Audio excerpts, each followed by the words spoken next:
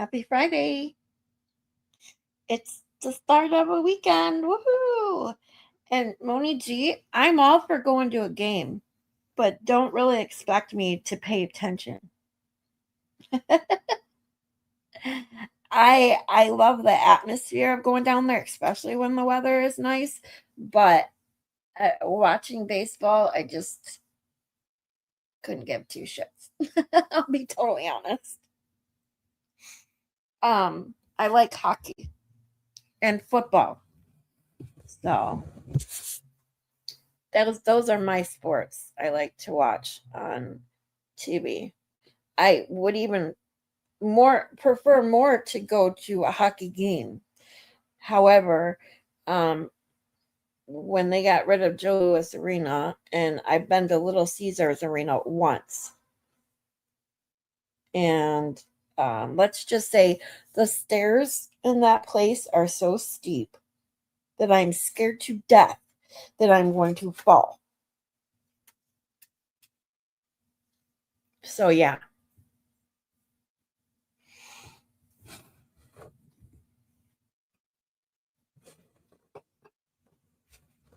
Moni G, have you been to Little Caesars Arena yet? They tried to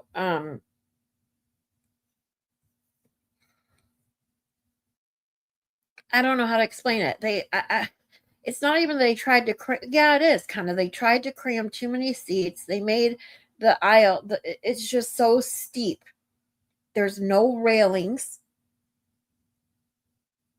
And when I went to the game, because we went there for a hockey game, the section that we were in where you went in to get your seat, of course, the section where they make you go in, our seats in our row was all the way up, the very last one. Instead of going the section higher and making us go down a step, I don't even remember, to be honest now. It's been a few years. But all I know is when we got into the actual arena and we're going to our seats, we had to go all the way up that section. Our seats were in the second to last row, and I was scared to death I was going to fall because they were so steep. Was um not fun.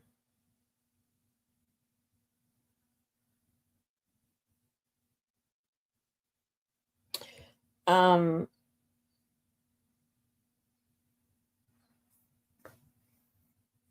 I already had one psycho fit today because I get crazy getting my tax stuff together. That's right. You're working on your taxes today, sweetie.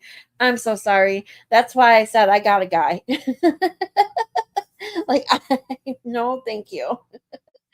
I especially since my taxes are all I'm everything I do is self-employment, and I have shoe boxes of receipts and shit. I'm just like, here you go. Have fun. Take your fee out of whatever I get back, if I get any back. And luckily, most of the time, I'm right, right equivalent to even. Like so, yeah. Never been to Little Caesars yet. Yeah, it's um. Holy shit.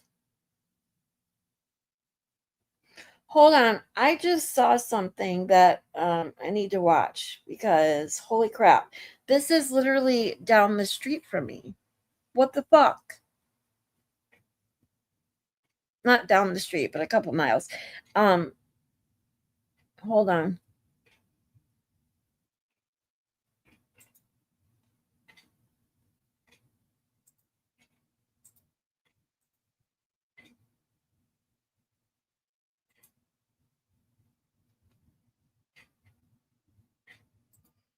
Yeah, Joe Louis Arena was fun. I mean, it's you so jam packed in Joe Louis Arena. I mean, your knees were practically in the person in front of you's head. Like it's just how um you know tightly fit all the seats were in there.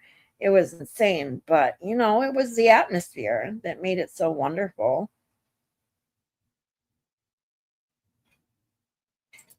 But hold on. Look at this, Moni G.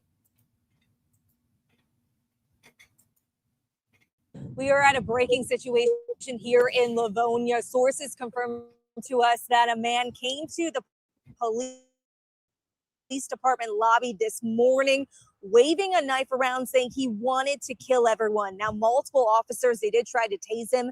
Eventually, one of them hit and he did go to the ground. And during that struggle, we are told an officer shot one round, but no one was hit. However, the suspect was able to stab an officer in the leg. And that officer is expected to be okay. That suspect, he was taken to the hospital out of precaution. We also learned he in Yeah, I wonder where I wonder when that was posted. Hold on.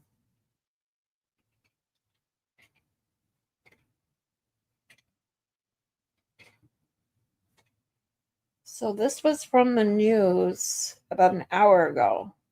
So I will have to keep up with that to see if there's an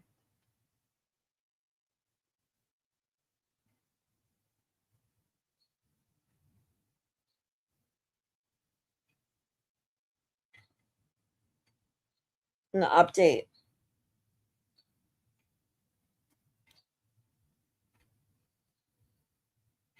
Ooh, scary when stuff like that happens so close to home.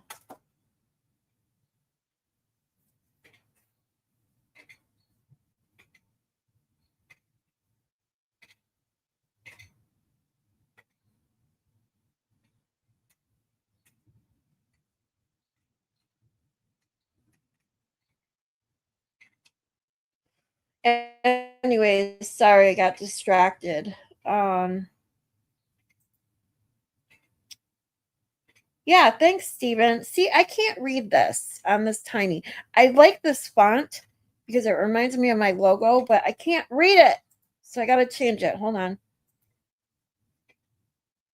Let's find a good one here. Let's see. Which fonts do you guys like better? This one? That one? Let's see. That one's kind of cool, but see, I like them, but on my tiny screen, they're hard to read with my stupid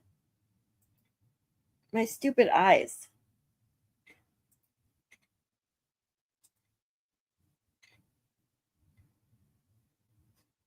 I like the bold ones, but they're hard to read. They're so close together.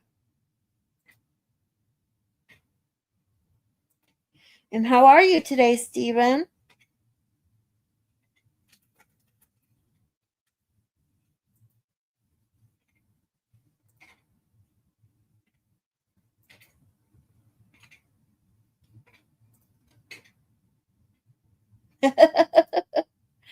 Oh boy.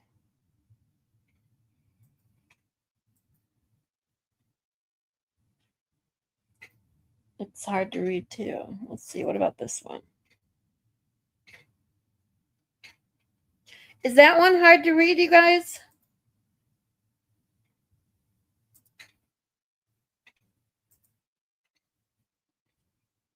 What's up, Darth Vader? Oh, Terry and Mary B. Woo! Sorry, I was playing with my font. I'm trying to figure out which one looks good. But see, on my tiny ass computer, because switching over to my desktop didn't work out so well yesterday. I can't tell what is good.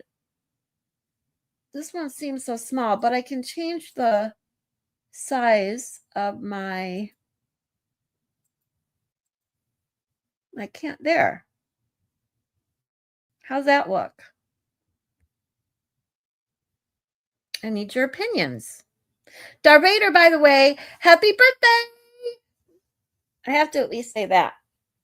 And then I'm going to replay Baker singing happy birthday to Darth Vader because that's all she wanted for her birthday was Baker to sing to her. And that's how I felt on my birthday. And I was so lucky that Baker streamed on my birthday that he was able to sing to me. You like that one? Yay. Mary B approves.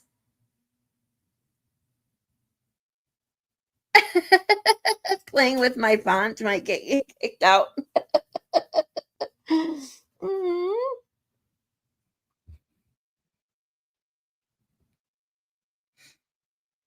Second grade? How to tell you're American without saying you're American.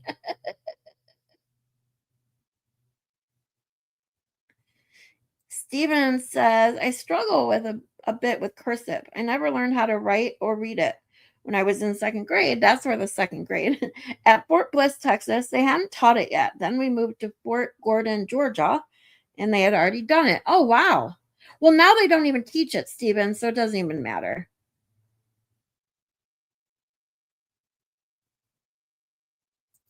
Left recovery addict right before I got kicked out. Good times. uh, well, thanks for saying something, Terry, before you start lurking in the background. And Moni G, we were talking about it is the or oh my god, I was gonna say Pistons because I'm looking at your comment, but um it is the Tigers opening day. And Moni G like, what? You're streaming, not watching the Tigers, and sorry, watching baseball on TV. Oh my god, my blinds are going nuts. Hold on, sorry. My watching baseball on TV just bores me to tears. I don't mind going to a game, like it's a little more fun, but even then, I mean, I watch a little bit of the game, but I'm just normally go to a game with people, a bunch of people and have some fun. Hold on, I gotta fix my blinds. Let's stop making so much noise.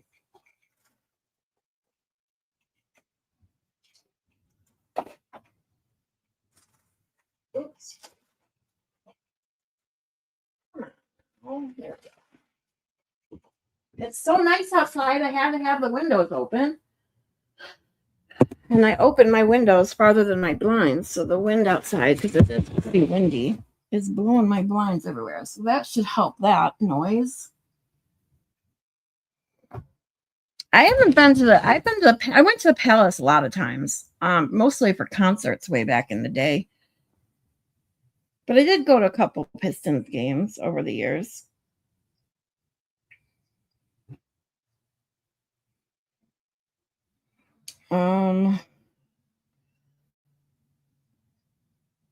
But I was talking about how much I prefer hockey.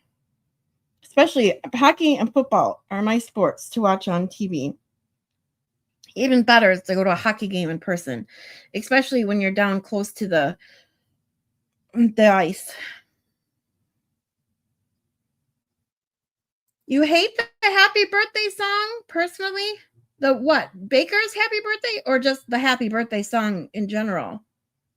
Because Baker sings in a foreign language. So you can't even tell what he's saying. But I like it.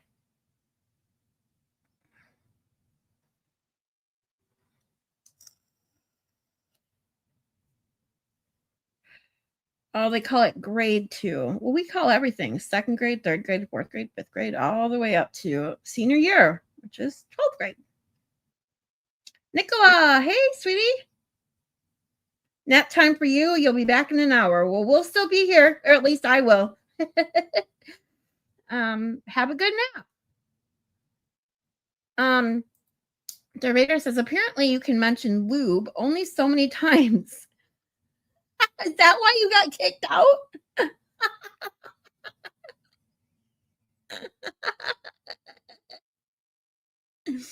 Whose chat was that again? Hold on, I gotta scroll back and say whose chat you were in again. RA is Recovery Addicts channel. Gotcha. Yeah, see, yep, Mary B. Hey, Barbara. Mary B. Yeah, Baker sings a Danish song, so it's not the birthday song that everybody thinks it would be. And trust me when I tell you, you wouldn't want me to sing to you because I am tone deaf. So.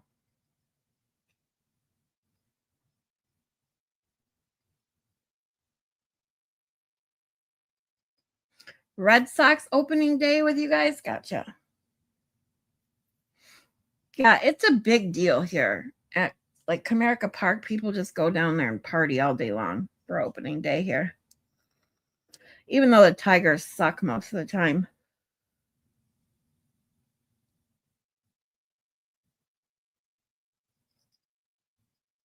Yeah, Darbados and Prince Edward Island from Ontario.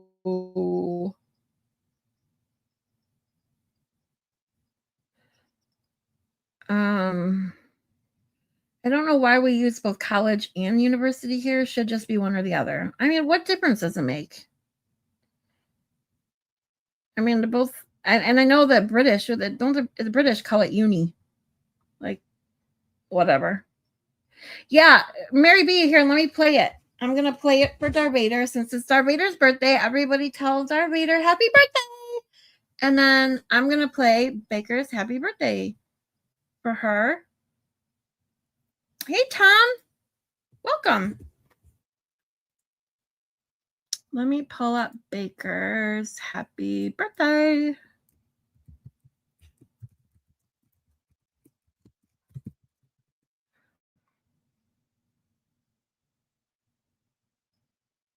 One moment, please.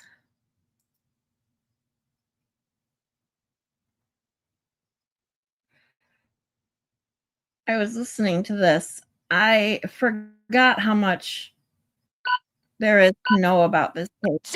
And I feel so bad for that family, this Letitia Stauch, whatever, however the hell you pronounce that last name.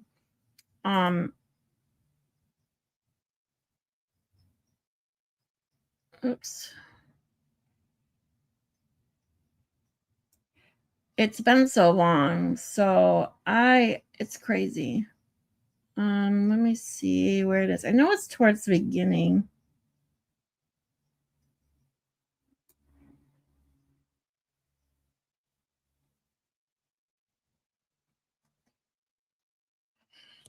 Bear with me.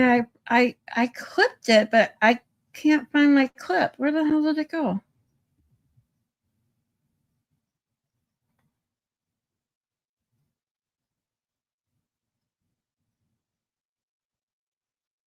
I know it's when I can look by the chat when we tell you happy birthday.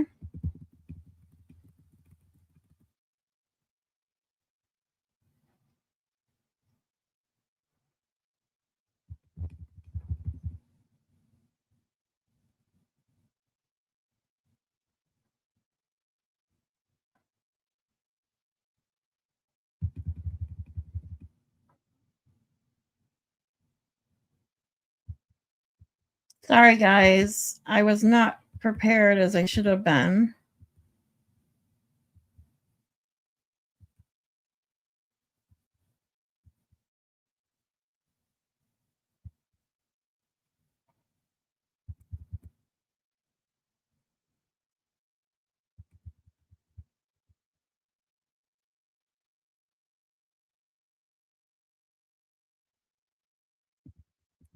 Where the hell is it? I thought. There it is. There we go.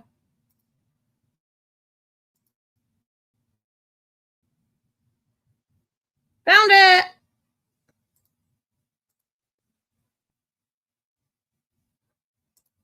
Why won't it play now? All right. I'm already having a day. While we wait for this to unpause, Darth says, my son was playing hockey. The coaches purchased a box at the arena in Ontario. I purchased seats separately, 6 rows from the ice. Best seats ever. Yeah, totally. The closer to the ice, the better. I'd rather be close to the ice than be in a box.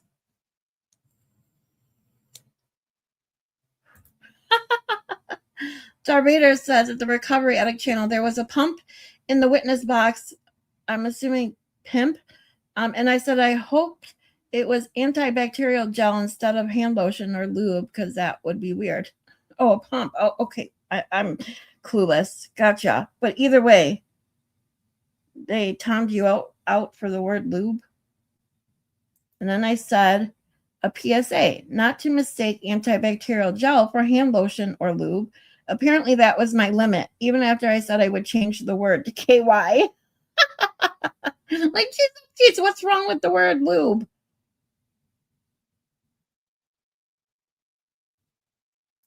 Barbara says, my hubby talks about lube all the time. He maintains his Kenworth and is always lubing things.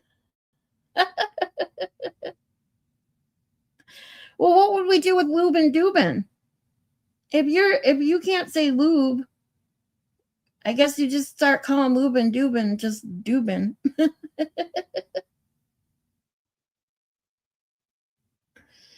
Stephen got a Baker happy birthday song last Saturday. Yay! Well, happy belated birthday, Stephen. I don't remember if you were in my chat or not.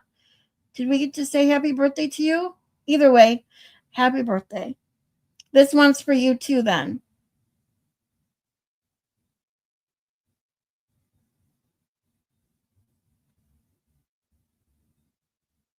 I'm not giving up home on being Baker's next ex. Yeah. Stephen wants to know, Tom Gillis, if you're still in the chat, where do you give golf instructions at? I love golf. I used to golf a lot, but after all my surgeries, I used to bowl more than I golfed even, but now I quit both. I could probably do both, just not as much as I used to. It's just been so long now.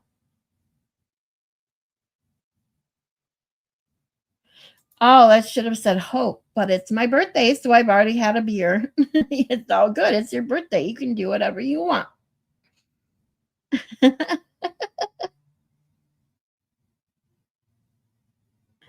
Hi, Lori.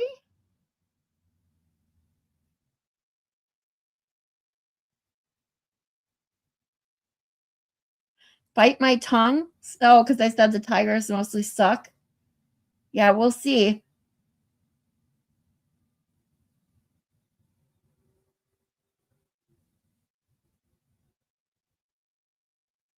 No, it's okay. I found it. Now I'm just reading the chat, and then we're gonna play your birthday song. Oh, look at that. If I had looked at the chat, I could have seen this. Thank you, Stephen. But I did find it. I just need to unpause it. But I was catching up with you guys.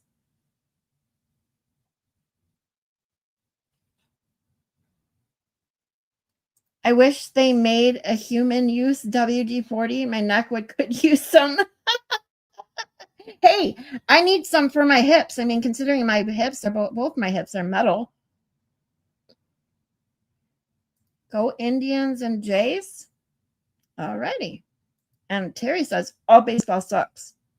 Like I said, I'm not a huge baseball fan either. So, all right, here we go. I can get this to play now. Look at his face. Why is it stuck? Why is my YouTube acting up again? Come on now. So we are at 10 minutes and 37 seconds, just in case I have to refresh.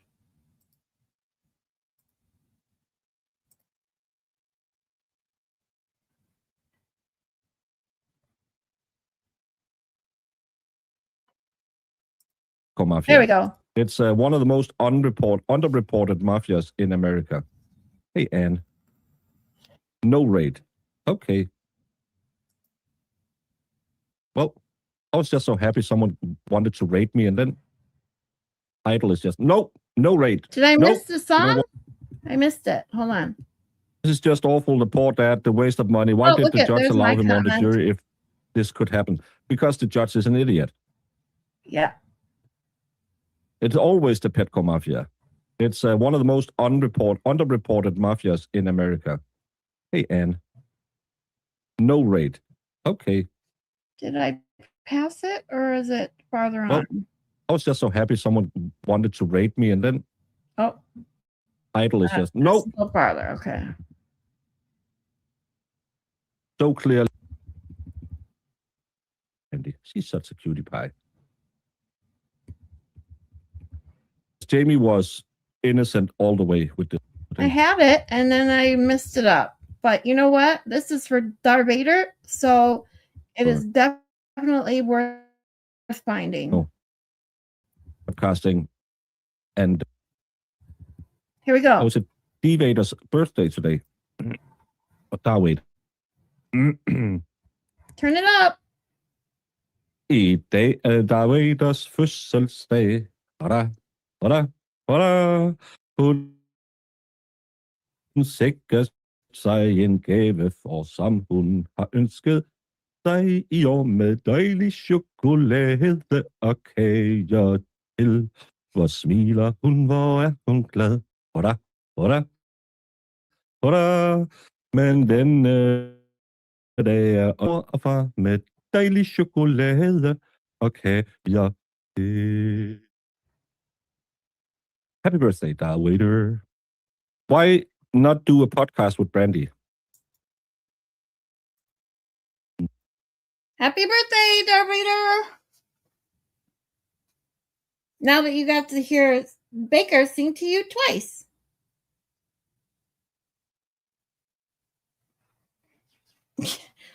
Zach, what's up?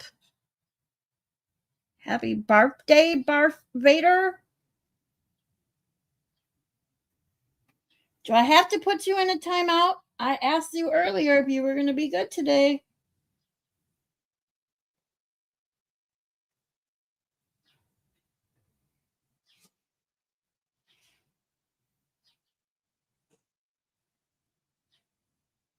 I have to say, hi, Zach. You're welcome, Darth Vader. You guys are the best. Every day you guys come here and hang out with me, and I absolutely love it.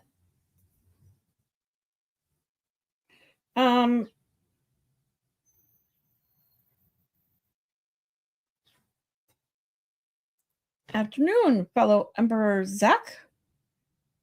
Spank me?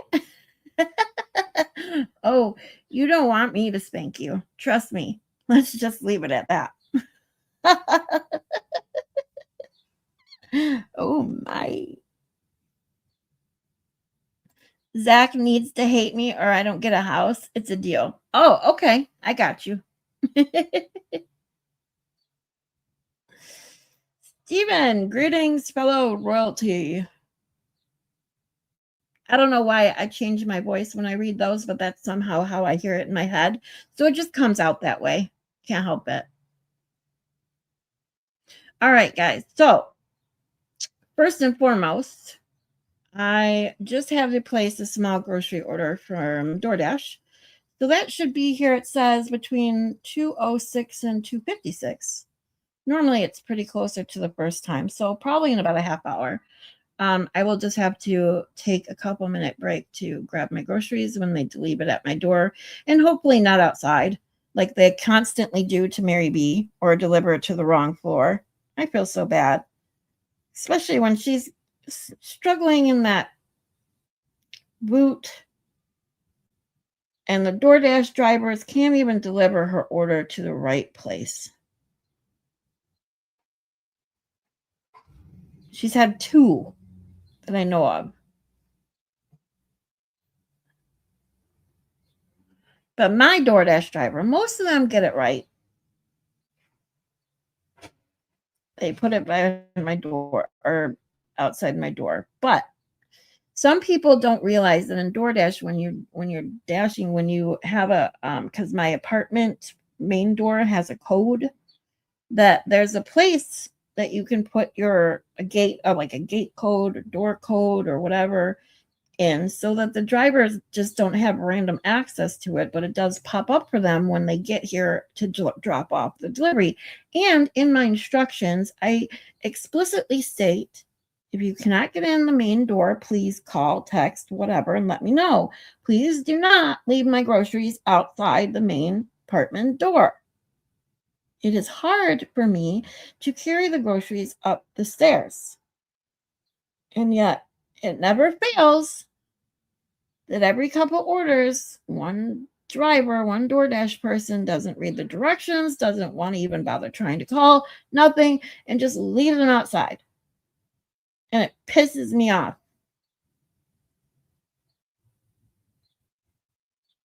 Thing is, joke's on them, because I only give them a small, and this is a tip for anybody. I give them a small tip, 50 cents, $1,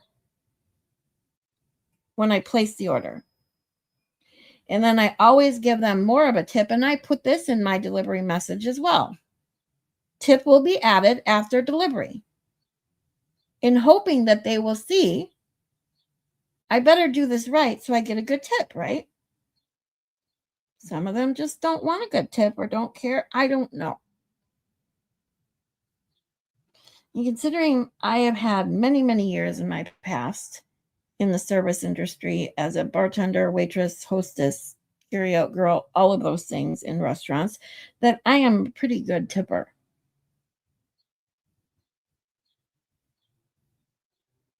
So, if you're going to ignore my instructions, you're not even going to even try to message or call me, then you know what? You're just going to get a shitty tip. Sorry.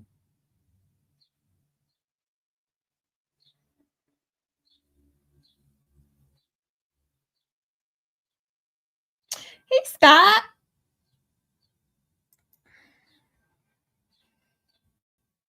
You guys are always on ball. Mary B does not hate you, Zach. What are you talking about?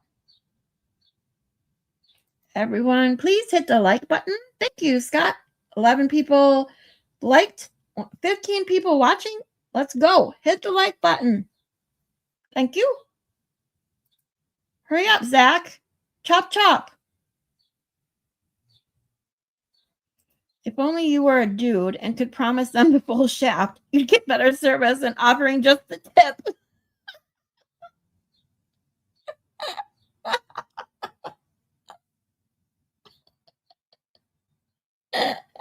I'm sorry.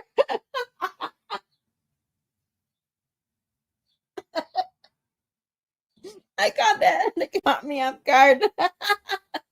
I love it though. Oh, you guys never cease to make me laugh. I love it.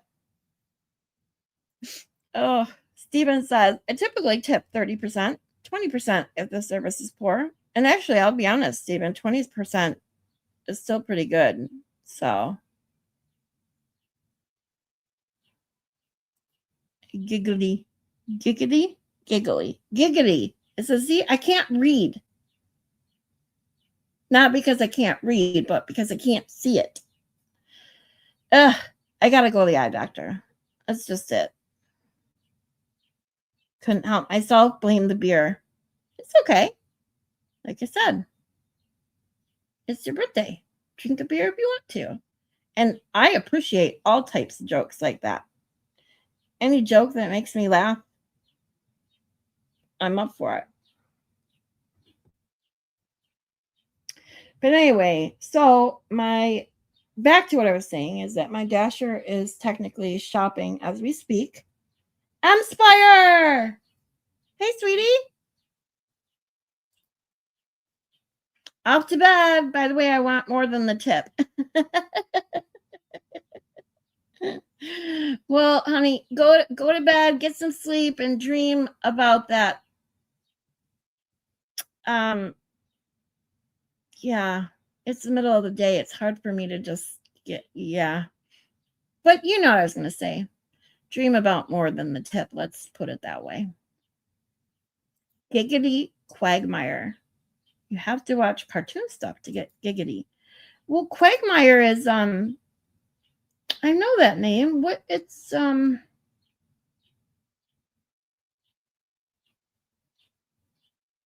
my god. Family Guy? No. What the hell is it from? Yeah, see, Family Guy. I was right. Why was I second guessing myself? Thought so. Uh-oh. Hubby is home.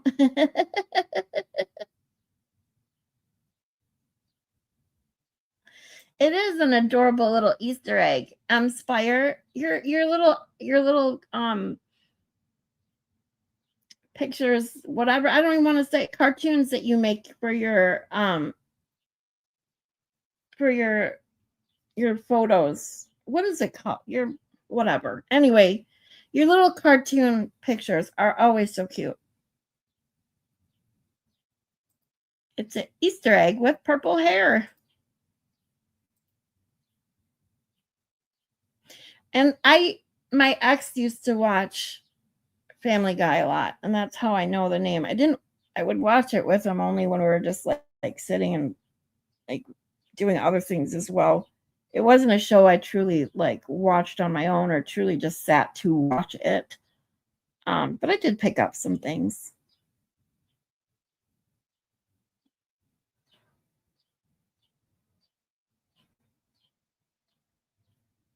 Plus, I appreciated the episode. If anyone ever watched the show Bones, there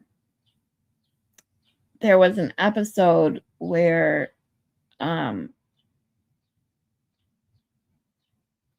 his agent Booth, he's an FBI agent in there, played by David Boreanaz, who played Angel in the Buffy the Vampire and Angel spinoff. I followed him from show to show. I mean, he's literally been on TV since Buffy. He was on Buffy, then Angel, then Bones, then oh my god, the war one. Why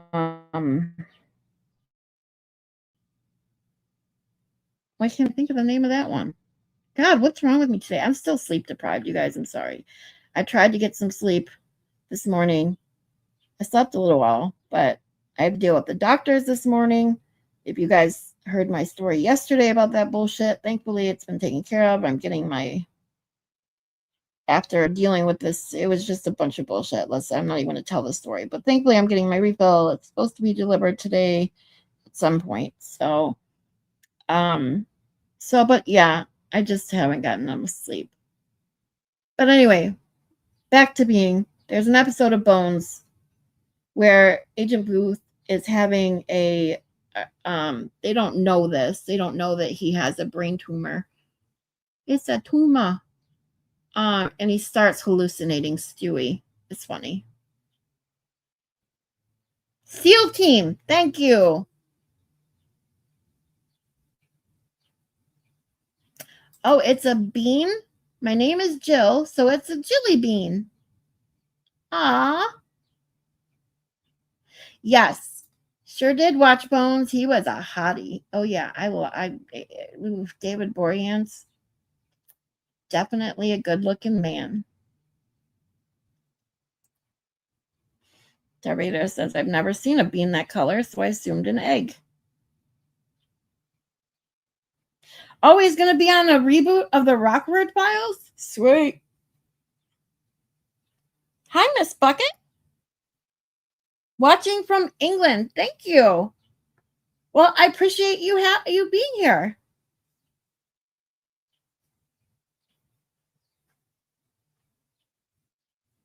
I would try to do my best British accent, but I can't. As you know, I can't even fake a Boston accent, for heaven's sakes. I can't even say that stupid word, hot.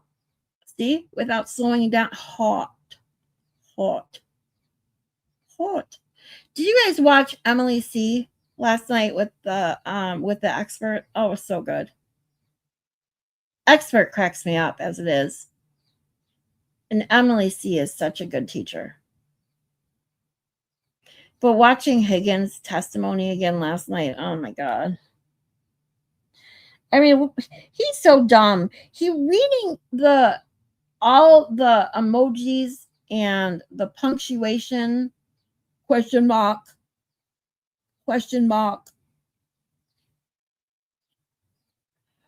Who does that?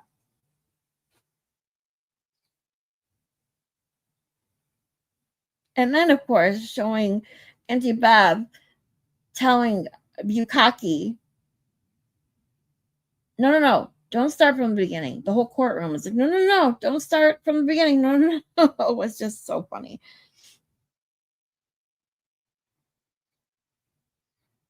You love Bones, Barbara? Oh, the special episode on the ship. Oh, no. The episode on the ship was when he was hallucinating his dead army buddy. I'm talking about when Bones asked him to be the sperm donor to her baby. And he was freaking out because, as we all know, Booth was in love with Bones. And he's like, no, I can't just give her my stuff and not be in the baby's life. And he's literally hallucinating Stewie, the little baby from Family Guy. It's funny. He was born in your area, Barbara? Yeah, that's how you spell it, I think. Something like that. It's close, if that's not correct. Yeah, he's going to play Jim Rockford. Oh, so cool. I got to look into that one. Night, Spire. Have some good sleep. They are a great collaboration, Darth Vader. I love they're so good because the expert is someone who is obviously not easy to teach, not easy to keep his attention.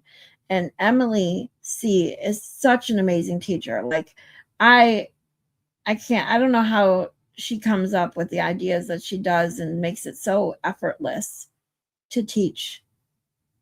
She was born to be a teacher.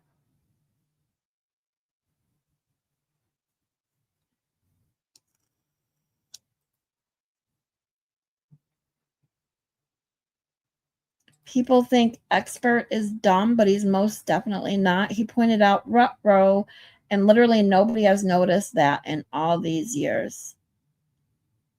No, he's definitely not dumb. He does like to play a little aloof, but you can tell he's not dumb.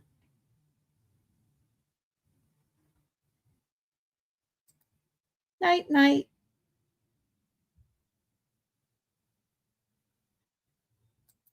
Yep, M-Spire, sweet dreams, sleep well.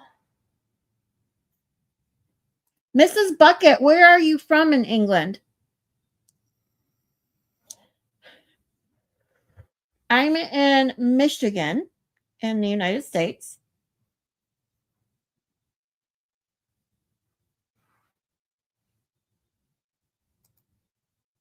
He's a pretty boy. If people know he's handsome and smart, yikes, yeah. Well, isn't he married?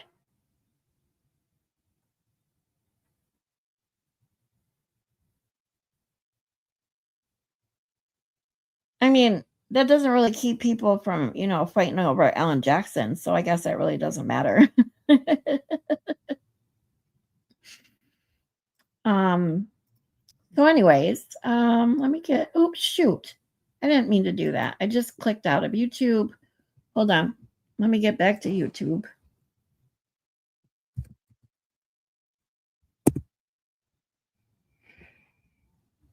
Because that's what I was saying is that we're, while we get into the rest of Kerry Roberts' testimony, we left off during the cross-examination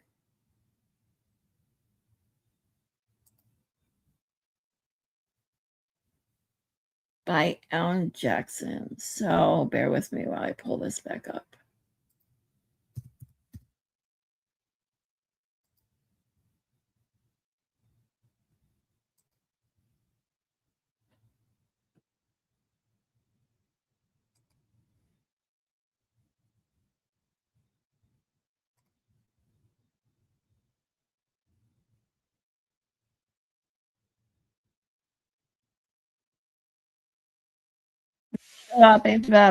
Okay, here we go. Let me get this shared and we'll be getting ready to go. Here, hold on.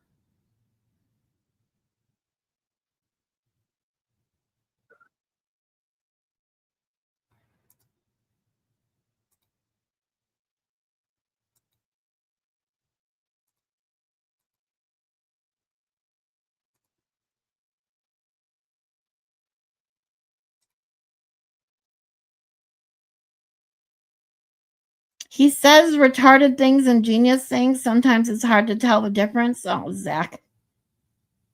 The same could be said for you. Yep, he's married to TWR, but doesn't stop people from flirting with him. No, definitely not. Who's TWR?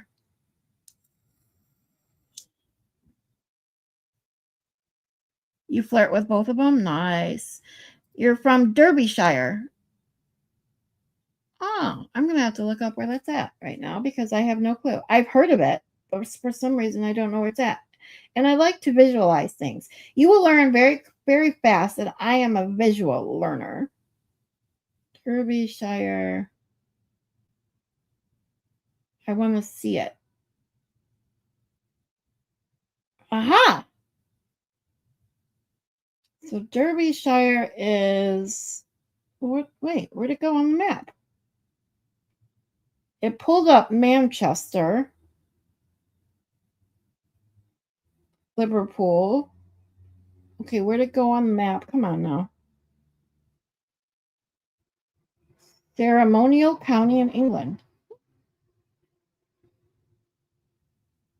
It borders, borders Great Manchester, West Yorkshire, and South Yorkshire. And Nottinghamshire. There's lots of shires in England.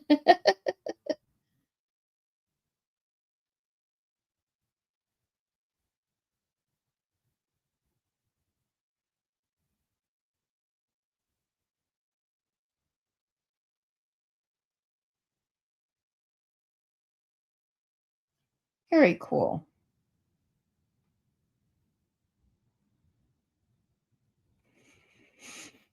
So now that I have a visual, I totally understand. Derby, oh, okay, now I see it. Derbyville is kind of in the middle, like surrounded almost. I see. Very cool. Zach, is that a double baked tart? A rebuy tart? That's a cholesterol problem then. You guys are cracking me up.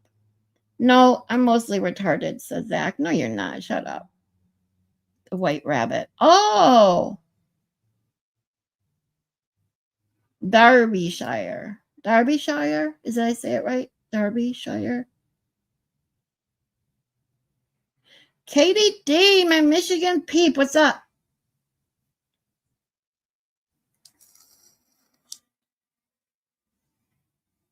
Hey, I'm not going to complain about the weird sounding names, even though it looks different. It sounds different than the way it looks. Because here in Michigan, we have Mackinac, which is spelled Mackinac. Make fun of that stuff all the time. Because no one, if you're not from Michigan, no one ever pronounces it right. They look at it and it looks like Mackinac. So people say Mackinac. Baker called it Mackinac. And no matter how many times I put in the chat the first time, I said it's Mackinac. He wouldn't say it right. But same with Worcester. Worcester, Massachusetts. Massachusetts and Michigan are alike in that regard. They have lots of cities that are pronounced totally different than the way they're spelled.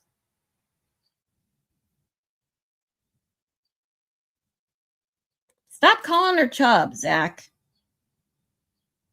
Although I think she kind of likes it. Stopping for a minute, gotta work out in a bit. See, you've got her addicted to working out because you call her Chubbs. She can't even hang out with me because she's got to work out because you call her Chubbs. Okay, Zach? Narrator says, I know all the Michigan stuff without living there from old-fashioned news. Don't believe everything you're told there. You have that issue here in Western New York. A lot of cities are spelled different than the way they sound, right? Yeah.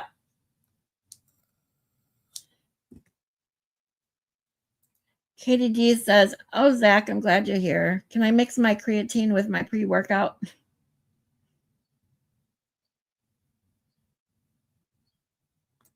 No one can pronounce anything. Yeah. We have a couple of those here. I'll be honest. Well, yeah, no, I would say not as bad as some of the ones I've seen, especially in Massachusetts. But no, the more I think, because I'm just used to it. I'm just used to it here. Our cities are what they are. I know how to pronounce them, even no matter what they look like, spelling wise. So, but some of them are pretty bad. Katie, Zach says, sure, as long as it doesn't upset your stomach, you can take it anytime. Darvader is asking Mrs. Bucket, if you just say derby, like roller derby, do you still pronounce derby?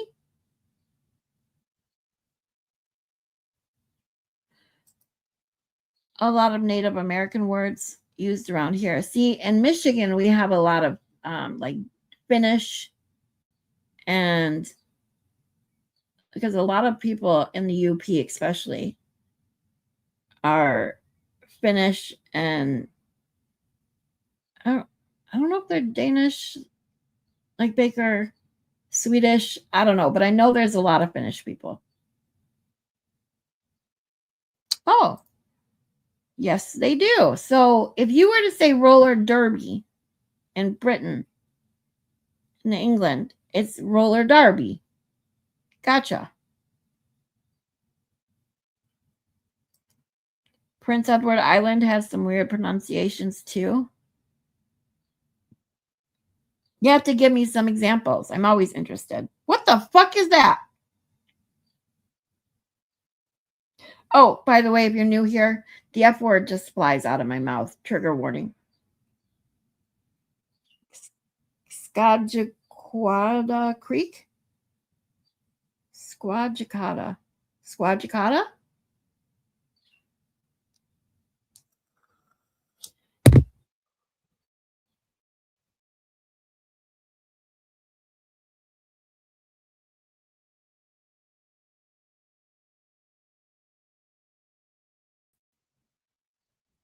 Can you hear me? Okay. My computer went all wonky for a second. What about the word herb? Or is it arb? Is Darth Vader actually Dirt Vader? Stop it, Zach. Nope, it's herb. Yeah, we do have some Native American names here too.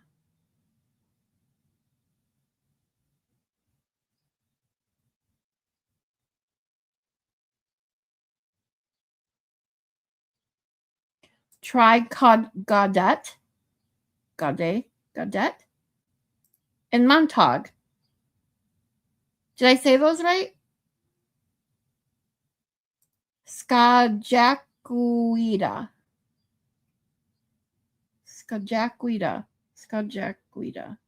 How do you put the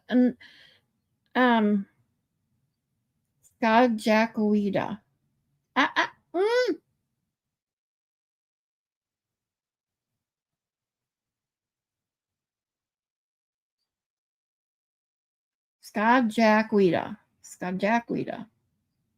I can't like put the emphasis on the right part.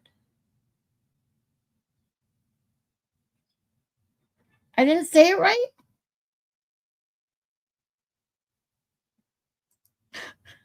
How do you know if it's an R or an R sound? Just experience? Good question. Well, then how do you say it? What's this one? Pauno? Pono?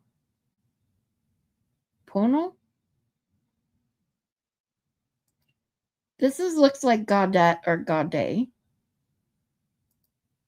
Montauk. Okay, now I have to, how the fuck do you say them? Oh, look at that. Darth Vader's on it. Says it's pronounced Pano.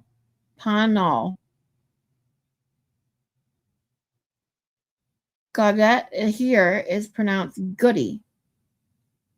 Not many French, so not good day, obviously. Goody? How is that goody? Montauk is pronounced as if it rhymes with glue at the end. Unless you live there, then it rhymes with Q. So Montague. I've heard that. heard that one before. Yes, I have.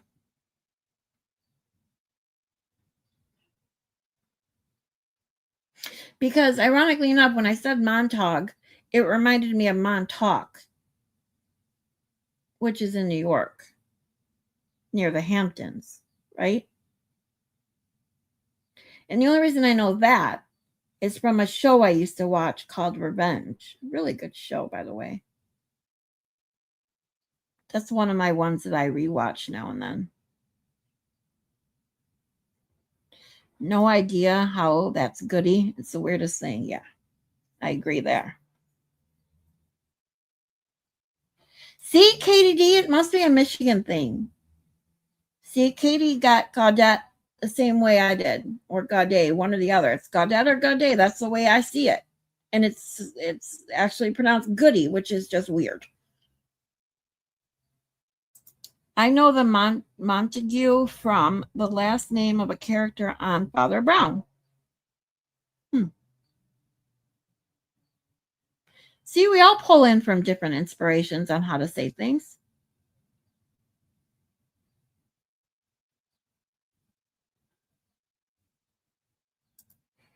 I think a street sign got read weird in Montague sometime. So they started saying Montague.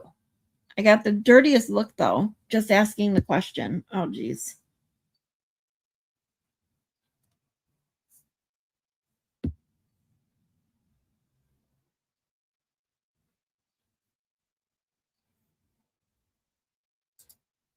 We have so much Frenchy stuff here in Michigan, too. We do? Well, Charlevoix, isn't that French? Is that see? I don't even know if it's French or not. I'm trying to think of all the weird ending cities.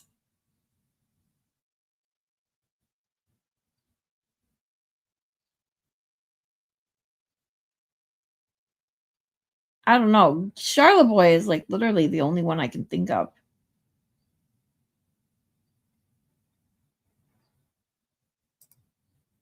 Where I'm from in Ontario, it's Gaudette or Gaudet. Here, just weird, because nothing about that says goody. See? Well, at least we all agree on that. Well, Darvader is actually in Prince Edward Island now. She's from Ontario, though.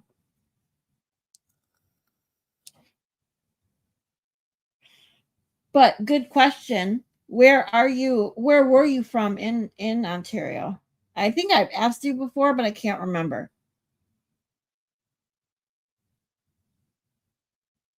Because as you know, I'm across the bridge in Metro Detroit.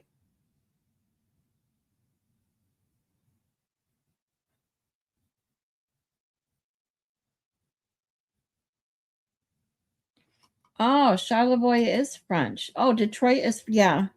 But see, that now wonder people call it Detroit because people, my whole life, I've always heard people make fun of Detroit and say Detroit. Now I get it. If it's actually French, that makes sense. And Charlevoix is French. Look at that. Darvader even knows how to spell Charlevoix. If I asked anyone else how to spell Charlevoix, they would never get that right. Born and raised in the birthplace of Alex Trebek. You have 30 seconds to reply. I have no clue. I forgot where he was born. I think I've learned it over the years, but I don't remember. I'm going to be totally honest. But you know what I can do is this. He was born in Greater Sudbury. See how easy it is to Google things? Oh, well, he was on Jeopardy. I can tell you that in 2 seconds. I used to watch Jeopardy all the time. I loved it. But I'm a dork for that kind of stuff.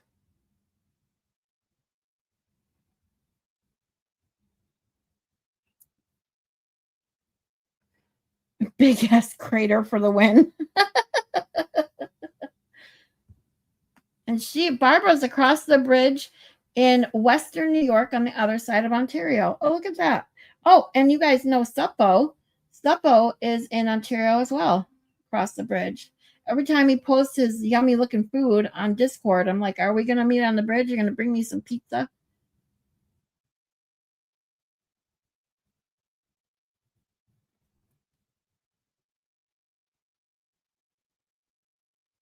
All right. Sorry, what? What'd you do, Zach?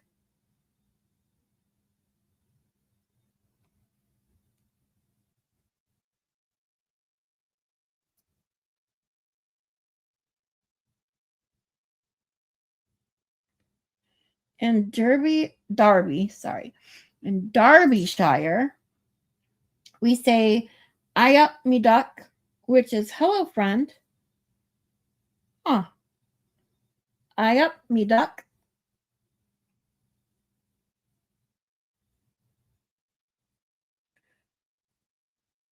I tried to tell it. You guys want to hear a stupid slash, I love dumb, funny jokes.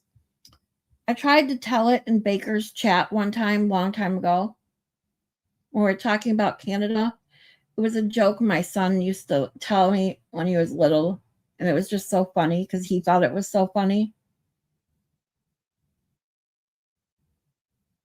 But spelling this joke, I couldn't get Baker to say it right. So the joke is, why do Canadians say A?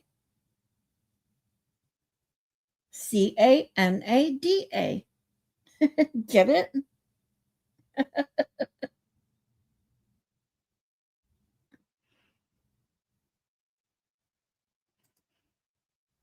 Darth Vader says, Barbos, you have the crappier view of the falls, then hope you've seen our side.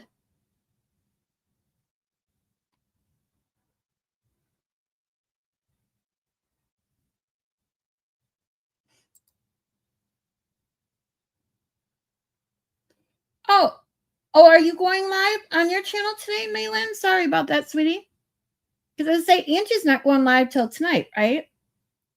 Anyway, have a good time if you're already gone. Sorry.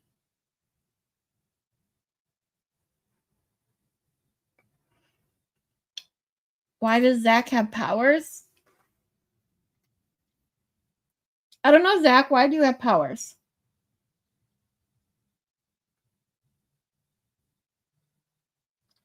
It's so I can make him behave because he knows that he'll lose that wrench if he doesn't. See, I'm pretty smart. No, that was an Alex Trebek voice.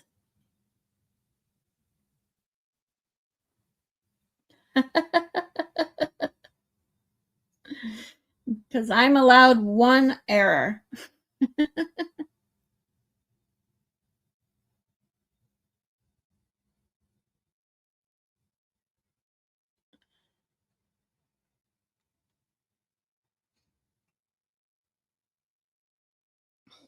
Oh, but Zach says I am omnipotent.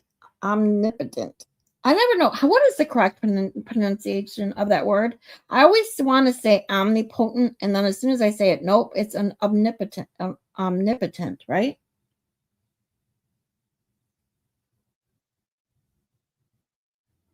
I feel so dumb when I see words that I can't say. I'm like, why can't I say it? Or why can't I tell which way it's supposed to be pronounced? I feel stupid.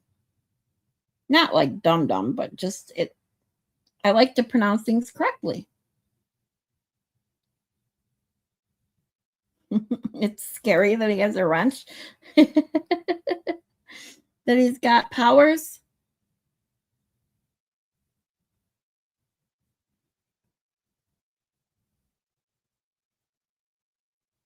I've never been to Niagara Falls. I really want to go. Zach, are you cute? You guys are doing a short live this afternoon about the overthrow of Hawaiian monarchy and tonight for her fundraiser. Gotcha.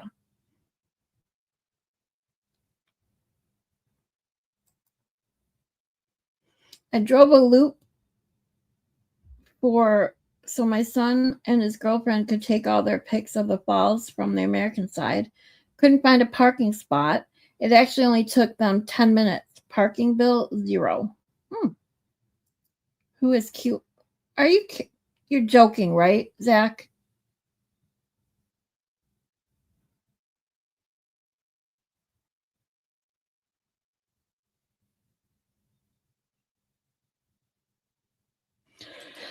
Okay.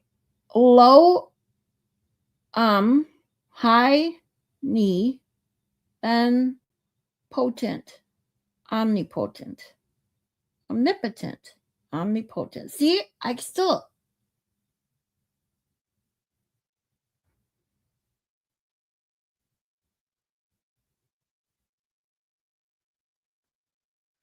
Now it's going to bug me.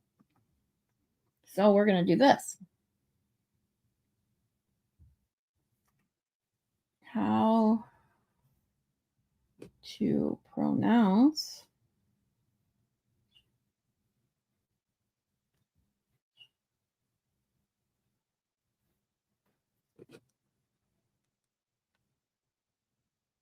omnipotent, You guys hear that? omnipotent, Omnipotent. At least that's how Google says it. omnipotent,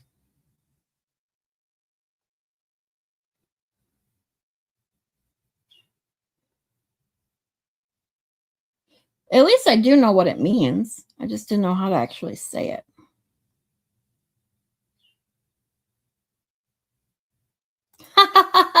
Barbara says, I've now lost respect for you, Zach, using omnipotent and not knowing who Q is. I probably have more wrenches than anyone you know, unless you know Valhalla. I only know who Valhalla is from Baker's channel.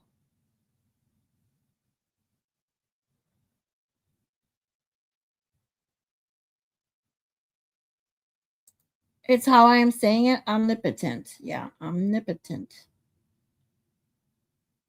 Well, see, like I said, we learn something new every day.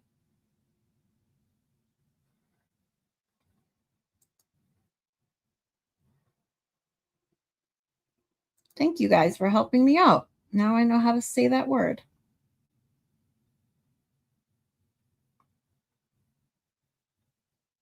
Jeez, I can't figure out the phonetics. Yeah. There's really no vowels. Yeah, there's really not. There's no there's definitely no stress on any of the vowels. You know the goat man?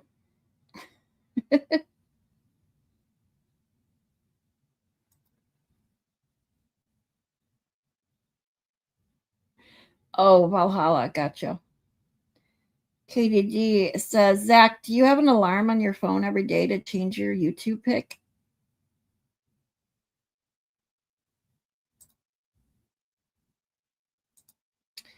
Mrs. Bucket says, when I first started watching the Karen Reid trial, I really struggled with the geography because the New England cities don't match where they are in the UK. Wow. Yeah, the cities are, and like I said, they're, well, let's just put it simply. Massachusetts is a mess all the way around.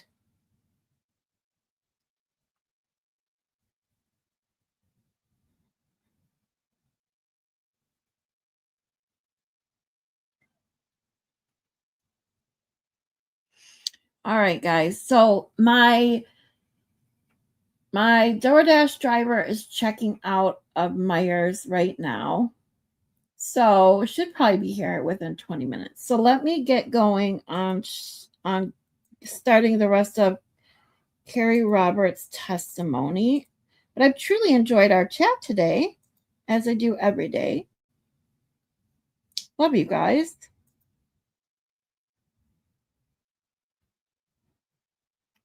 This way we can get enmeshed in the rest of her cross-examination by Alan Jackson.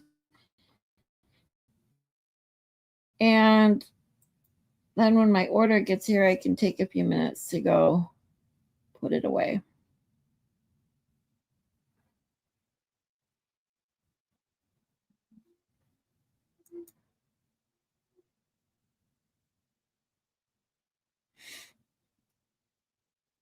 It changes every time he changes his tidy whities. Zach wears tidy whities. Oh boy. This pic is my son and I hiking the Continental Divide. How cool is that? I was going to ask who was in the picture and then I forgot.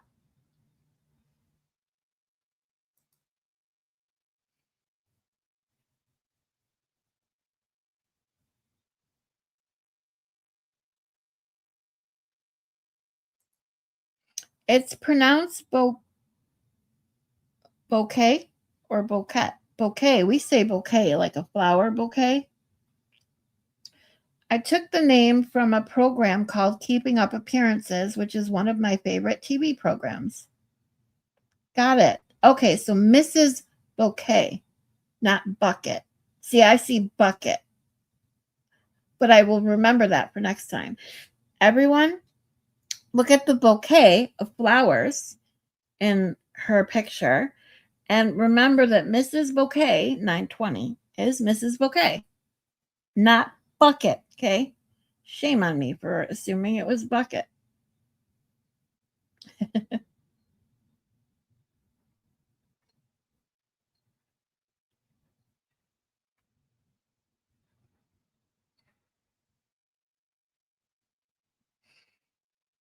Oh, the pictures near Fraser? He changed. You wear Speedos too, Zach? Jeez, oh, Pete, you with tidy whities and Speedos? Man, you got lots to learn, dude.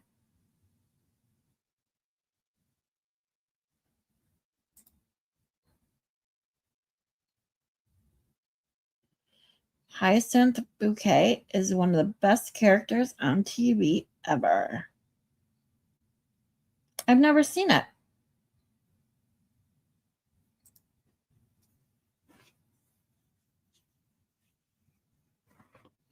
Oh, your husband was born in at Fort Carson?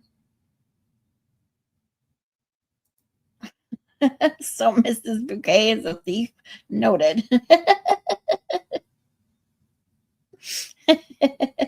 You'll learn, Mrs. Bouquet, that most of the people, myself included at times, we like to just have fun and make jokes. So don't take a lot of my chat seriously.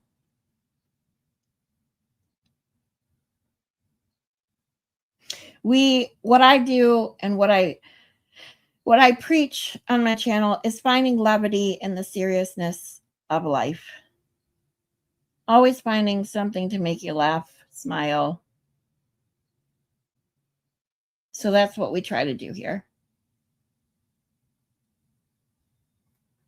It is fancy. Some British television is really good. One of my favorite people to watch recommended Peaky Blinders, but I couldn't get into it. I just couldn't. And I actually like some of the British television. I really do. But so many people are into Peaky Blinders. I'm like, okay, I got to check it out. And then I just couldn't get into it. No way. It means his family jewels are well cared for. No, it means that this is daytime stream. I'm not going to go there. Let's just say doctors always recommend more like a boxer brief so that they are cupped, but aired out in a sense and not pushed up inward. Baker, what's up? We're talking tidy whities and Speedos and why boxer briefs should be preferred by men and not tidy whities. What a perfect time for you to come on in. That's why Zach is on YouTube. He has a big joke we can all laugh at. Embrace the Speedos and tidy whities. It's bad for the jewels, as you put it. It's bad for the jewels. The jewels do not do well. They get overheated when pushed up inward. Okay? Okay.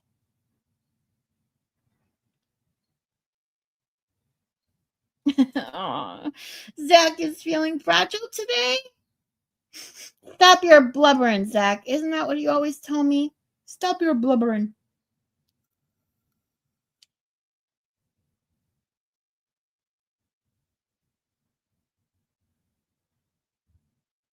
You've heard the exact opposite? Nope, I can tell you. That's why when they check a man's like virility or how much count they have, if they wear tighty whities, they tell them not to because it causes them to go up and they get too hot.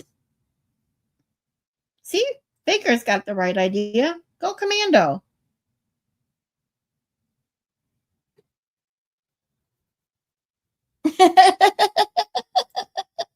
Moni G says, lucky I don't have them and don't really have to care. I agree with you there, Moni G.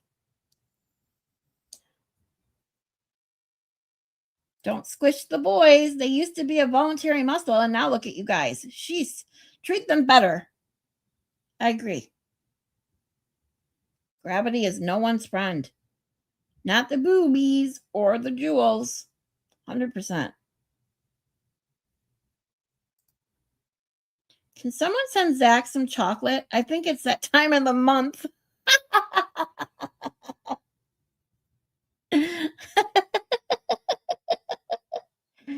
Well, does Zachy Poo need some Easter Bunny chocolate?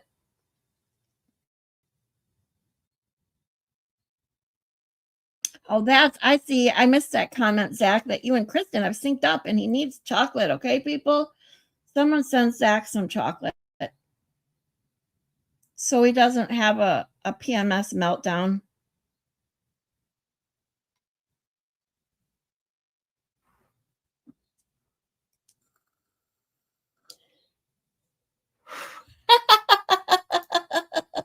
And a foot rub.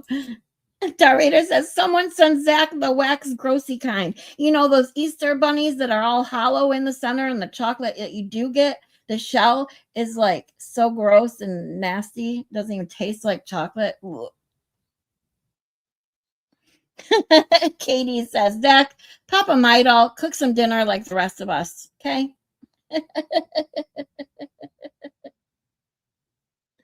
Penis meanus syndrome. Yes, Moni G, I forgot you told me that. And gravity is definitely not good for the chesticles either. Yes. The girls or the boys. Gravity is not your friend. Uh-oh, we are getting spicy today. Gagging and not for a good reason. You guys are cracking me up today. I love it. Oh my God, my DoorDash driver is taking forever to check out. I only ordered, let's see, 1, 2, 3, 4, 5, 6. I only ordered 7 things. How long does it take it to check out with 7 things? All right. Since we've enjoyed some good laughs, some great conversation, and some excellent laughs, let's listen to this bitch on the stand for a little while.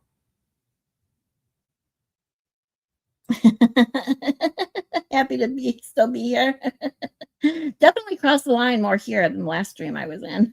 Yeah, considering you got booted for using the word lube twice. Like, come on now. YouTube is all about having fun. Come on. All right. I'd get kicked out once if I used the F word in the wrong stream, apparently. So, and the word fuck just flies right out of my mouth here. So deal with it or don't. I don't care. I forewarn you guys all the time that I swear a lot. And you know what? I don't care. It's just a word. All right, here we go.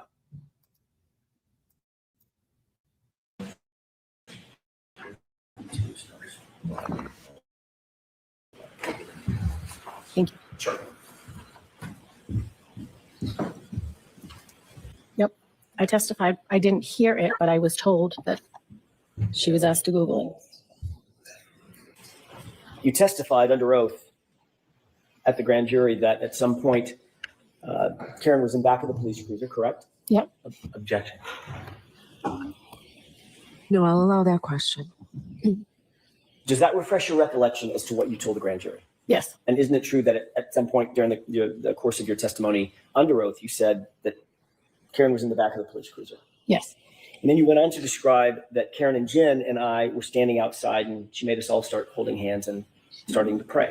Yes. I mean, what the she being Karen Reed, right? Yes. And at this point, they had lifted John up and taken him onto the gurney, correct? That's I don't what know. you described. I don't recall. Okay. I'm going to do this again, just so we're clear. Yep. I say I think, so I'm not I have positive. a question for you. Okay. Question right left. Yes. She just loves to say what she wants, ask questions when she wants, like, And you There's a testified witness, basically that you not a think, lawyer. at least that's what you were telling the grand jurors, that you think that was the point at which they lifted John up Yes. and moved him into the ambulance, correct? Is that right? Yes. And then you were asked a question, what, if anything, did she, Miss Reed, ask Miss McCabe while they were sitting in the back of the cruiser that you heard, correct? Objection. Do you recall that? I did not hear the question about Google being asked. That's not my question. May I ask? May I inquire? Just repeat. I do have to say, sorry, I got to pause it. I do have to say, I do love Baker's variations of words as well. I truly, truly do. I think smexual is a good one too. Just had to put my 2 cents in on that. Repeat that question. Sure. Isn't it true that you were next asked by Mr. Lally in front of the grand jury, quote, what, if anything, did she, Miss Reed, ask Miss McCabe while they were sitting in the back of the cruiser that you heard, end quote. Do you remember being asked that question? No. Hey, Shelly.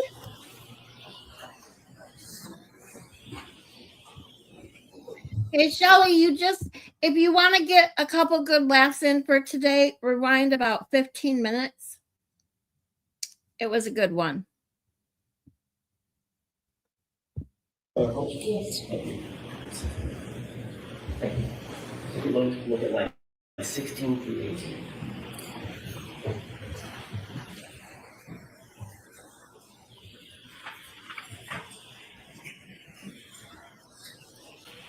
Okay. Ma'am, Yes. does that refresh your recollection? That was the question that you were asked? Yes. And in response to that question, you stated, quote, at one point she asked her to Google hypothermia and how long Google hypothermia, correct? Mhm. I'm sorry? Yes. Yes. That was very Not wanna detailed. look You it up. agree that that's a very detailed and specific recount of an event. You recounted where you were, back of a cruiser, or they were in the back of a cruiser, correct? Yep.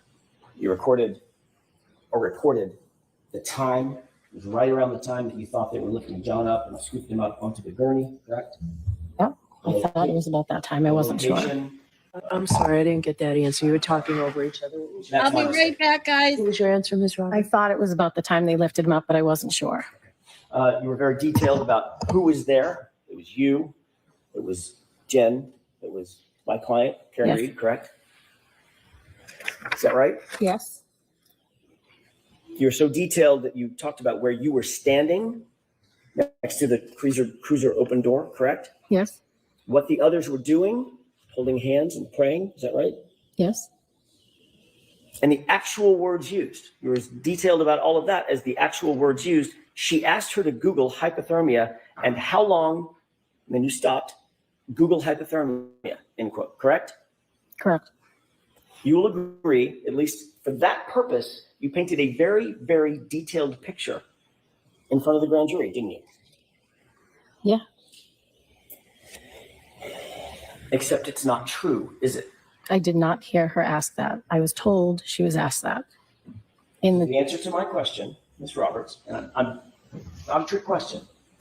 What you told the grand jurors was not Truly, you never heard her, my client, ask anyone to Google anything, did you? I did not. And yet, that's what you testified to under oath, under the penalty of perjury, in front of the grand jury, didn't you? I did. And the reason you did that, the reason that you said that false statement was because someone told you to say it, correct? Object. Is that, I'm going to let her answer. Nobody told me to say it. I knew it happened at that time, How did you which know is it why I happened? said it. How did you know it happened, Ms. Roberts, if no one told you it happened? Because we wrote a timeline. We already spoke about So that. the timeline that Jennifer McCabe helped you with, that influenced your testimony in front of the grand jury, correct? Obviously. I was telling what happened in the back of the cruiser. The timeline you wrote, So when you ask a question, let her answer, okay? the timeline you wrote, with Jennifer McCabe's help, influenced your testimony to testify in front of the grand jurors to a statement that you never heard, correct? Yes.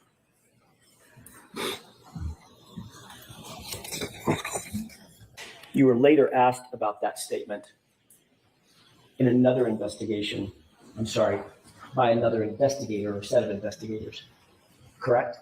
I don't know. Were you interviewed by a different law enforcement? Okay, guys, sorry, I have agency, to make a quick phone a call. separate law enforcement agency from the Massachusetts State Police at any time? Yes. And you were told that to lie to those agents would be a crime, correct? Yes. Punishable by prison, correct? I was not told that. They asked you whether or not you heard Karen Reed ever say anything to Jennifer McCabe about Googling anything, correct? I don't know. Isn't it true that you told them what you've just now told us, which is, I did not hear Karen Reed ask Jennifer McCabe to conduct any Google searches? I don't recall. It will refresh your recollection to look at a copy of that interview and that report. Hold on, let Sure. me pause it.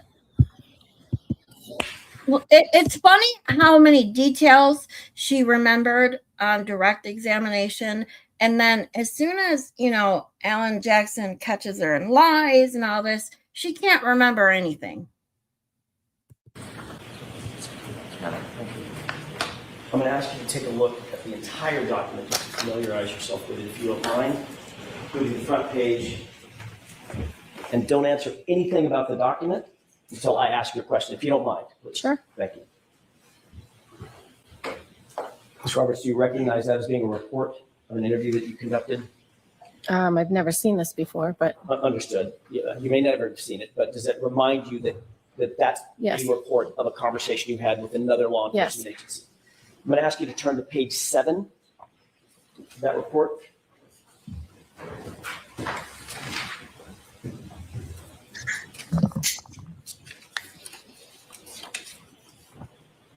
And if you look, there's a small paragraph, about 2 paragraphs up from the bottom. I think I may have put a little blue dot by it, but I'm not sure. Please read that to yourself. correct. Done? Yep. Thank you. May I approach? Yes. Thank you. Roberts. Ms. Roberts, does that refresh your recollection about what you told these investigators? Yes. And what you told them was you, quote, did not hear Karen Reed ask Jennifer McCabe Yes. to conduct any Crossnesia. That is search. correct. I like that And you one. went on to say you saw McCabe Yes, on her phone. definitely a lot of false memories. I'll allow it. You saw McCabe on her phone, but you did not hear Karen ask Jennifer to Google anything. Correct. So what you told the grand jurors was in fact false. I misunderstood Mr. Lally's question. Got it. Thank you. Okay. Mr. Brennan, any questions? Thank you. Thank you. When you spoke to the grand jury about your memory, were you trying to fool them in any way? Darth Vader. No.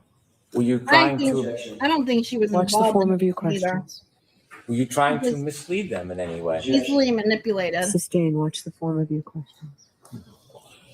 When you spoke to the grand jury, were you honest? Yes. When you were asked the question, what, if anything, did the defendant ask Ms. McCabe? Did you begin your response by saying at one point?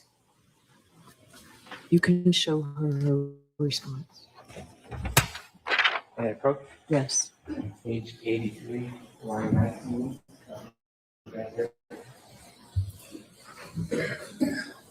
Can I ask you to look at page 83, line 19? Just read it to yourself and we'll have to follow. You know?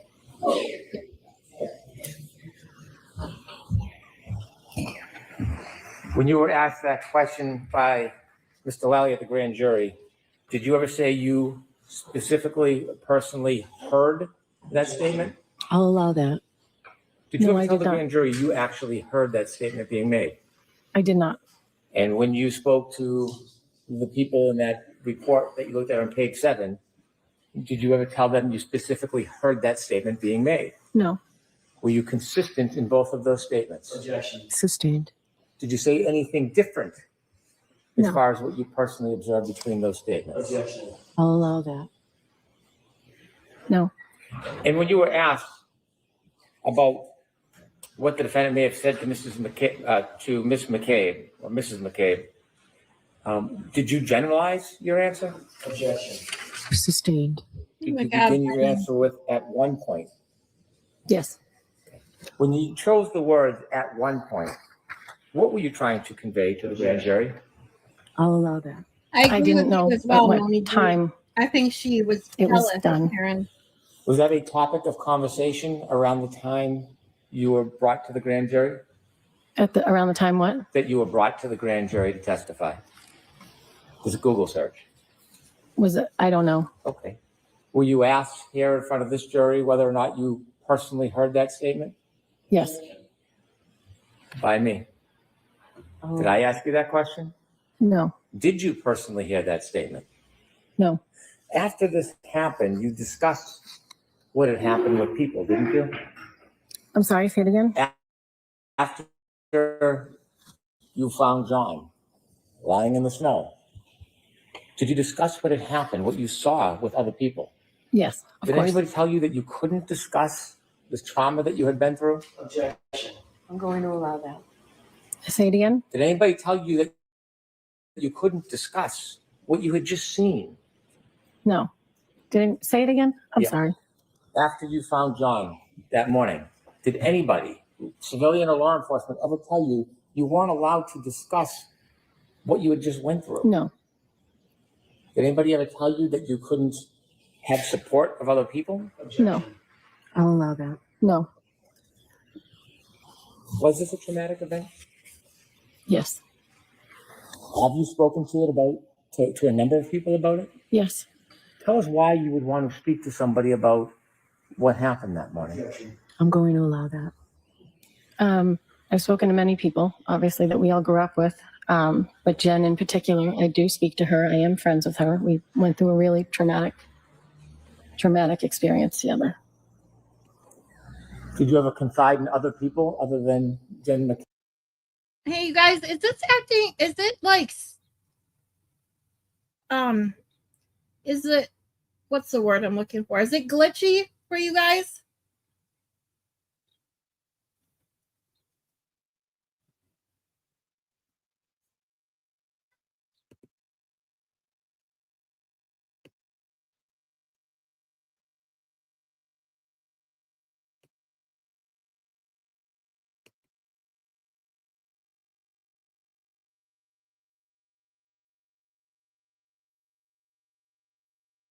A little? Okay. Hold on one second. Because my internet just went to medium signal strength. So it'll go back in just a moment. It rarely does that. So I normally don't have an issue as long as I'm on my laptop. So Darvader says if ring cam ever came out from the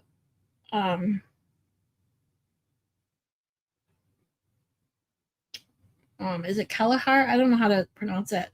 House or another neighbor, which shows John going into the house, Kerry Roberts will have a breakdown. Her brain won't be able to compute that. Yeah, totally.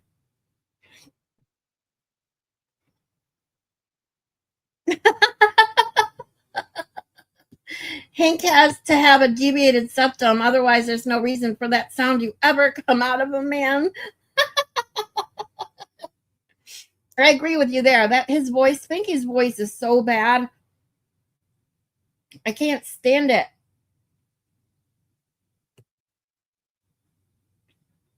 Nothing's glitching at my end, but I might be wrong because, beer. All right, hold on. Let me just reload the tubes.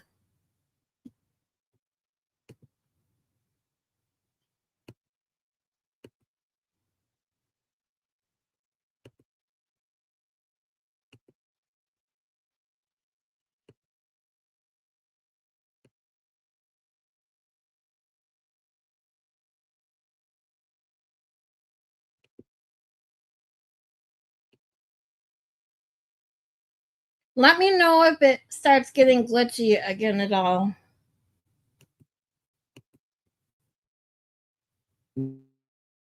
Okay, about what you endured that morning? Yes, many people. Why? Because it helps me get through, and it's one of John's family, friends, whoever. I've talked to a number of people about it. You're friends with John's parents? Parents? John's parents, the O'Keefes. Yes. You still friends with them? Yes. Do you ever discuss what happened? Yes.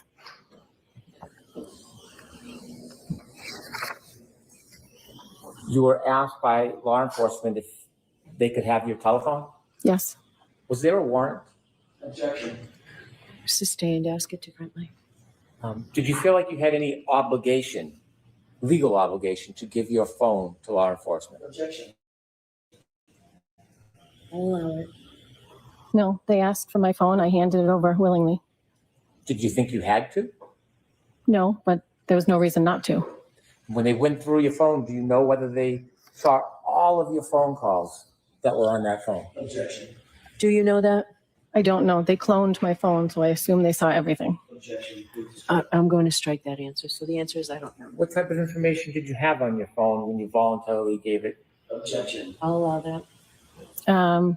Text messages, phone calls, call logs, pictures.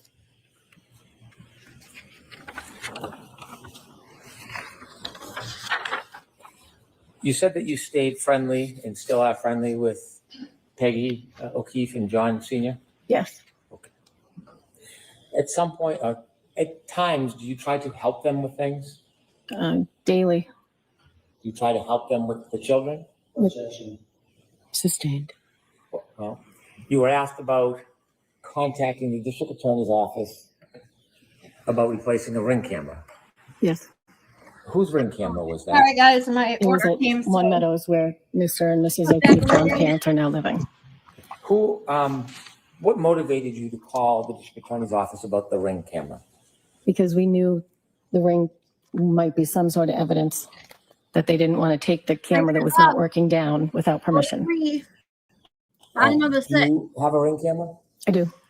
Do you know if there's a difference between the actual physical camera and the iCloud storage that keeps the actual video on it? I don't know the difference. Okay. Did you ever ask to replace any hard drives or storage, or were you asked to replace the camera itself? Just the camera.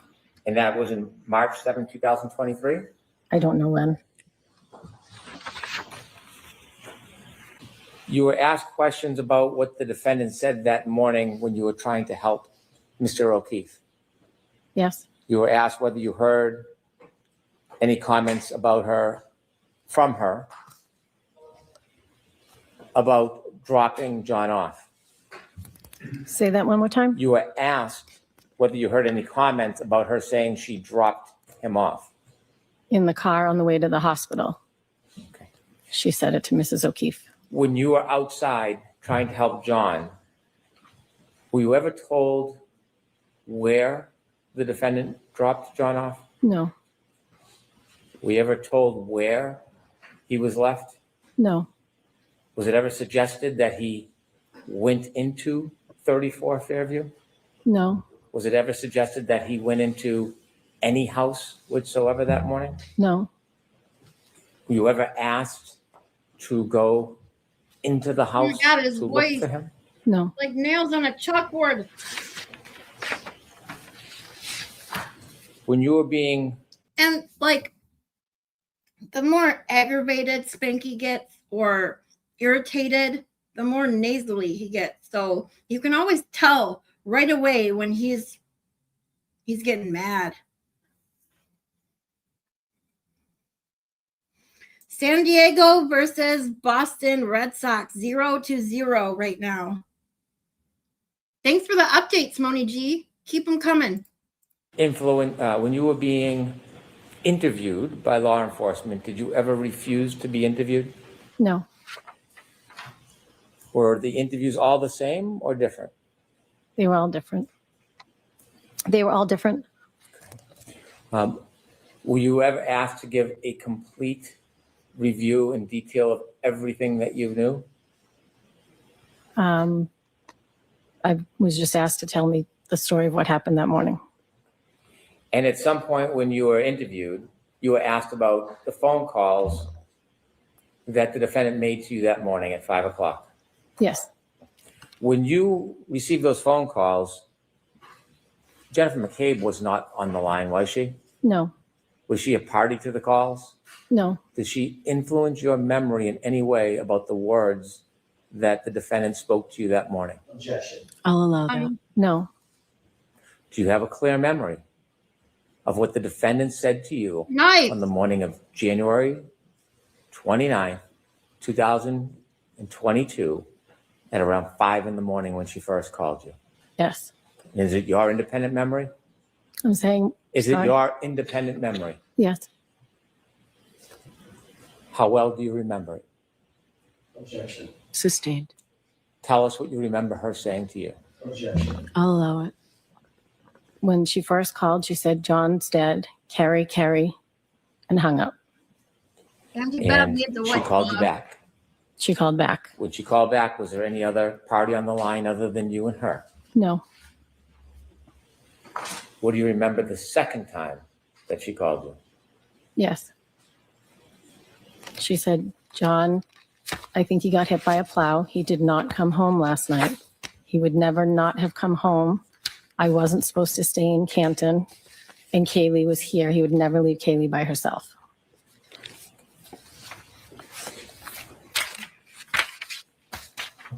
Did anybody ever ask you to lie No, or exaggerate?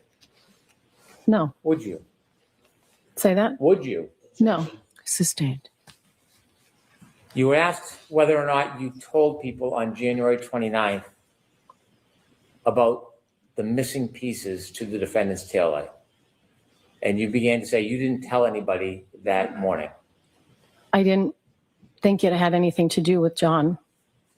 I didn't want to point fingers at anybody It's Why a not? miracle. because I had no idea what had happened to him. I wasn't going to point fingers at his girlfriend. Was it in fact broken with missing pieces that morning? Yes,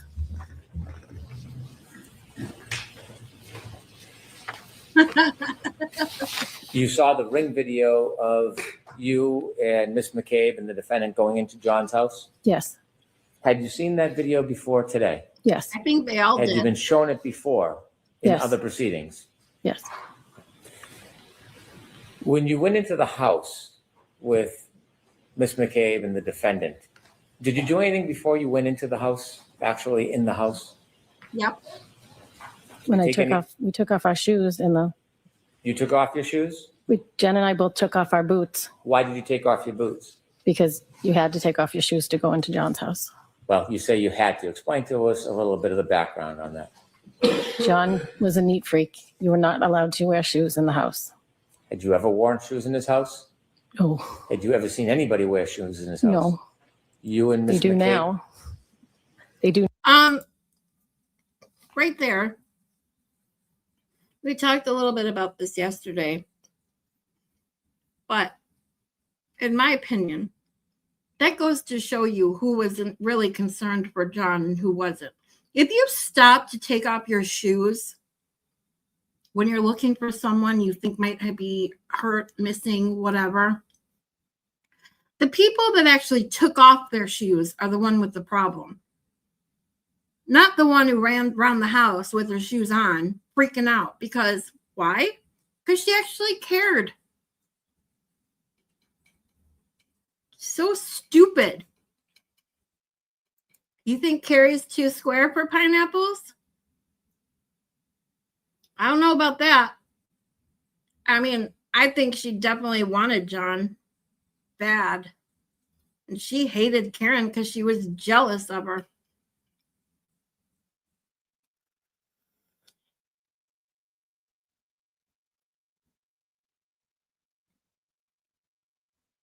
Yeah. Disrespectful that they don't take their shoes off now. Everyone takes their shoes off in Canada? Really? I mean, I always ask, like when I go to people's houses, I always ask, do you want me to take my shoes off?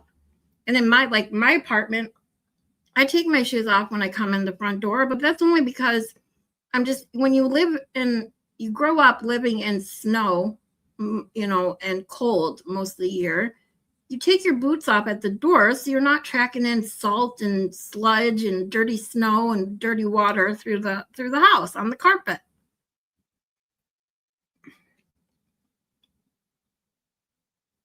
But I don't make it a rule not to. I mean, people have to vacuum anyway and sweep and mop and all the above, so I don't really care.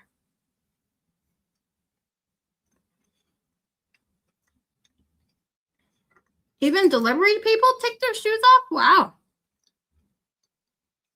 Even people like delivering and unloading furniture?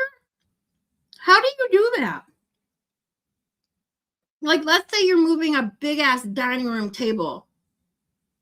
What do? Take your shoes off, pick up the table to the door, then try and slide your shoes on while you're carrying the table out the door?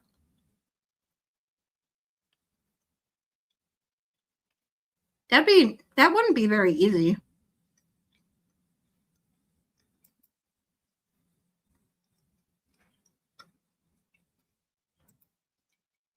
You literally tell a visitor to leave their shoes on if your house is already messy? No. I just don't care. Like, if they don't take their shoes off, I'm not going to freak out about it.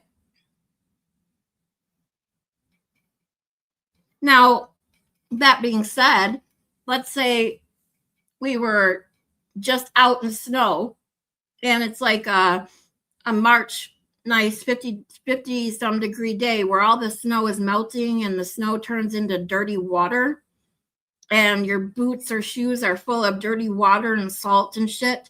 Those are the days I'd be like, dude, make sure you take your shoes off. But on a regular day where it's dry outside or whatever, I'm not gonna say one way or another unless someone asks me. I'll say, yeah, just take them off if you don't mind. Otherwise, I really don't care.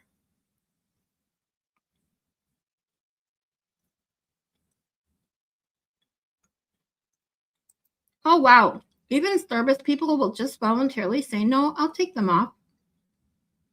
Oh, that's what you were saying. So in Canada, you literally tell a visitor to leave their shoes on and they won't. They'll take them off anyway. I got you. Pretty sure it's the rules. It's in the rules for various companies too. Wow. To respect for customers. See, Canadians are so nice. They're not like us assholes in America.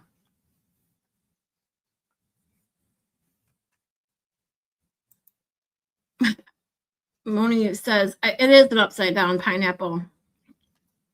But I think the idea is just pineapples in general, but I don't know. I'm not a swinger, so I have no clue.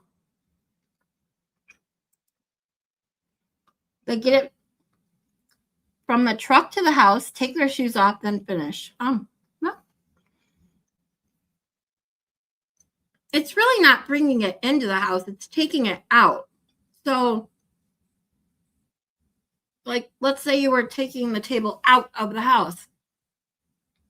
It's weird to like pick it up and start to move it out of the house and then have to set it back down or somehow try and slide your shoes on without setting it down. Like that would just be a pain in the ass. Yeah, they have little booties here. And that's when you're lucky enough to get a good moving company or whatever that actually use them. Nobody freaks out here, but it's because people automatically assume they should take their shoes off. Yeah, see, there you go.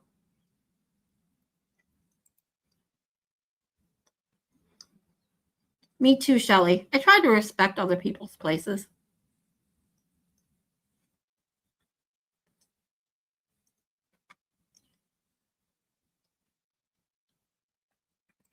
I really didn't want to imagine that, Darth Vader, but thanks. Now I'm going to think of that every time someone walks in my place with their shoes on now.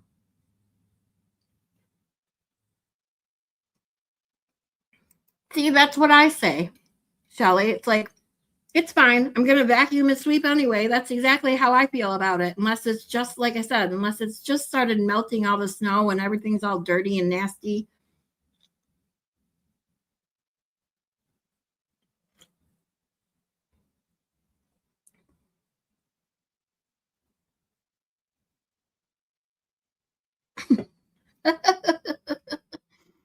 Mrs. Bouquet says, anyone took their shoes off in my house, they'd stick to the carpet, especially when grandchildren have visited. That's the sloppy grandchildren, huh? I think all grandchildren are that way anyways. We're not all nice. I could tell stories. Ooh, you're going to have to tell me some stories one day.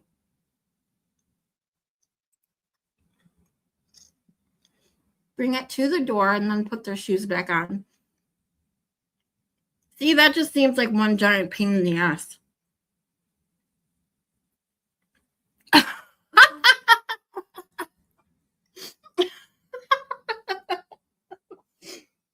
Moni G, yeah.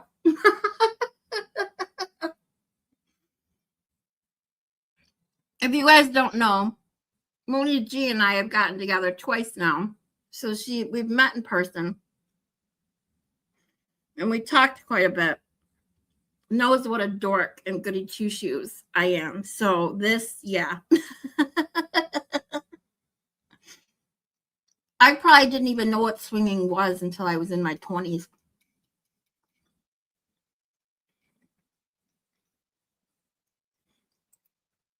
Definitely, Shelly. Winter and mud season, different story.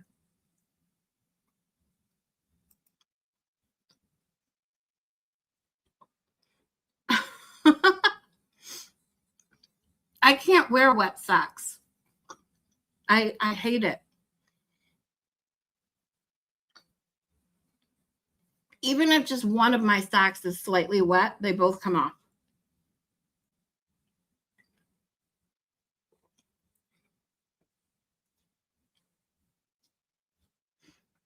All right.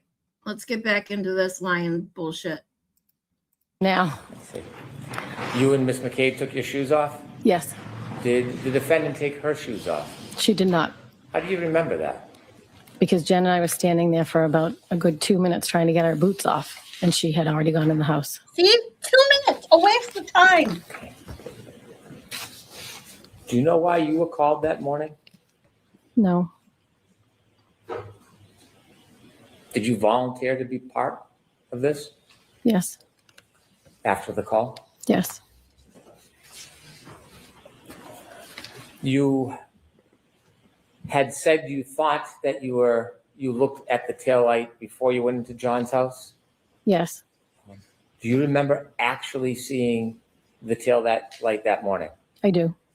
Was it simply cracked? No. Do you know that the portion of the ring video from when you came out of the house with the defendant, Ms. McCabe, do you know that that portion is missing? Objection. Did you just say Sustained. defendant, Miss McCabe? Have you ever seen Hold on. any ring video Objection. with the defendant, Ms. McCabe, from when you came? Do you know that the portion of the ring video from when you came out of the house with the defendant, Ms. McCabe, do you know that that portion? Did you hear that flip of the tongue? Oh my God, I never noticed that. He just said, when you came out the door with the defendant, Miss McCabe. Am I hearing that correctly?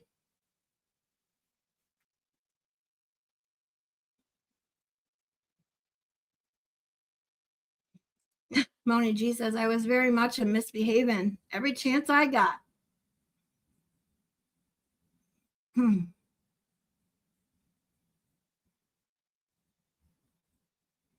little too much, Shelly. You guys see, sometimes I feel slighted that I was such a goody-goody. I didn't get to have fun, but it made me who I am, so whatever. As long as it's legal and consensual.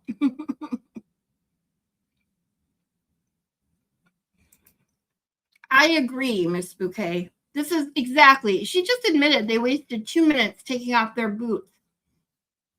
If you had enough time to do that, you obviously don't care enough to even where John was. Mary B is back. What's up, Claire Bear? Oh, yeah, we were talking about wet socks. They are the worst. I can't stand it. Lieutenant Dan said it best.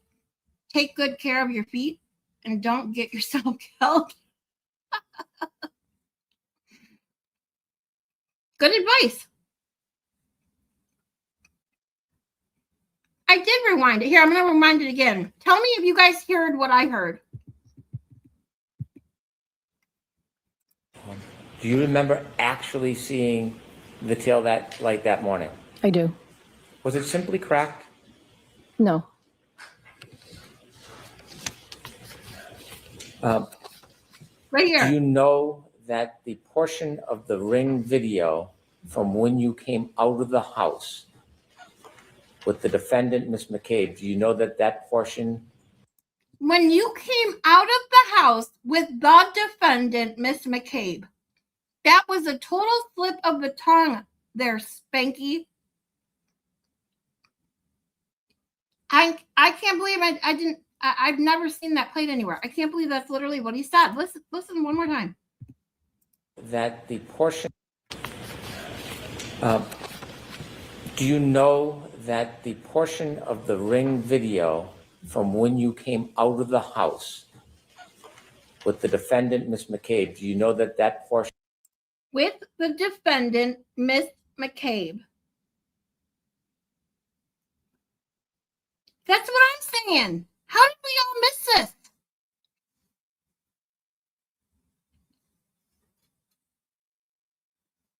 He literally just said the defendant when you came out of the house with the defendant, Miss McCabe.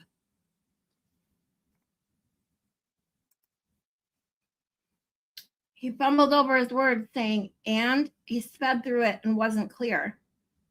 I listened to it like 5 times now. He does not even have time to say and, let alone go, like literally listen. House. The defendant, Miss McCabe. Portion of the ring video from when you came out of the house with the defendant, Ms. McCabe, do you know that that portion is missing? Okay. With the defendant, Ms. McCabe, do you know that that came out of the house? With the defendant, Ms. McCabe, do you know that that portion? I do not even hear an in between. Nothing. It is straight. The defendant, Miss McCabe. Does he correct himself after? I don't know. Let's listen for a second here. Is missing? Objection. Sustained. Have you ever seen any ring video? She actually sustained that objection, so we didn't need to correct himself. You think Spanky just forgot, to say and in between? You think that he just skipped over it, or you think it's because I don't even hear, there's not even a pause or an or any sound in between.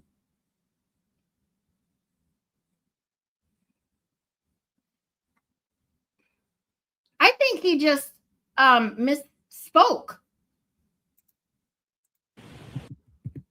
Ms. McCabe, do you, when you came out of the house with the defendant, Ms. McCabe, do you know that that portion? Because all I hear, the defendant miss. There's no and nothing. It's the defendant miss. That's it. I don't know. Great catch, thanks. I catch shit like that. I catch their faces more than anything.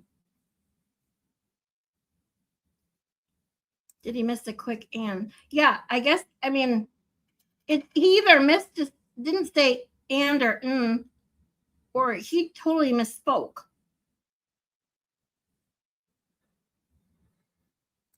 Defendant, Miss McCabe. See, I tried to hear it, but I don't hear it. I feel like it's kind of at the end of defendant and Miss McCabe. Gotcha. Let me listen to it one more time. Let me see. That the portion of the ring video from when you came out of the house with the defendant, Ms. McCabe, do you know that that? I see, I don't hear it, but it could just be me.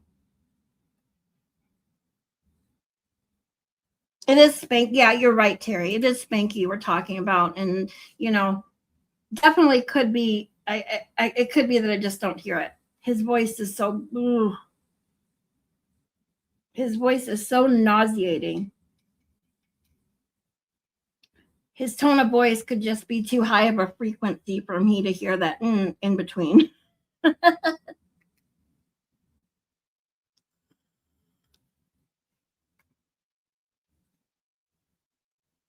Well, there's no penis involved. Otherwise, I would say Freudian slip.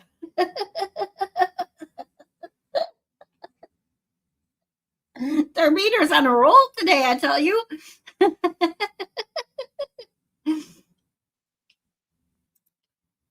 He said it like there was a comma floating in between them. Eureka, case solved by Miss Scarlett. Aw, thanks.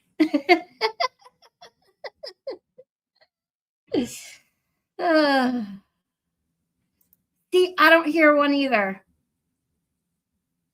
But we all hear things differently. And I do have to admit that Spanky's voice is so high, it could be that I just don't hear it.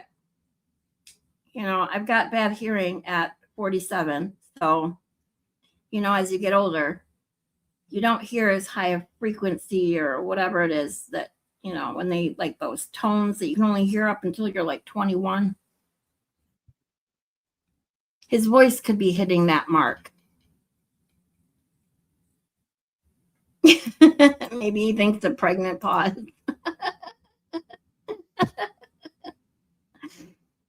That gets me every time on Baker's channel. So good. Nobody's getting pregnant during this testimony. No. Oh my God. That voice alone would turn anyone off. 47, you're a baby. I'm not a baby. I feel old. I mean, mentally speaking, I don't feel old, but physically speaking, I definitely feel old.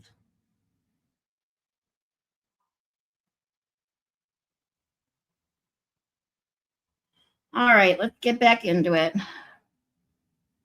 Oh, Terry says, wow, I wish I was 47 again. Yeah, I'll try to enjoy it while I can. Pretty sure Hanky's voice makes people sterile. See, I swear to God, narrator. Dorita's birthday. If you guys haven't said happy birthday to Dorita, or at least say happy birthday, we sang, well, we didn't sing. We played Baker singing for her earlier. And she's had a beer to celebrate her birthday. And that one beer, at least as far as I know, she's had one beer, has made her extremely funny today. Not that she's not funny every day, but she's had some really good ones today. Have to say, she's cracking me up.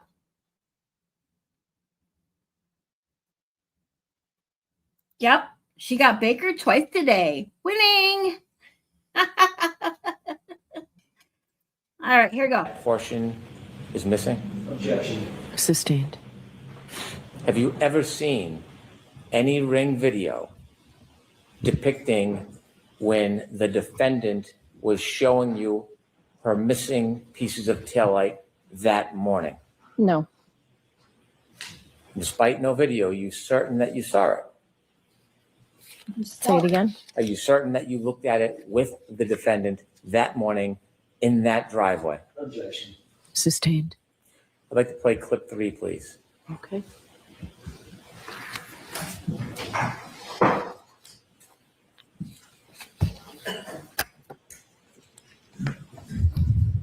Objection. Reapproach. Okay.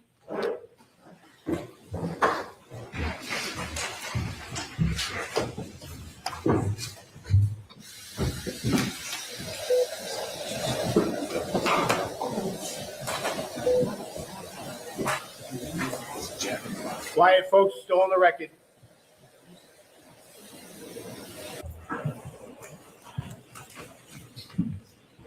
All right, go ahead, Mr. Brennan. When you first got to John and you were trying to save him that morning, do you have a distinct memory of it? Yes, Counsel had asked you if it was your story. Was this a story? say it again. Was it a story that you told? A story? Yes. It's what happened. Do you wish it was just a story? Objection. Oh Sustained. my God, Spanky. There's no further questions. Okay, so recross. Just asked, just a few minutes ago.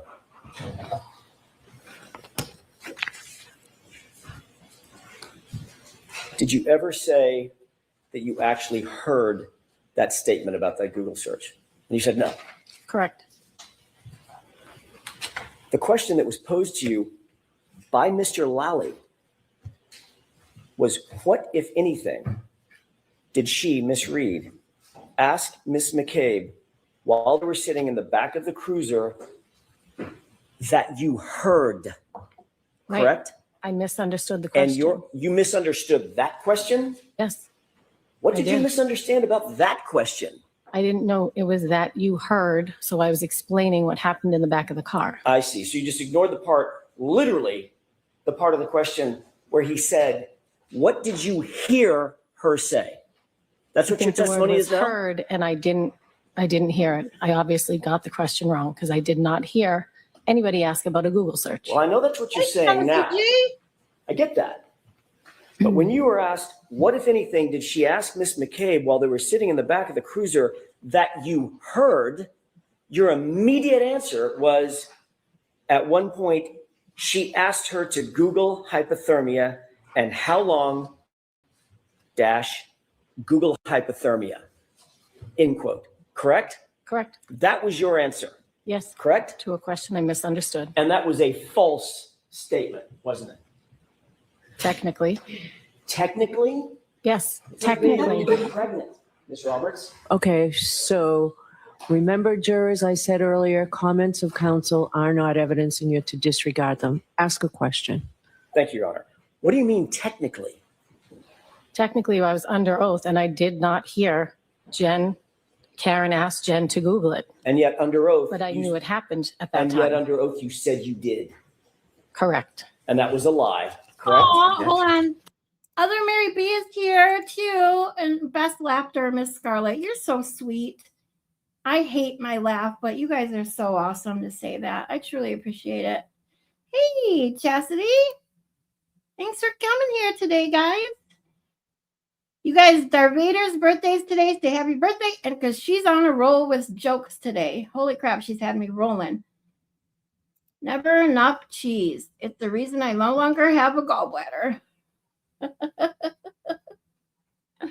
Oh no, Boost Bouquet, you're allergic to cheese? Menopause did that? I love cheese. Dude, if menopause had made me allergic to cheese, I'd be crying every day. I literally am eating slices of sharp white cheddar cheese right now. Like, that's my go-to snack, man. I misunderstood Mr. Jackson. Diane G. Hey, sweetie. Happy Friday. Friday. You love it. Aw, you guys, I swear, you guys are awesome. Thank you. Hope you got to skip some other symptom because otherwise, yikes. Yeah. Kadze G, what's up?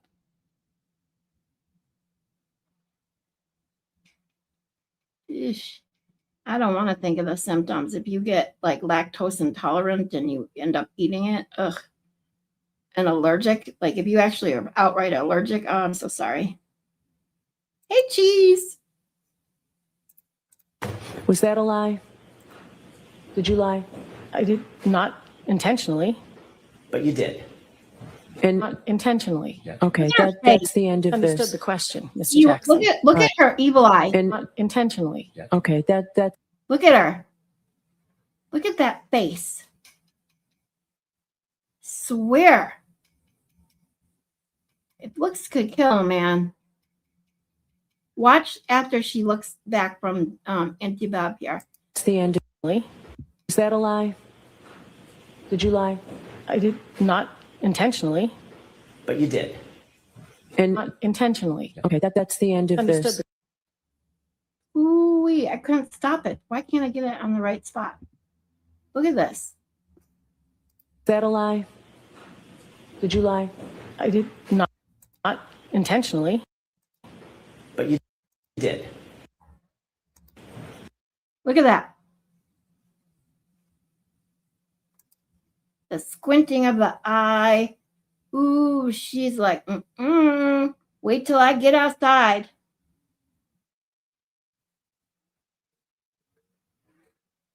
Ooh, that sucks. PSA, Darth Vader says, you can have your gallbladder out and then still have gallbladder pain, like phantom limb pain for something you never consciously used. Ugh. If menopause makes me allergic to sayonara, I'm a functional cheese junkie. Yeah, me too. Totally agree. Don't take away my cheese. I'll be in big trouble. Not intentionally, yeah.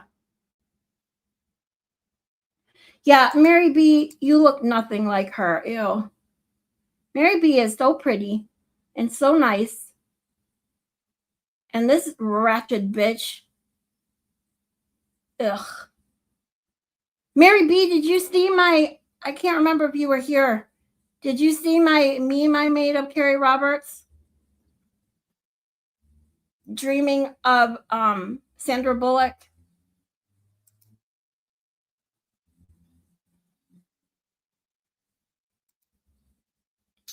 Moni G, sticking a song in my head. An alien is gonna pop out her head. That is not a sight I want to see. It's already bad enough. How have I never noticed her shirt's a big doily?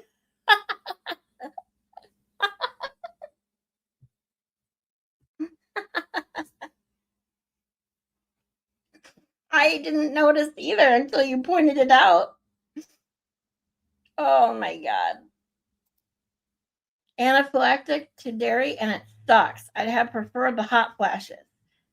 Yeah, hot flashes were no fun. I'm just so glad those are over. Problem is, now I'm just always hot. And I mean temperature wise. Yeah, Mary B does not look like that. The fucktards said that she looked like her. Like, fuck Fuck you, a-holes. They just said that to be a dicks. Yeah, Hood Booger chat was all saying it when they were talking shit about me once. Yeah, fuck them. You saw it? Pretty good one, huh? Oh, Mary B, were you you guys, who named my chat GPT Wanda, by the way? Such a great name, because now my chat GPT is going to be forever Wanda. Wanda's so good to me.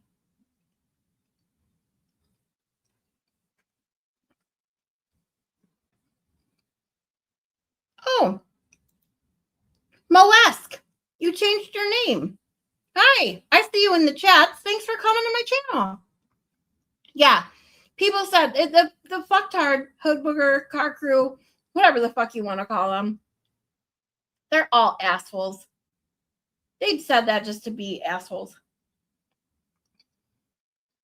Exactly, Kazi. They don't count.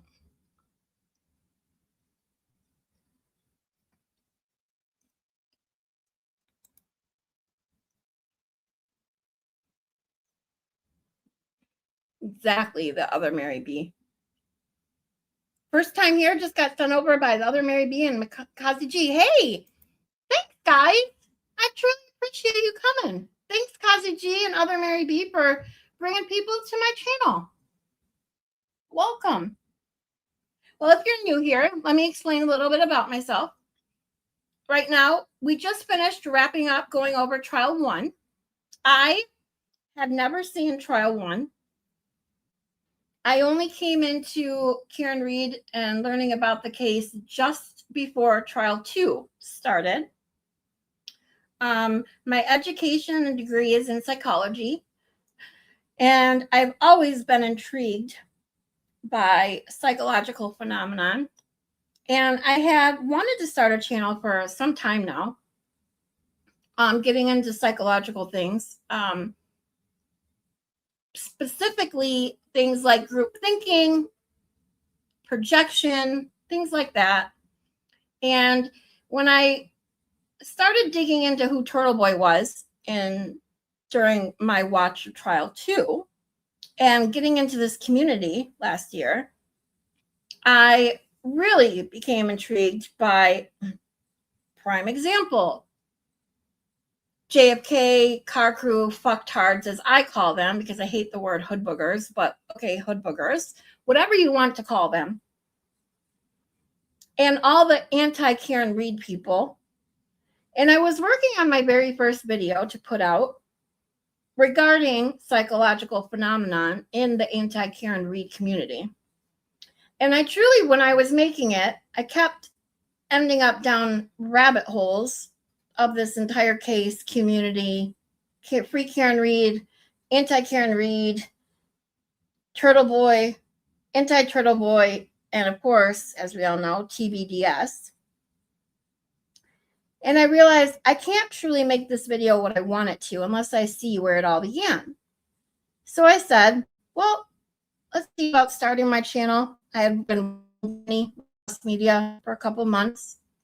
And I was in the Discord one day and I said, hey, if I stream the trial, does anyone want to watch it with me? If you haven't seen it or want to rewatch it with me, make it a little bit more fun, because I did know that watching Lally through that whole trial was not going to be like pure enjoyment by any means. And that if I tried to watch it all alone, I would probably end up putting it off. So we made it a daily thing. And then come towards the end of trial 1, people are asking if I'm going to go through trial 2. And I thought, why not? This would be a perfect way for me to get everything I need within a short period of time and have fun while doing so. So we have fun watching trial 1. We've just started trial 2. We make fun memes of the people on the stand. I talk some psychology now and then, but I am also starting my psych nights. I started to do regular psychology lessons. I started doing them on Sunday nights, but they will probably be switched to Monday because Turtle Boy likes to switch his Saturdays to Sundays so much that I want to pick a day where I don't have to worry about rescheduling. So those will be coming soon, weekly. And then I also do like a weekly just talk some shit with a crispy treat. We did one of ours last night, where we just talk about whatever in this community or outside that we want to fill each other in on and talk shit about. So that's me in a nutshell. I truly, truly appreciate you guys all for being here. I truly do. Thank you guys so much for coming. Barry B says, I know clearly that they were searching for something that would really upset me. Yeah. So I know it's hard. It's not easy to ignore shit like that, but you know where that's coming from. So they're pieces of shit. Just think about, JFK is a 50-year-old man who thinks it's attractive, fun, I don't know, to threaten to fight people like he's a 14-year-old boy. So consider the source. See, other Mary B says, you look like Sandra Bullock, Mary B. Yes. See, girl, Moni G, you did that on purpose. I cannot say that word without slowing down my voice, but she says, and she makes me do it every time, says, girl, you hot. Can't do it. No matter how hard I try, I can't do it. Hot. And you know it. Darbader says, I like when Scarlett swears more than I do. I feel like I don't have to go to confessionist. Hey, I swear a lot. I can't help it. The F word flies right out of my mouth. I make no apologies for it. It's just a trigger warning.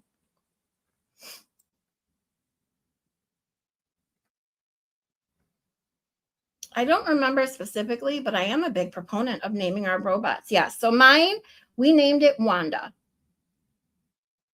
Ooh, Darbader has a story about someone named Wanda.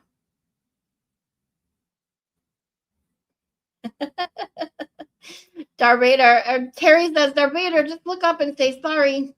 No need for confessions. That's what I do. I just say, I'm sorry. I didn't mean it. Do the sign of the cross. Say, please forgive me, Lord.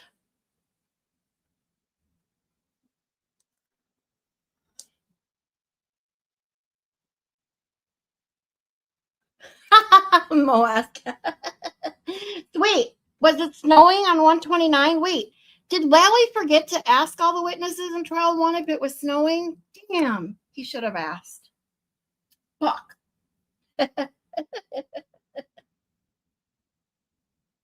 Ooh, your neighbors are Baptists. We've had some interesting conversations. My boyfriend in high school was Baptist, and yeah, I'm just going to leave it at that. They go to church like 5 times a week. And let me say, I got married and then had a baby. He had 2 babies and then got married. So after, all that church.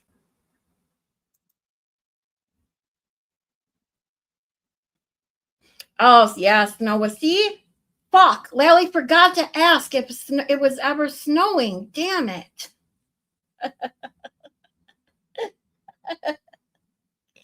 It's too fucking funny.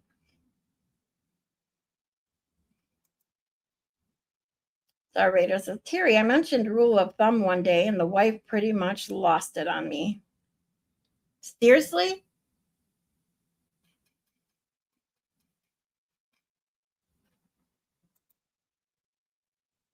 Yeah, I don't think Lally mentioned the weather at all now that I think of it. Yeah, I mean, he seriously must have forgot to ask.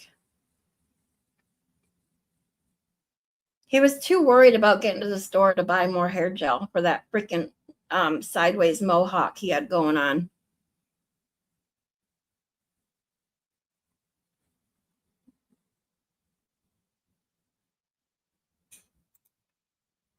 Psych lessons, you love it? Oh, yeah, well, join me. I think next week's is going to be Monday night. Mary B joined me for projection, although we didn't talk a lot about projection per se. But, I mean, you can find projection. You look up projection in the dictionary, and you're going to see JFK's face talking about Will the Glare or Turtle Boy. Turbolicious. Weird Fall River accent, though. Yep. No ass. Is it really? See, there you go. Thanks. Swearing is a sign of intelligence. See, then I'm really, really smart. I did skip a grade, so. Yours is glitchy?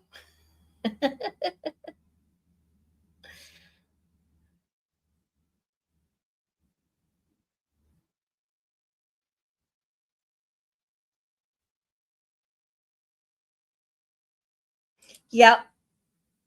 Or how many kids everyone had and where they went to high school, what hospital they were born at. Yep. Exactly.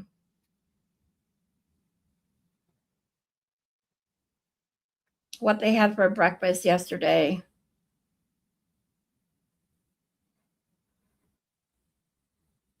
I mean, as someone pointed out a couple of days ago, in trial 1 we had PB and J's. In trial 2 we had ham sandwiches.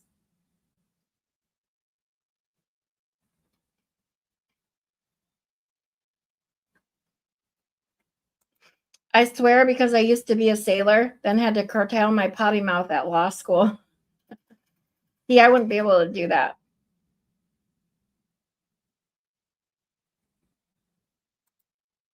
Will you explain to us the psychology of? Yes, I can. Technically, I've talked about her quite a bit, actually. But let's. Since this is not my technical petty stream, I've specifically said months ago when I first learned who 5150 was and what, when Turtle Boy did his 3-day truth journey, I immediately called it then that she had borderline personality. The problem is she's so far beyond borderline that she's probably got 10 diagnoses rolled up into one. So she's just crazy.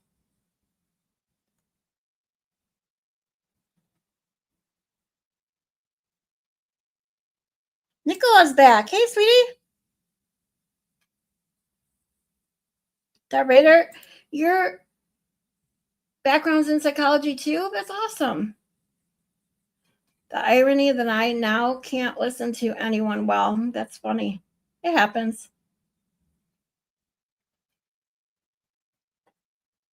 Have you hit the like button? Thank you, guys. I was saying about Randall too, how he gets so tense in that chair, he starts swiveling around more and more. That's indicative of something, right? Well, my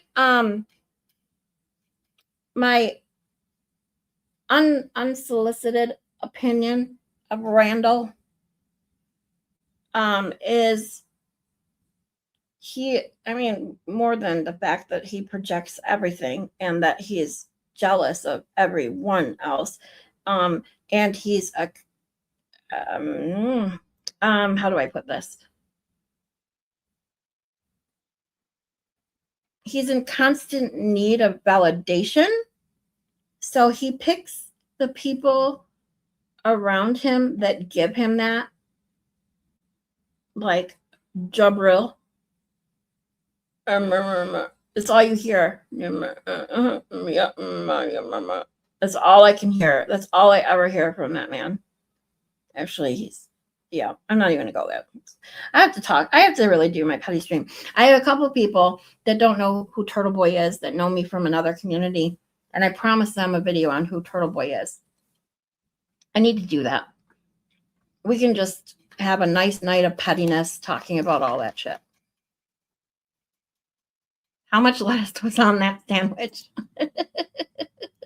Yeah, she's not explainable, Shelly. 5150 has so much going on up there that besides the fact just saying she's nuts right now is the best way to put it.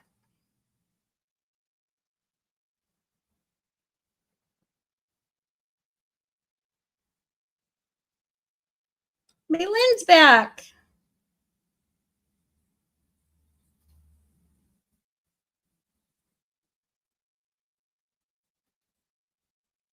You now use your skills for evil instead of good.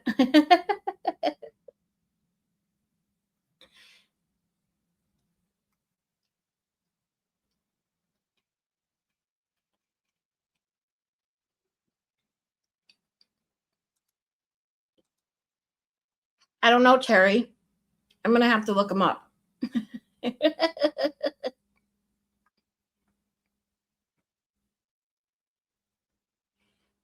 Oh, let's get our laugh in for the day. Hold on. We do a daily laugh break because one thing I do preach on my channel is that in the seriousness that is life and the stresses from inside and outside your home, I always preach that you need to find time in your day, every day, even if it's just for a couple of minutes. Find something that will make you laugh, make you smile, because if you don't, the world can be a dark and depressing place. So we try to make, we try to have levity in everything I do on this channel. Have some fun, have some laughs. So I always try to take a break, get some laughs in, and this video does that. Bear with me. It makes me laugh so hard. I literally was crying.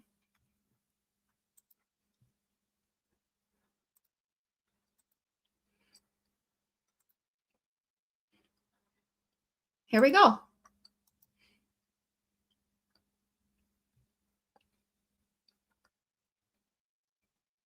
What the fuck is this thing? What is this thing? Hey, so I'm gonna have sex lover. with this thing tonight, okay? And we're gonna reenact the butt dial. Because again, we're gonna give them the benefit of the doubt that maybe that they're telling the truth about this. Yes, I entered Randall, someone into as my in phone JFK. as Higgins, and we're gonna see if we can call them while taking the pounder, and we'll try different positions too. When he was first confronted, Brian Higgins first tried to claim that it had to have been a butt dial. That term butt dial is used by many of the Commonwealth's witnesses to explain the many calls between them and among them. And I've never seen a case where there have been so many butt dials, to be frank. So, But Mr. Higgins was already locked in. He already testified his phone was on the bedside table. His butt was in the bed, the phone was in the table. This is a quote. The two could not have met, Your Honor. There was no possibility of a butt dial. Also first tried to claim that his phone call to Brian Higgins at 2:22 in the morning was a butt dial. Okay. He said that he was awake and watching TV, but he was called back to the grand jury to testify a second time. The second time, Brian Albert changed his testimony. That at 2:22 in the morning, he and his wife were in bed in an intimate situation. He claimed that he had his phone with him in the bed. So now he's claiming that it was during that intimate situation with his wife that he supposedly butt dialed Brian Higgins. Okay. He had no explanation, however, for how his phone picked up when Higgins called him back 17 seconds What later. about that? He had no explanation for the 22-second phone conversation that followed. And it's worth noting that Higgins testified he never heard any intimate noises on the other end of the line either. Well, in fairness, Brian Albert doesn't seem like the kind of guy that can make a woman come, but that's different. That's a different story. Is there any truth to this? I don't know. So okay, so this is Nicole Albert. All right. And it's like, okay, so we've been drinking all day and, we've been married for 30 whatever years and you probably have mistresses on the side or whatever. And we're swinging, but you need to fuck me right now, Brian. Fuck me. Fuck me, Brian. Come on, let's go. I want to fuck right now. It's 2:30 in the morning. I don't care how drunk you are. Get your dick up and let's fucking go. Fuck me. Okay, sorry. Okay. So, well, let me just check my phone over here. Okay. So then Nicole's going to come and I guess the phone here. Okay. So then he's going to start off missionary. So he's, yeah, fuck me. Yeah. Okay. And then the phone is on Nicole's ass. Yeah, giving it to her. Good. Yeah, give it. Yeah, you like that. Yeah, fucking fugitive unit. Yeah, you like that. You saw me on Boston Confidential, didn't you? You like that, huh? You like that, huh? And then okay, so let's see if I could call Higgins here. Let's see what happens. Right, let's go. Yeah. Dude, I can't even get to the passcode part. Yeah, you like that? Oh, you're a naughty girl, aren't you? You're a naughty girl. Yeah, you like that, huh? Huh? Yeah, I bet you do. I bet you fucking do. I can't even get to the passcode part. I can't even do it. So now we'll do role reverse. And then she's gonna ride me this time. This can't be the first one. So now she's gonna jump on me, and all right, we're gonna go like this. So the phone's on the butt. Yeah, you like that? I'm in the gang unit. Yeah, I got a bald head. I shaved my head. You like that? Oh yeah, Brian. Oh yeah, it's so hot. And I don't know. Okay, didn't work. Didn't call Higgins. Okay, now could Siri do it? So we'll do it like this. All right. Oh yeah, Brian. Siri, call Higgins. Siri, call Higgins. Didn't work. Actually, it did. That worked. So I entered someone as Higgins in my phone. That actually worked. Maybe Siri did it. I don't know. This is investigative journalism here, right, folks? So good. I'm sorry, but that is so freaking funny. And now, if you guys, obviously, I think most of you, if not all of you, know who Fervent is, we're going to take a song break. Play my favorite song.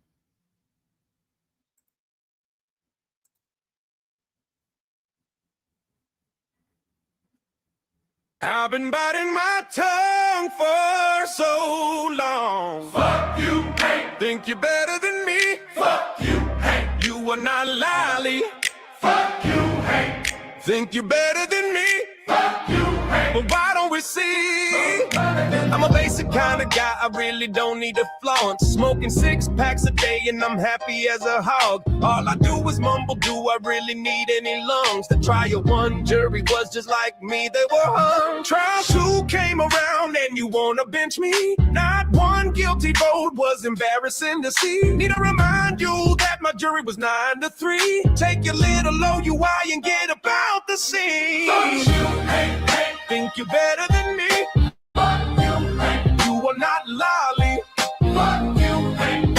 Think you're better than me? Fuck you, hate. Well, why don't we see? Oh, I know what will get us the win. Ask French about his fucking ham sandwich again. That'll prove this beyond all reasonable doubt. Oh, who am I kidding? This shit is a rout. You took this case so damn personally, and I hold that opinion to a scientific certainty. You weasel face, fuck bet, Arkham Major P. Even with all the help you got from Beverly, standing ovation. What a robust cross sight. Your nerdy ass looks so fucking lost. Just think, $500,000 was all it cost to get our asses kicked in the fucking law. Fuck you, hey. Think you're better than me? Fuck you, hey. You are not Lolly. Fuck you, hey. Think you're better than me? Fuck you, hey. Well, why don't we see? Hey, how'd that case with the middle school teacher go? I hear you're taking more L's than the Commonwealth. Hey! Waiting for your response, Becky. Yeah.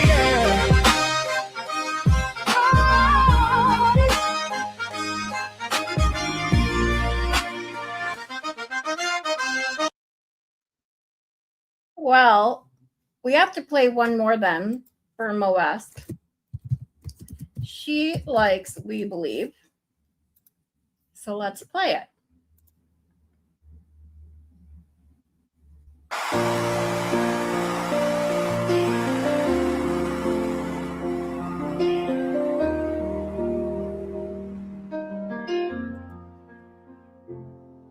We believe that we can unlock an iPhone with our ass. We believe that medical science is a bunch of crap. We believe that Sir Isaac Newton doesn't know shit about physics. We believe that Celebrite sometimes makes up timestamps but still is the best in the business. We believe that it is acceptable to rehome your family pet of 7 years. We believe that when we are harassed, that's the only time we shed real tears. We believe that we love John O'Keefe, but our group chat showed no compassion. and we believe that sometimes you slip on ice and land on your knuckles. Don't you hate when that happens? We believe in providing law enforcement with specific text strings that make us look good and then destroying the ever-loving shit out of our phones. I'm not done. And then taking that destroyed phone and dumping it on a military base. Totally normal. We believe in manipulating people when they are most vulnerable. We believe we have to tell each other what to say to Channel 4, even though it's supposedly the truth. We believe you're dumb enough to believe that John's injuries came from an SUV. We believe that if we put a billboard up, we can shift the narrative and point the finger back at the woman who was acquitted twice. We believe in disgracing the memory of a law enforcement officer and turning his tragic death into the biggest spectacle. Now, shut up, look the other way, and give us money!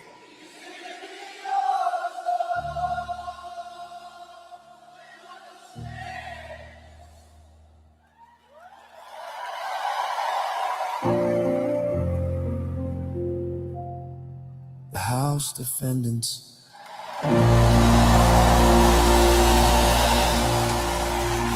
That one is really, really good. I have to agree.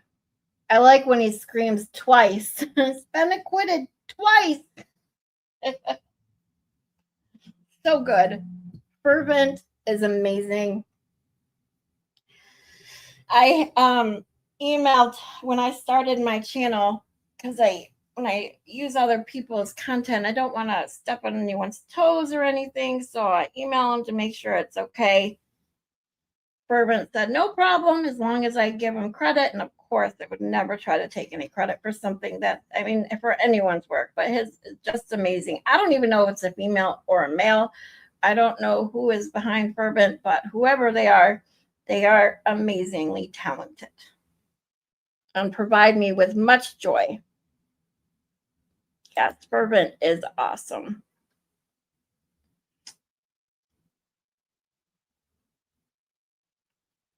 Give us money. Yes.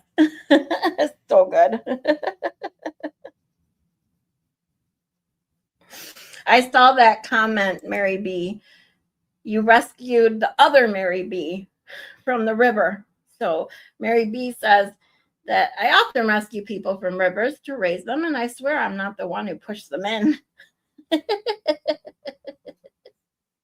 We'll take your word on that one, Mary B.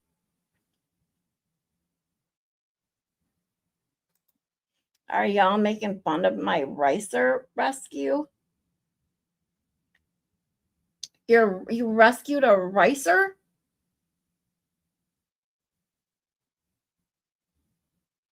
Since when does a ricer need rescuing?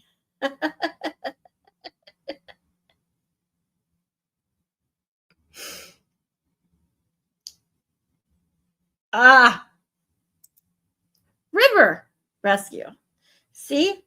That went right over my head. Someone who constantly makes spelling mistakes in chat because my stupid hands, I have my dad's stupid, short, fat fucking fingers and a really bad relationship with autocorrect. So, and I couldn't even figure that out. Wow. I told you guys I am sleep deprived. This shit's going right over my head.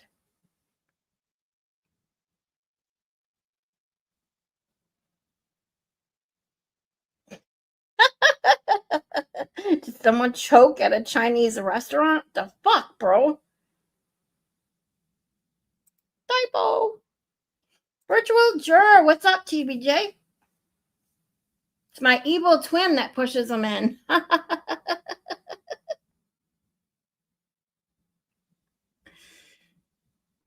Did you all know Higgins threw a tiny 10-week-old puppy in a lake? Yeah, I did hear about that. Like, oh, other Brian killed John, but a puppy? That's where I draw the line. Yeah. What was it? It was like his ex-girlfriend from 2017 that made that claim, I think. Is that what I heard?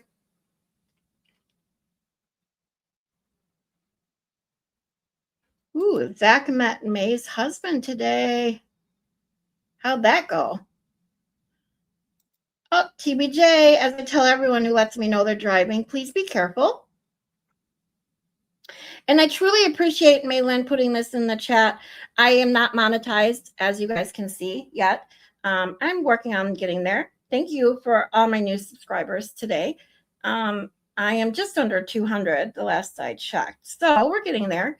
But I have been struggling a little bit. Oh, Maylin, I forgot my daily fuck you Boost Mobile. She clips that for me every day, and I'm saving them to put them all back to back. Because every day since Boost Mobile decided to not only steal my money and then told me they'd give it back, and then on day 9 of their 7 to 10 day promise that it would be back in my bank, decided to tell me I no longer qualified for the refund of the money they stole, never were entitled to in the first place.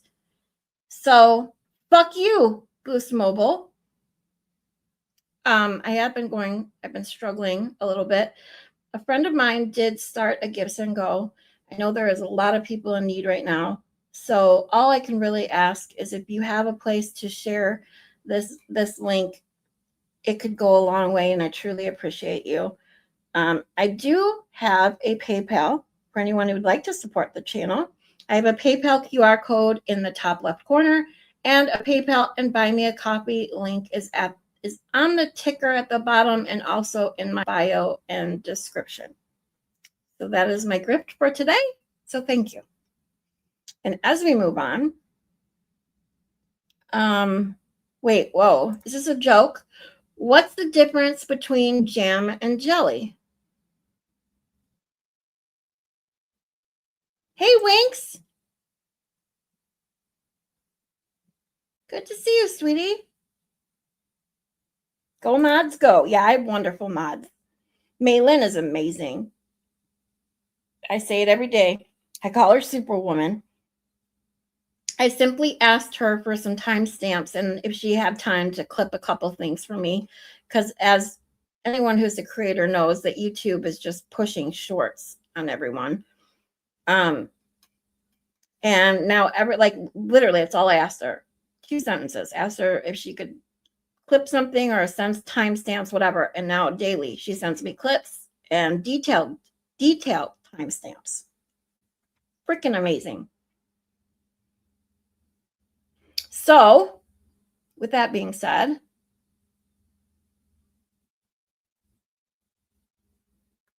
oh, another Mary B says, we want you to have your rest. However, I'm not mad that when you're tired, you laugh more. It is true. I get a little slap happy when I'm tired, which is most every day. So this is what you get. Like it or leave it. I'm okay with it.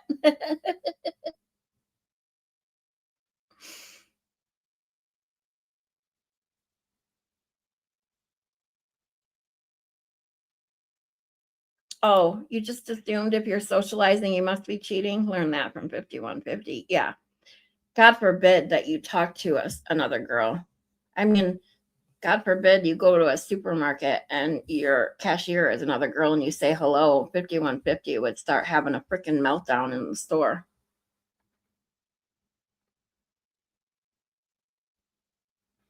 Yeah. Oh, that would be so much fun. The other Mary B says, can we petition Fervent to make a fuck you Boost Mobile song? Oh my God. I would love that.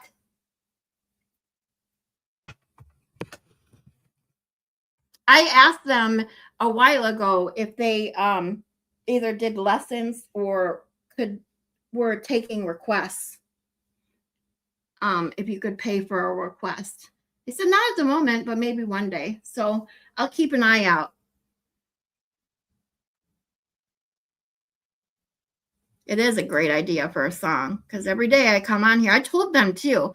The last time I talked to Boost Mobile on the phone, I told them, I said, it may have embellished a little bit, but I said I have, I stream on YouTube, and I said I will let anyone and everyone I know that you guys are thieves and you committed fraud. They didn't care.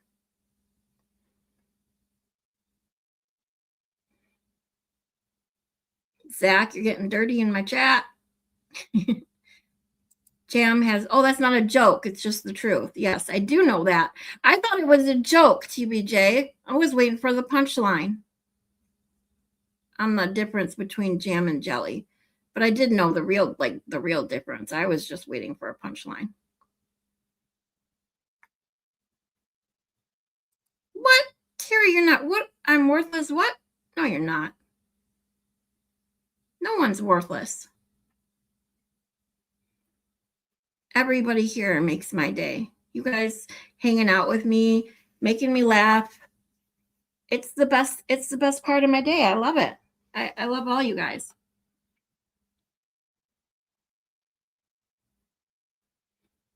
Zach, you are not. Now quit it. You can provide the answer to that joke, but definitely get banned. Uh-oh. Although we have to remember that you got banned for using the word lube twice. Like, I don't get it. Would Lubin Dubin get booted just because of his name then? If she wouldn't let, if they wouldn't let you say the word lube more than once in their chat without getting booted, poor Lubin. The minute he made any comment, he'd get booted.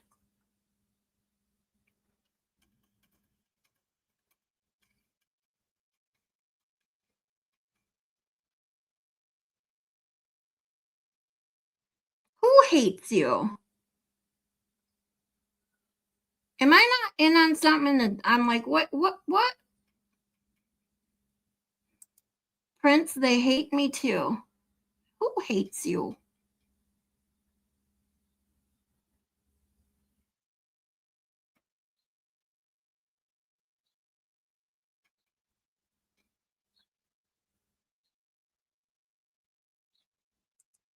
No joke, Zach did rescue a kid from the river in the flood last summer. That's pretty awesome.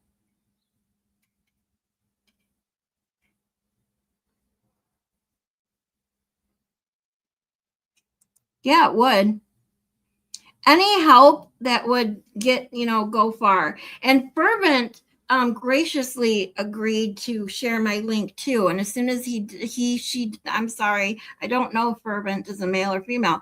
But as soon as they did, I got a $200 donation to my Give Send Go, which was totally amazing. So anyone and everyone who's been here hanging out with me, helping me build my channel, just giving me laughs, someone to talk to during the day. I mean, literally, I couldn't have asked for better people. I truly, I love you all.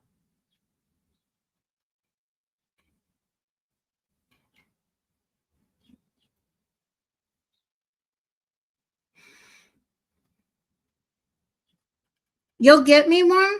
Wait, get you one? Are you TV? I'm so behind, you guys. I'm sorry. TBJ, are you talking about a song? You said, I'll get you one. Give me a bit to get home. DM me on Discord to give me some specs. A boost song. Yeah, okay, sweet.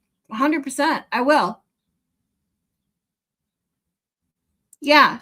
Google reviews. Go tell them they're thieves. Tell them they steal people's money. And their customer service is a joke. And liars. I mean, I literally could go on all day. Mo knows I'm the same way with Xfinity. Corporate bastards.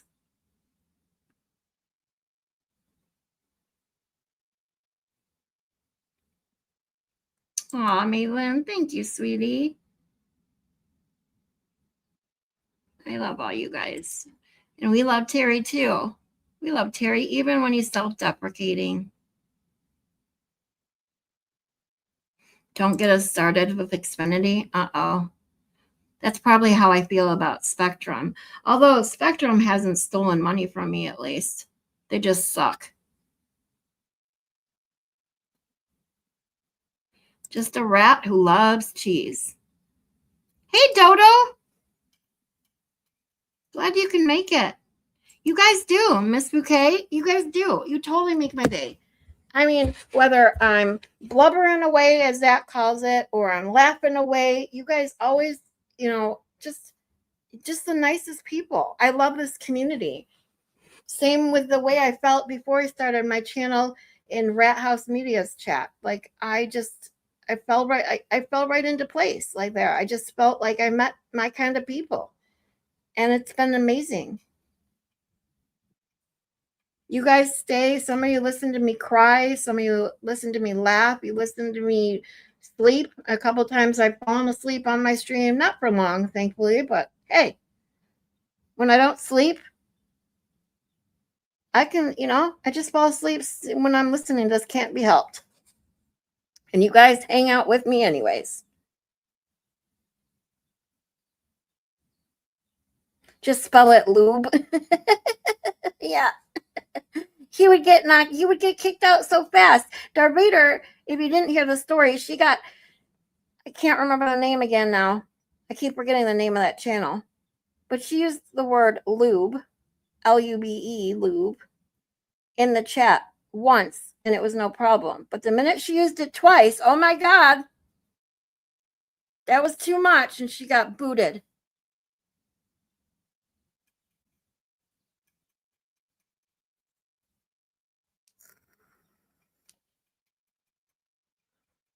Got blocked by Skip because of Zach, so there's that. Yeah, that's right. You offered to say KY instead, but no dice. Like, what is the big deal about the word lube? Seriously? I think more people got pissed when I used the word moist than they do over the word lube. People hate the word moist for some reason. They would first have to define a Dubin and decide whether or not it's inappropriate for it. Right?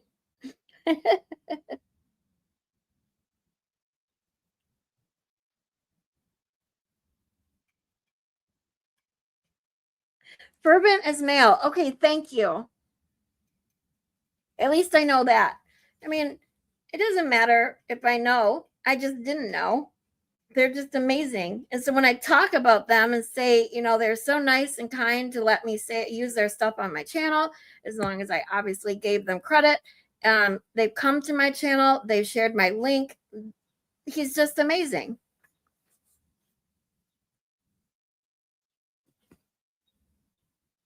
Just making noises all right. Well, we love you. Oh, Zach changed his pick again. Pick of Leo. I brought him to my place and he caught his first fish. Look at that's a big sucker too.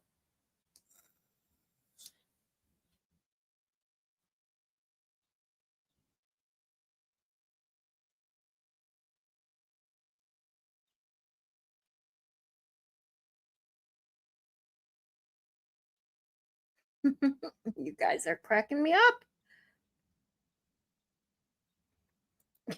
Moas says, TBJ, ooh la la, is he single? Just kidding. You got some great clips from today. See, look at me. She's already got clips from today's show. Like, bam. Tell me she's not Superwoman. I can't do that many things at once. I just can't. Nicola.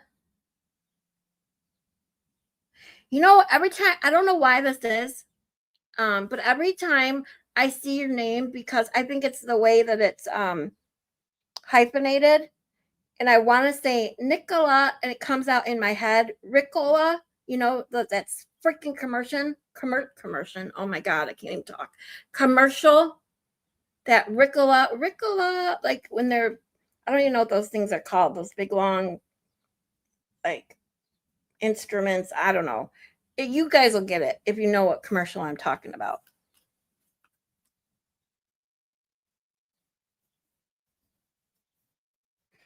Xfinity's been stealing my money for 10 years.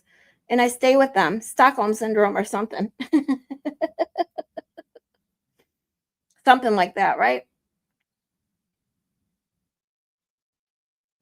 Aw, you guys are so nice. I don't see it that way, but I think all of us are critical of our own laughs and our own voices. Like, I can't stand it. That's why I asked May Lynn if she could take clips from my show, because I literally can't stand listening to myself talk. Like, I just can't.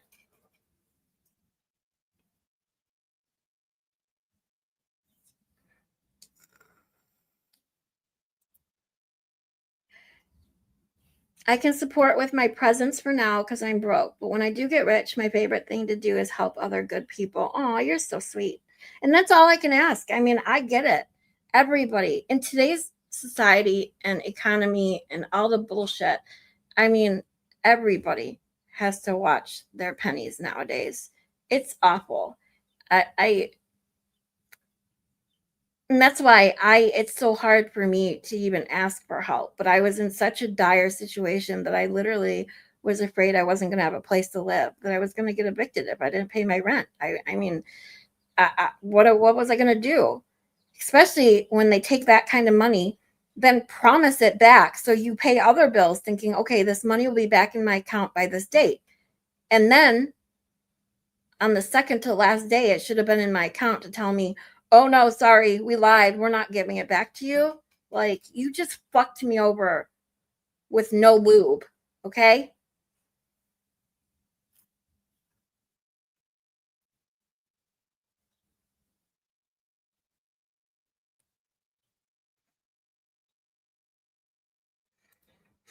Miss Bouquet says, sometimes I prefer to hang out in smaller channels. Yeah. I mean, I'll be honest. I like, the channels that I watch that have tons of people. I can't even chat because the chat goes by way too freaking fast. My eyes can't handle it. I just can't. It'll start to make me dizzy and then I get sick to my stomach. So I don't even bother trying to read it. Booted on my birthday. New low achieved. Aw. Well, you're not going to get booted here. I can tell you that.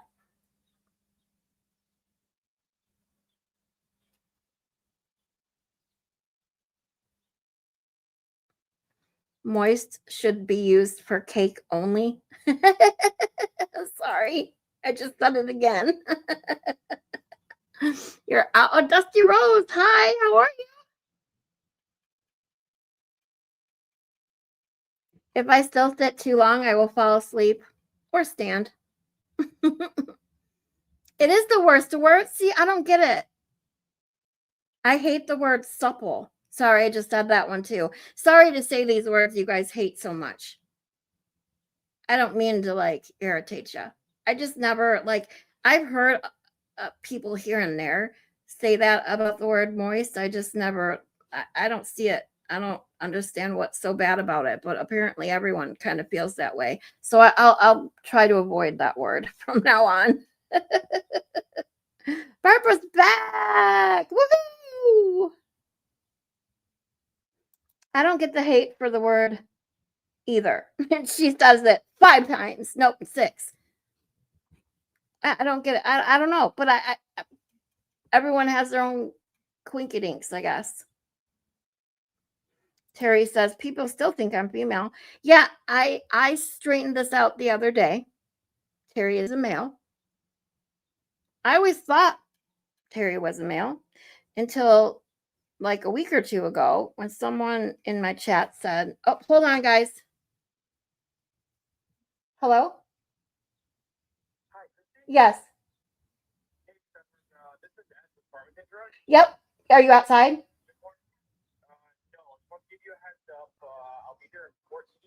Oh. Yep. I have it. Okay, thank you. Bye-bye. Okay, sorry guys. Sorry. I'm having my medication. That's a whole nother debacle I talked about before. My medication's being delivered. So he'll be here in 15 minutes. So let me get back to where I was. Oh yeah. So for those, somebody told me that Terry was a she in my chat, and I was like, oh, I thought it was a he, but okay. She, he. Then I asked specifically because the other day Malin was calling Terry a he. And I'm like, okay, I don't mean any disrespect. I seriously just need to know. Like, I don't want to address you as a he or a she if you're the other one. So from Terry himself, Terry is a man.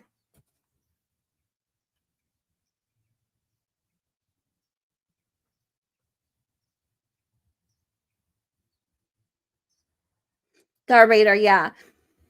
I thought you were a male too at first. But, and it's so hard with people's names sometimes. You just can't tell. Mary B, you're so awesome. If you're in here and you haven't hit the like button, we have problems.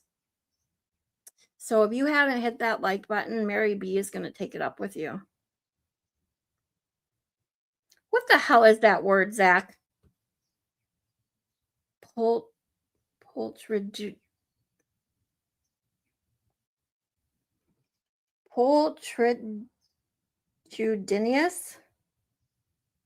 Dinus. Poltridinius. I can't say it. Damn it. Oh yeah, Maylin's been writing, she just started writing articles on her X channel, Twitter, whatever you want to call it. Doing a great job for never writing articles before. Hit the buttons all. We're all adults. See, Rick, you got it. Ricola. That's it. That's how it goes. Yep. I'm so far behind, as you can say. I was talking about Ricola like 20 minutes ago. I'm so sorry. I'm going to try and catch up here. That's how I picture HE double hockey sticks, pitchfork, no lube.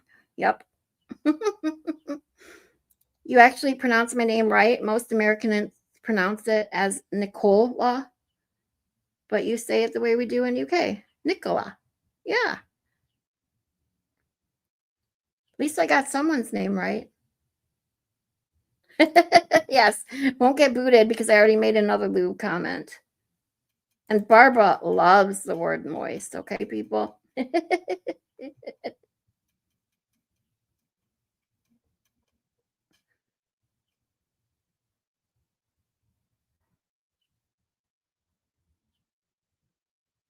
Words are just words to me. See, that's how I feel about cussing.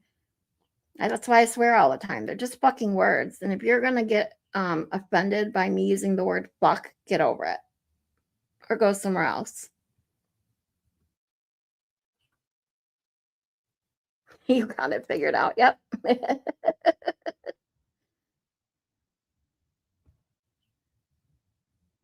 Yes, I did too, Shelly. I always thought Oasis Cat was a female too. I don't know why. I don't know why. I think what I said is I thought that Cat, K-A-T-T, was like short for Katrina or Katarina or something like that, or Catherine. But obviously not. Oh, here. Pulchritudinous. Pulchritudinous. Pulchritudinous. Pulchritudinous. God, why am I having such a hard time with pronunciations today? It means purdy. Okay, why can't you just say that?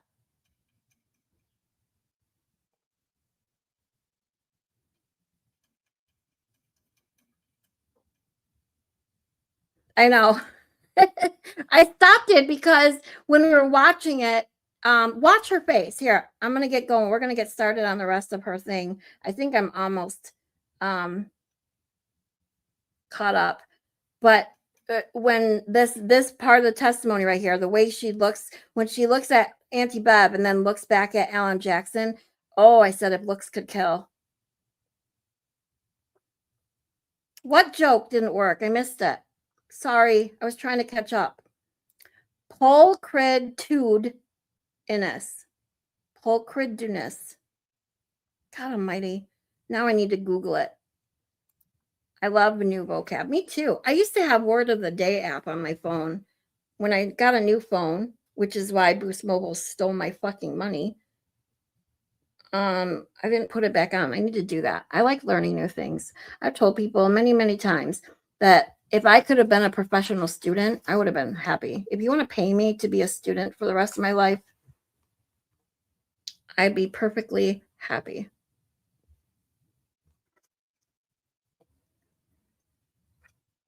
An ultra crepidarian. All right. Here we go. Watch her face. And Not intentionally. okay, that's the end of. Was that a lie? Did you lie? I did not intentionally. But you did. And Not intentionally. okay, that's the end of Understood this. the question, Mr. Jackson. All right. Is there any other Look question? at Or her is that face. it? I didn't hear what she just said. I said I misunderstood the question, Mr. Jackson. That's what you're saying now, correct? That's what happened. All right. Can I ask one more question? Okay. He is such a bitch. You said at one point she asked her to Google hypothermia and how long. Then you corrected yourself and finished with Google hypothermia. What did you mean by how long? What were you about to say? I don't recall. Had someone told you something about a phrase that started with how long? I don't recall. Hypothermia? I don't recall. Like, for instance, how long to die in cold? I don't recall. Okay. All right, Ms. McKay. I'm sorry, Ms. Roberts, you're upset. Thank you.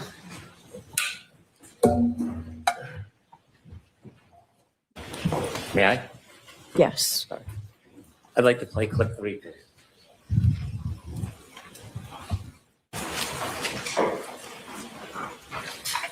When my car was seized, there was a few small pieces of taillight missing that I had picked out at John's at 5:45 before we drove over to Fairview. I'm showing Jim and Kerry, look what I just did to my light, and I'm worried that there's gonna be some kind of electric short circuit.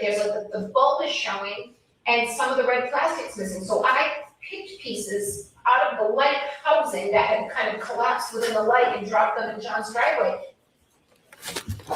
I'd like to have that marked as an exhibit, please. Okay. No objection. Right. Exhibit 15.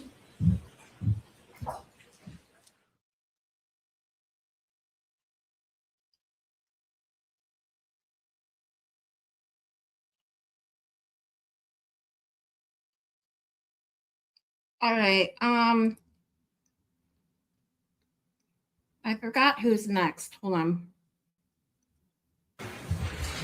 Oh, Peggy. Pegleg is next. Here we go. Please tell me for the other people before the jury in the case now against the truth, the whole truth, and nothing but the truth. So help you God. So, good afternoon, Mrs. O'Keefe. Yeah. All right, Mr. Brennan, whenever you're ready. Thank you, Your Honor. Good afternoon, Mrs. O'Keefe. Good afternoon, Mr. Brennan. Could you kindly introduce yourself to the jury? My name is Margaret O'Keefe. I am John O'Keefe's mother. Are you married? Yes, Who are you married to? John O'Keefe Jr. How long have you been married for? Too long. 53 years. I'm sorry, ma'am, I didn't hear you. 53. Long enough? How long have you lived in the area? We moved to Canton 3 years ago. Before you moved to Canton 3 years ago, where did you live? Braintree. How long had you lived in Braintree for? 50 years? Did you begin your family in Braintree? No, we lived in Mattapan first. And that's where my daughter was born. And then we moved to Braintree. Your daughter was born when you were in Mattapan? Mm-hmm. Your daughter's name? Kristen. How many children did you have? 3. You, Kristen and John? And Paul. Is Paul the youngest, the baby? The baby. Did you raise your children? How long were you in Mattapan before you moved closer to here? I'm sorry, repeat that? How long did you live in Mattapan before you moved closer? 2 years And then the rest of the time you were in the area? in Braintree. And tell me a little bit about your immediate family. My daughter.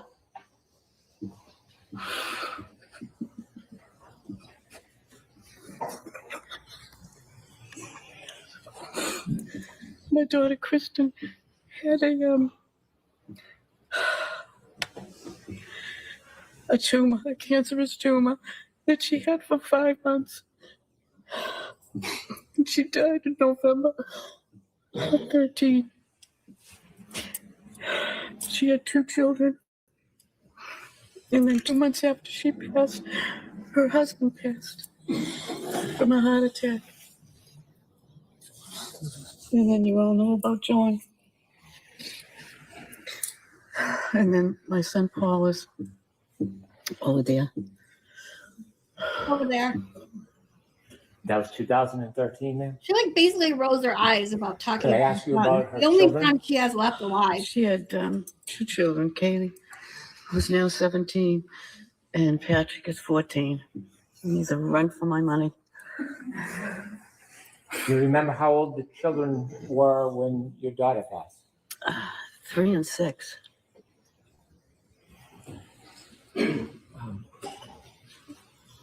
When that happened, was there any plan for the children? As far as? Well, what was going to happen with the children? When she passed? Yes, ma'am. And when he passed? Yes, ma'am. My son decided to be the head guardian, and then we had I was the other guardian, and there was Steve's brother and sister were the other 2 guardians. So there's 4 of us. May I approach you just the microphone? Yes, please. Thank you. Talking too soft?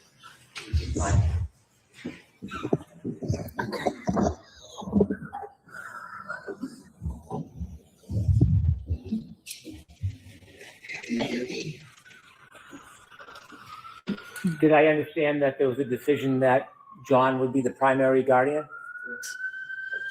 Can you share with us how that decision came about? Well, he was single. The other 2 guardians were married, and they didn't have children, but he decided to do it himself. And then I was the second one in case he needed me. So I was over there most of the time, like when the kids get home from school, or, take them places, and then have them on weekends so he could have a break. So that's what I did. Did other people help out in addition to you and John? Yes, my husband was there, and Paul and Erin were there, and the other members of Steve's family.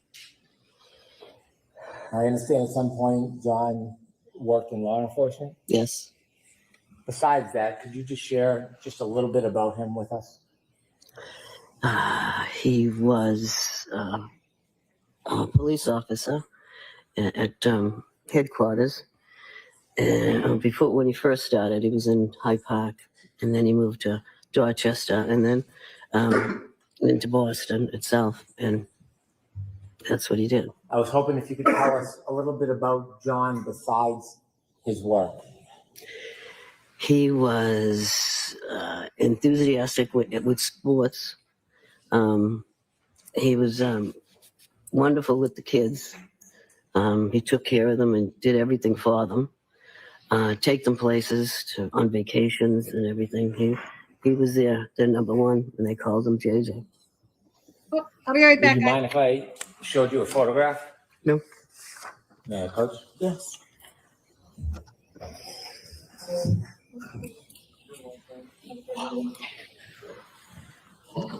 I'm showing you a photograph. Okay. And can you tell us what you see? Okay. That's my son. Thank you. May I introduce this as an exhibit? Yes. Exhibit 16.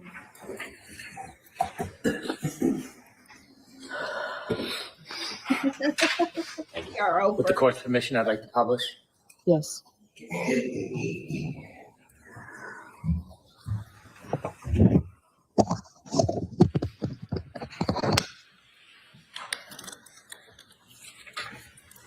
Is So, Keith, do you know when this picture was taken? Oh, I really don't know. It was in the summer of I don't know what year. I really don't know the year. But is that one? He probably took him to a fair or an amusement park, and he had his picture taken there with it. And then the kids were with him too. So, Do you know how old he was in that picture? 43, maybe. Okay. What year was John born? 75. Ms. Gilman, could you take the photo down, please?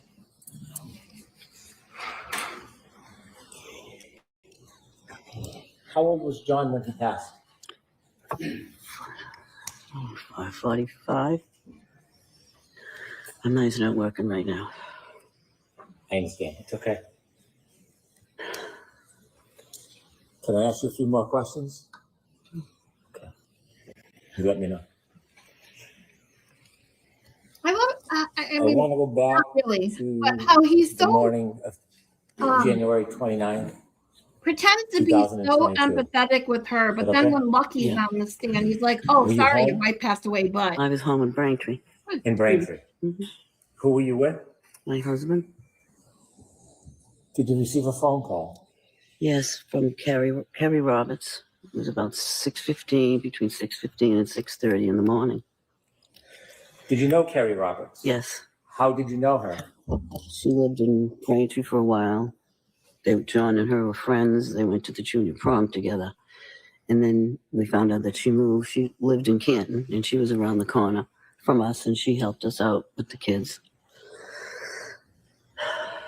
And when you were helping take care of the kids, would you often see Miss Roberts? Yeah, because she'd take Patrick and her son Ryan places. And yeah, so I saw her all the time. Often? Yeah. When she called you that morning, do you remember the conversation? Yeah, she said John was found in a snowbank. And I didn't understand. I said, what do you mean found in a snowbank? She said, they found him in the snow. They don't know what happened. She says he's brought up to the Good Samaritan Hospital. So she says, I'm going to come get you and Papa because I don't want you to drive. And I says, we can drive there. We both have four-wheel drive. So she says, no, I'm coming. So she came to get us. And it took a while to get there because the snow was bad. And in the meantime, I had called one of my nieces to find out because one of my other nieces worked at Good Samaritan. And I just wanted to know if she could find out anything about it. And I just couldn't get a hold of her. So when we get up there, they told us to sit in this room and they would bring us down shortly. So finally they said, okay, you can go down. So we started walking down the corridor. And as I'm walking down, I hear Karen Reed yell, Peg, is he dead? Is he dead, Peg? Peg, is he dead?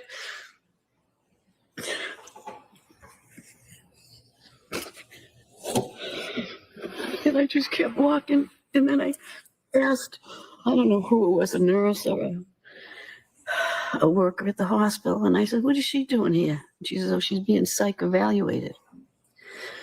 So then they brought us down What to is the room she where my son doing was.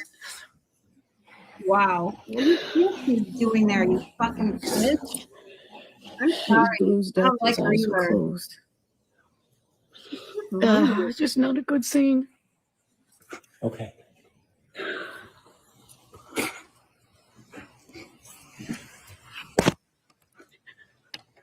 I'd like to go back, if I may. Okay. May I? Yeah. When Kerry Roberts picked you up in the car, did anybody go with you and Miss Roberts on the drive from your home in Braintree to Good Samaritan Hospital? No, we were the only three in the car. Who was the third person? My husband. During the drive to Good Samaritan Hospital that morning, Yep.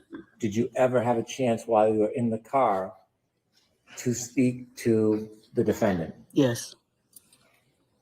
Please tell the jury about that conversation. I asked her what happened. And she said, we went to a party. I left him there. I said, you just left him there? She said, yes, I just left him there. Did she say whether she left him inside or outside? No, she just said, I left him there. Did she tell you whether or not she left him in the driveway or the street? She just said, no, I just left him there. I am certified several times over in HIPAA. And yeah, it's a complete HIPAA violation, by the way. You told us that when you got into Good Samaritan Hospital, you were walking down the hallway and you had another interaction with the defendant. Yes. And you told us that she was asking if he was dead. Mm-hmm. Can you describe a little bit where in the hospital you had this interaction with her? When they took us down to the emergency room, the doors open, and there was a corridor. Peg leg, did you know your other son, you know, the one that you like rolled your eyes at, blew a kiss to Karen Reed while she was in the hospital mourning her boyfriend, your other son's death, and being sectioned? Seriously, blew her kiss. What you got to say about that? Ugh. To go down to the other rooms, and she was on the left-hand side, and that's when she saw me come in, and that's when she started yelling, is he dead, Peg? Is he dead, Peg?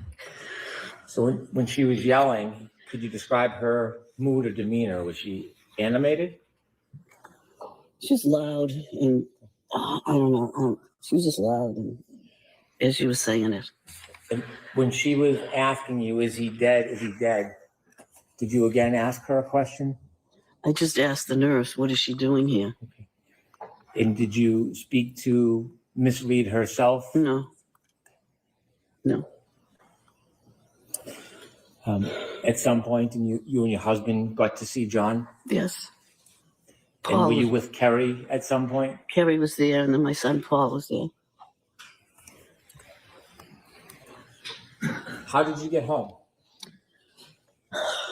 I think I went home with Paul, and I think my husband went home with Kerry. We went back to Canton at the time. Do you remember generally the time frame? Was it morning, afternoon, evening? No, it was morning. Do you remember getting home that day? Yeah. It was snowy, icy. Was anybody home when you got back? No, it was just us. And then the kids started coming home. And that's when I was trying to, take care of them. And then there was a knock at the door.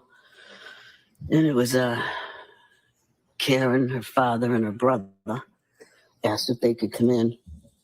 And I was just trying to calm the kids because Patrick was just out of control, yelling. And then they came in. And then he said, do you mind if we go upstairs and get a couple of her things?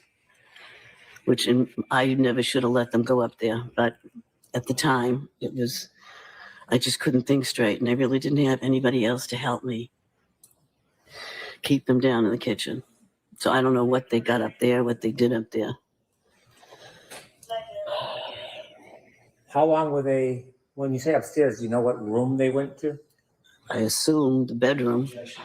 So I'm going to strike that, Mrs. O'Keefe. If we could just, what you actually know. You and Mr. Brennan can ask a better question. Thank you. Could I lead a bit? Yes. Ma'am, how many rooms are upstairs in John's home? 1, 2, 3, 4 bedrooms and an office. And off the master bedroom, there's a bathroom, and then there's a closet. It's a big house. Did you see the defendant and her father go upstairs? I didn't really see them go up, but I knew they were up there because I could hear them. You didn't follow them up or go to look? No. You didn't know which room or rooms they were in? No, I'm assuming the bathroom and the master bed. My question was poor. You didn't see which rooms they actually went in? No. How long was the defendant upstairs in John's home with her father? I don't know, maybe 10, 15 minutes. Did you see them come back down? No, I did not. When they were upstairs, what were you doing? I was trying to calm the kids. Both of them? But yeah, well, mainly Patrick.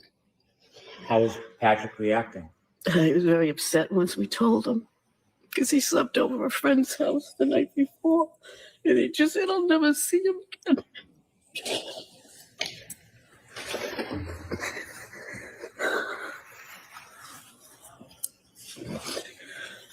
Sorry. Would you like a moment?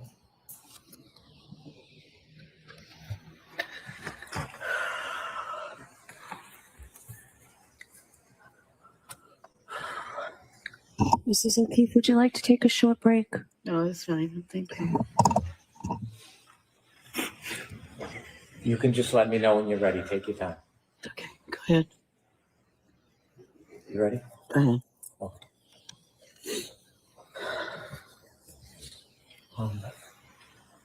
That morning, when the defendant and her father came into your home, did you personally interact with the defendant? No. Was there any hugs, condolences? Nope.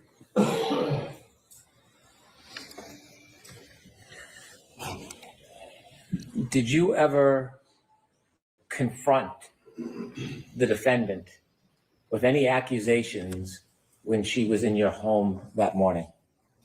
I don't even remember her being in the house. When she went upstairs, that's the last I saw of her. Did you ever lean over a kitchen island? Do you have a kitchen island in your house? No. Did you ever lean over the kitchen island and say, I think he looks like he got hit by a car? No. I don't remember talking to her that morning. Did you see when she left? Nope. Did you ever see her Lexus in the driveway? Nope. The children, who's their guardian and custodian now? Well, there's still four of us. Four of us. Where do they live? One in Boston, one in Stoughton, and Paul's in Bridgewater, and me. Where do the children live? With me. In Canton. They live with you full time? Yes. You're their primary caretaker? Yes. Thank you. Yeah, just a little.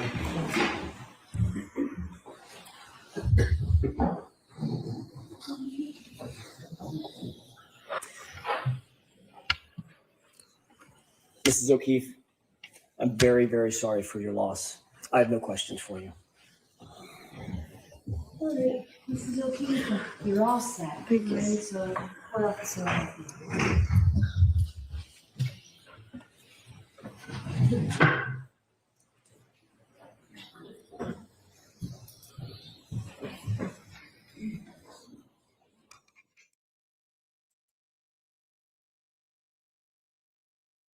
Yeah, that is weird.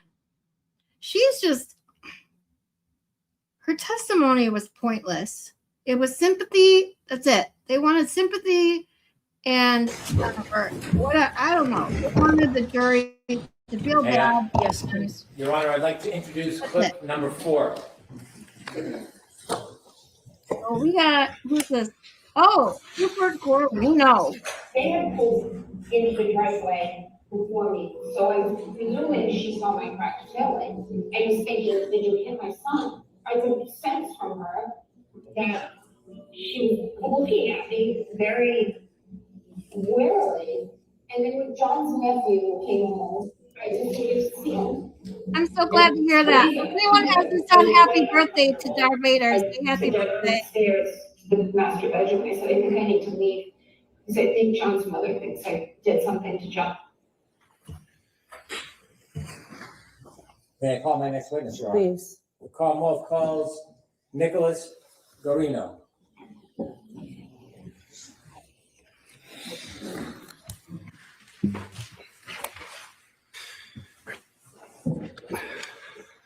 May I proceed? Yes. Good afternoon. Good afternoon, sir. Could you please introduce yourself to the jury? Yes. My name is Nicholas Guarino. Mr. Greeno, where do you work? I work at the Massachusetts State Police at the Norfolk District Attorney's Office. How long have you worked for the Massachusetts State Police for?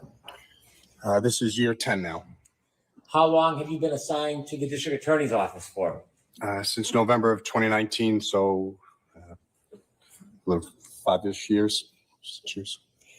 I want to go backwards a little bit. Can you tell me a little bit about what you did before you began working for the Massachusetts State Police? Yes, sir. I was a Norwood police officer for almost 11 years. So how long have you been in law enforcement between being a Norwood police officer and a Massachusetts Oh, I State didn't know Police that, officer? Prince Lover. February of Yeah, this year, I this started my one. 20th year in law enforcement. That's the one. Did you go to school before you became a law enforcement officer? Yes, I went to Westfield State College, Westfield State University now. Did you graduate? Yes, I did. Can you remember what year you graduated in? Yes, it was 2003. Did you have a particular degree from Westfield State? Yes, I double majored. I've done major in criminal justice and mass communications. When you began as a police officer with the Norwood Police Department, did you have to go into any type of specific training? Oh, yes. in case you're new here too, no one hates you for any comments you make. Just don't. I only have really 2 rules. Don't disrespect my chat, and don't blatantly disrespect me, and we're all good. You can say whatever you want. Everyone has opinions. Opinions are like assholes. Everyone's got one. I went to the police academy. And how long is the police academy? 6 months. Generally and briefly, what was taught at the academy? How to conduct investigations, respond to calls. They did a standard field sobriety testing week, physical training, Massachusetts law and criminal procedure. When you began as a Norwood police officer, were you a patrol officer? Yes, I was. And did you remain a patrol officer for the 10 or 11 years you were there? Yes, I was also part-time in the detail office. But, What does that mean? handling jobs when we're off. So filling details like road construction, I'm sorry. When you left Norwood and began working with the Massachusetts State Police, based on your prior training, did you have to go through further training or were you ready to just begin? No, I had to go to the State Police Academy for 6 months. After you got out of the State Police Academy, were you assigned to a barracks? Yes, I was assigned to the South Boston Barracks for my training. And then once my break-in training was done, I was assigned to the Holden Barracks near Worcester. At some point during your time, your career with the Massachusetts State Police, did you start to receive any type of training in the specific field? I'm sorry. Did you receive any specialized training at the Massachusetts State Police after the academy? Once I got into the district attorney's office, yes. Thank And you. can you tell us a little bit about what type of specialized training you received when you were assigned to the Norfolk County District Attorney's Office? Yes. So I was hired by the district attorney's office. I do cell phone and computer forensics, as well as I'm a sexual assault investigator. I had prior sexual assault investigator school done, and I went for digital forensics classes as part of my now daily duties. In order to work with cell phone forensics, did you have any particular background in it at that point?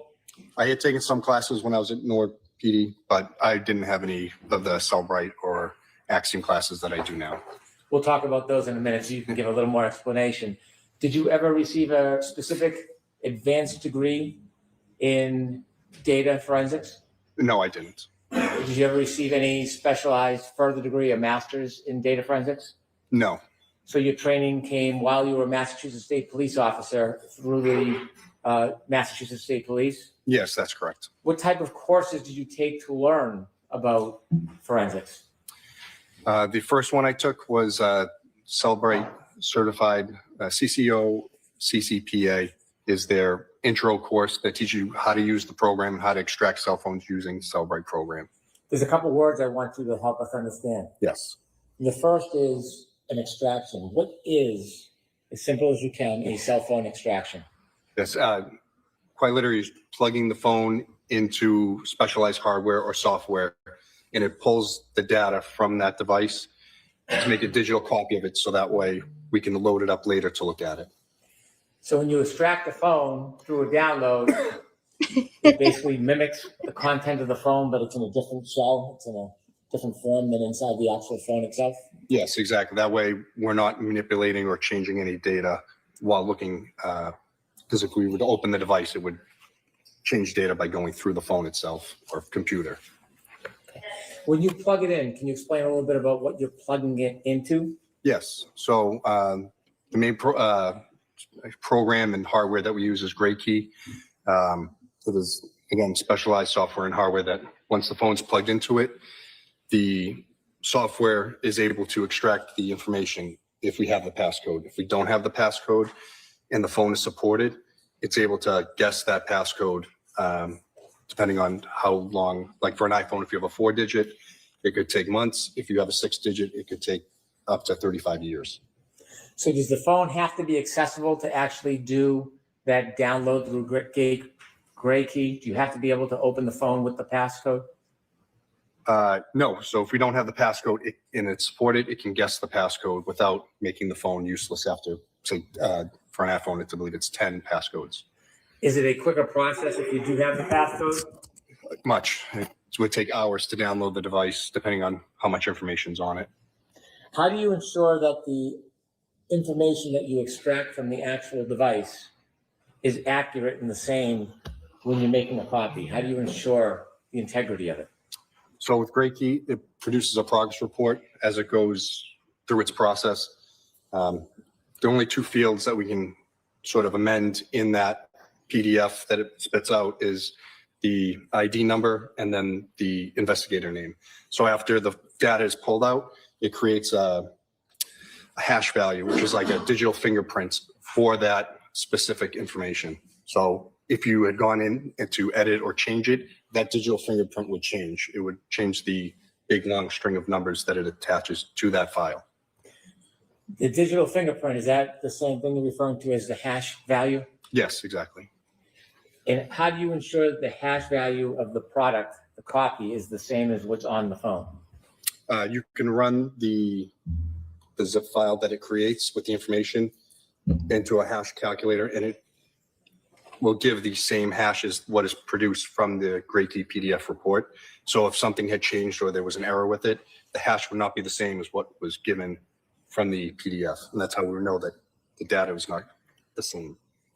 So if you download a phone and it has a hash value, this digital fingerprint, and then someone was to manipulate the phone and remove anything, even a period, from that data, if it's run again, will the hash value change? Yes, it would not be the same because it will show. I'm sorry, even if it's just a period? Yes, any alteration to that initial extraction with that number, it immediately would change. So if you have an item, a computer or a phone, and you put it through the GrayKey program, and you do an extraction, a copy, where do you store that copy of information if it's not on the phone that you originally have? What do you do with it? So once the program pulls that information, we have to place it onto our secure server at the office, and we'll take any of the files that were given via the extraction process, and it's saved there for us. And so you copy it on another link or another digital file? Yes, we'll save it to the server at the district attorney's office. Can it be put on a physical item, like a zip drive or a hard drive? Yes. If you put that download onto a zip drive or hard drive, how will you know if that information on the hard drive matches the same information you originally downloaded from the phone to the server through GrayKey? Again, like I said, you could run the hash value of that file again Oh, thanks for being here, Mr. correlate Payne. it with the PDF that we were given once GrayKey has given us the information. I always recommend so that's how you would know get all some. the information is the same, nothing has changed. So for example, if you download You're hanging an out. iPhone and it has that digital fingerprint, hash value attached to it, and you make a copy or multiple copies, is the way to test whether or not those copies are exactly accurate is to look at the hash value of each copy? Yes, and copying the zip file would not change the hash value. The only way it would change is if you physically went into it and deleted information somehow. So now that you have the item, say for example an iPhone, and you've downloaded it through GrayKey, which is hardware and software, and it's on a digital file. Can you just open it up and start reading it like a report or a book, or do you have to do something else to it? No, once it's pulled into that zip file, it has to be opened into another program, which there are many forensic tools, but the ones at the office we use are Cellbrite or Axiom. They're two brands, and then those programs make that information readable so we can actually look at it. So if you were to download a forensic copy and you were to open it up without using that subsequent software, would you be able to read or see anything that's on that data? To be honest, I don't know, because I've never opened one of those zip files to know what's actually in them. After the extraction happens, after there's that copy made, did you mention there's further software you would use to be able to actually read the data? Yes, so that's Cellbrite and Axiom. They're two different programs, but those programs will make the information readable. Are those the programs that you typically use? Yes, they are. And there's other programs out there, but those are the two that we normally use at the office. Are they commonly used in the Massachusetts State Police? Yes, they are. Are there other programs beyond Axiom and Cellbrite that can be used to decipher the information so you can read it? Yes, there's many. In your entire time with the Massachusetts State Police, have you used any other programs other than Axiom or Cellbrite? To look at cell phones? Yes. We have Sanderson forensic software that can look at databases that are in the phone to look at information. I don't normally use those because I don't want to say, I'm probably not proficient enough that I would know this exactly means this, or I wouldn't want to confuse anything that I'm looking at. When you look at the information after it's been through the extraction and then the analysis through the software, is the data still available if you want to look into the data? From the zip file itself? Sir? Yes. Yes, it's always available. It's, like I said, the data in the zip file that Great Key gives us is never changed. It's just being loaded into another program so we can see it. That's all. The software that you use, whether it's Cellbrite or Axiom, does that do the work for you as a forensic examiner? Yes. So it runs, as the program runs, I should say, it will bring up different tabs. So it'll say phone calls, chats, photos, the databases, all different things that Cellbrite, their software, has run to pull this information out to make it easier for investigators to find what they're looking for. Beyond the initial report that you can look at and look for the information, if you wanted to as a data forensic examiner, could you look deeper beyond the production of those software programs? Yes, you could. Forensic data analysis. Just look up When these you look at copies. these tools that provide these initial No reports, upper key. is that the beginning, or does it dig deeper when you're a digital forensic analyst?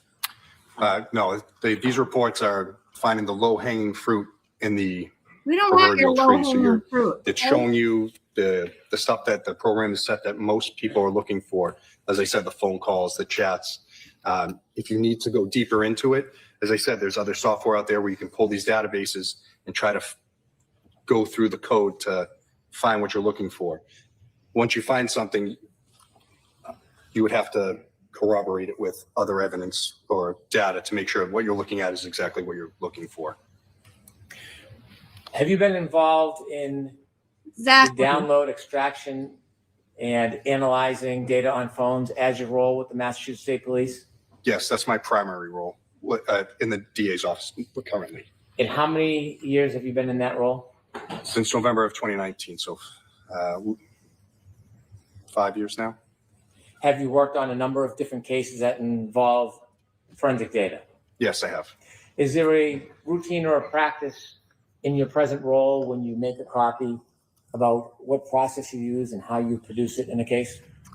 I wouldn't say there's a normal process. It's all case dependent. A lot of cases we get, people want Now, there's a lot PDFs of the information, portable cases that we can create. So it's basically the portable program that I'm using. That way someone could find the information they're looking for, or I give the raw information if requested. What's the difference between PDF form and raw information? So Cellbrite can create a PDF form of every bit of information in the phone, could be like a 10,000 page PDF. It literally just lists everything that's in there. If I create a portable case, as I said, that is basically like me giving you the thumb drive, and it's showing you exactly what I'm seeing, and you can click on the tabs yourself from your own computer. And then if I give the raw file, that means someone has to go in and load it themselves to look for it. Typically, when you are producing evidence of discovery in a case, do you produce PDF or the raw file? Okay, shall As we? I said, it's all case dependent. Not all cases have forensic experts to come in to look at the information. So I'll supply whatever is requested. Normally the PDF or the portable case is what I give, but if more is requested, that's readily available. And so the raw data, if requested, do you provide that as well? Yes, if requested. In this case, were you involved in any type of forensic data extraction? Yes, I did the extractions of multiple phones and analyzed multiple phones in this case. You mentioned that there's a software and hardware, the gray key unit. Where's that located? That's located in the digital forensics laboratory, which is key card access and alarmed. Excuse me, at the Norfolk DA's office. Are there other cases or the multiple cases that are occurring at the same time? Yes, we constantly have phones coming in and out and being worked on. What if you have a phone and the gray key unit's being used? What do you need to do? We need to wait for that phone to finish, because if we say we unplugged it, it would interrupt that data transfer and we could lose it. So we wait until the phone's done and then the next phone goes up. Did you become involved in some way in this case? Downloading devices? Well, I'm generally first. Oh, yes, sorry, yes. Were you involved in investigating this case as far as speaking to witnesses or going to the scene? No. Can you describe best you can what your role was relative to this case? Yes, so I was brought, as I said, phones from this case to have the data extracted and then have it ready in our Cellbrite program for the investigators to look at. At some point, were you provided a phone that you later identified as a phone belonging to Mr. John O'Keefe? Yes, I was. Do you remember when you were provided that phone?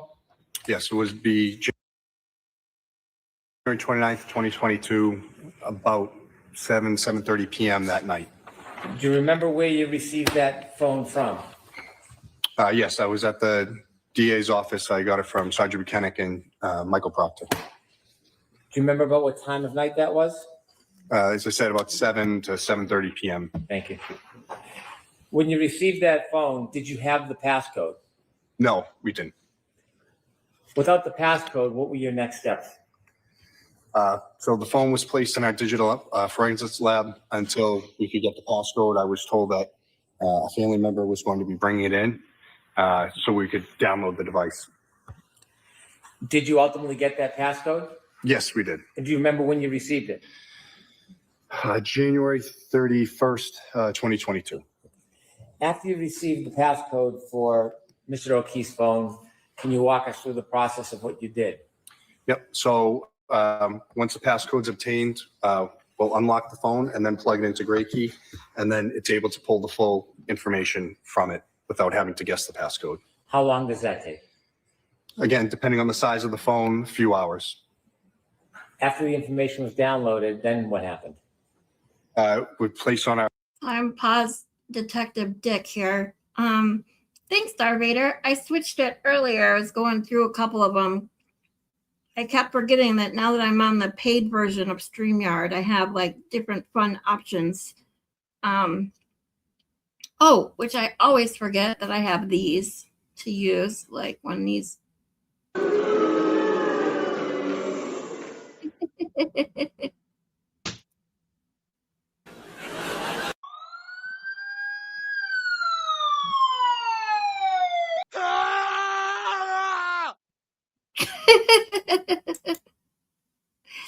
I keep forgetting. Our digital evidence server at the DA's office, and then if the phone is evidence, it would go into evidence. If it was a consent, we'd give it back to the person who gave it to us immediately. Did this phone go into evidence? Yes, it did. When you downloaded the information through GrayKey, which you said was the hardware and software, does it produce a report with that digital imprint? Yes, it does. It produces a report from the time you plug it in to the process it completes, and then the amount of data, and then, like I said, that digital fingerprint hash value at the end. And did you do that with this phone, Mr. O'Keefe's Yes, phone? I May I did. approach, Your Honor? Yes. I'm going to show you a document, sir.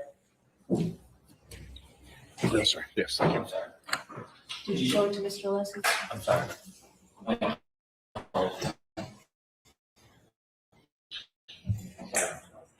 I'm not sorry, thank you. Shut up. I'm showing you a document. What page, please? Do you recognize that document? Yes, this is the. I'm sorry. A couple more questions, if you don't mind. What is it? It's the GrayKey progress report that they give once the phone extractions are completed.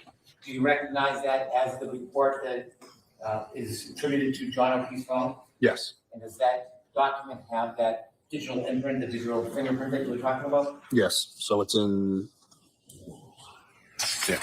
So it's here on the back. I just want to see if it was in two places. But it would be here for the. Sorry, it got cut off, but. Why don't I put it up for an exhibit? Okay.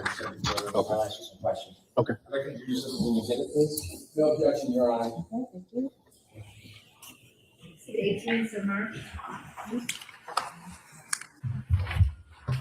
May I approach the witness to show him the pointer? Yes.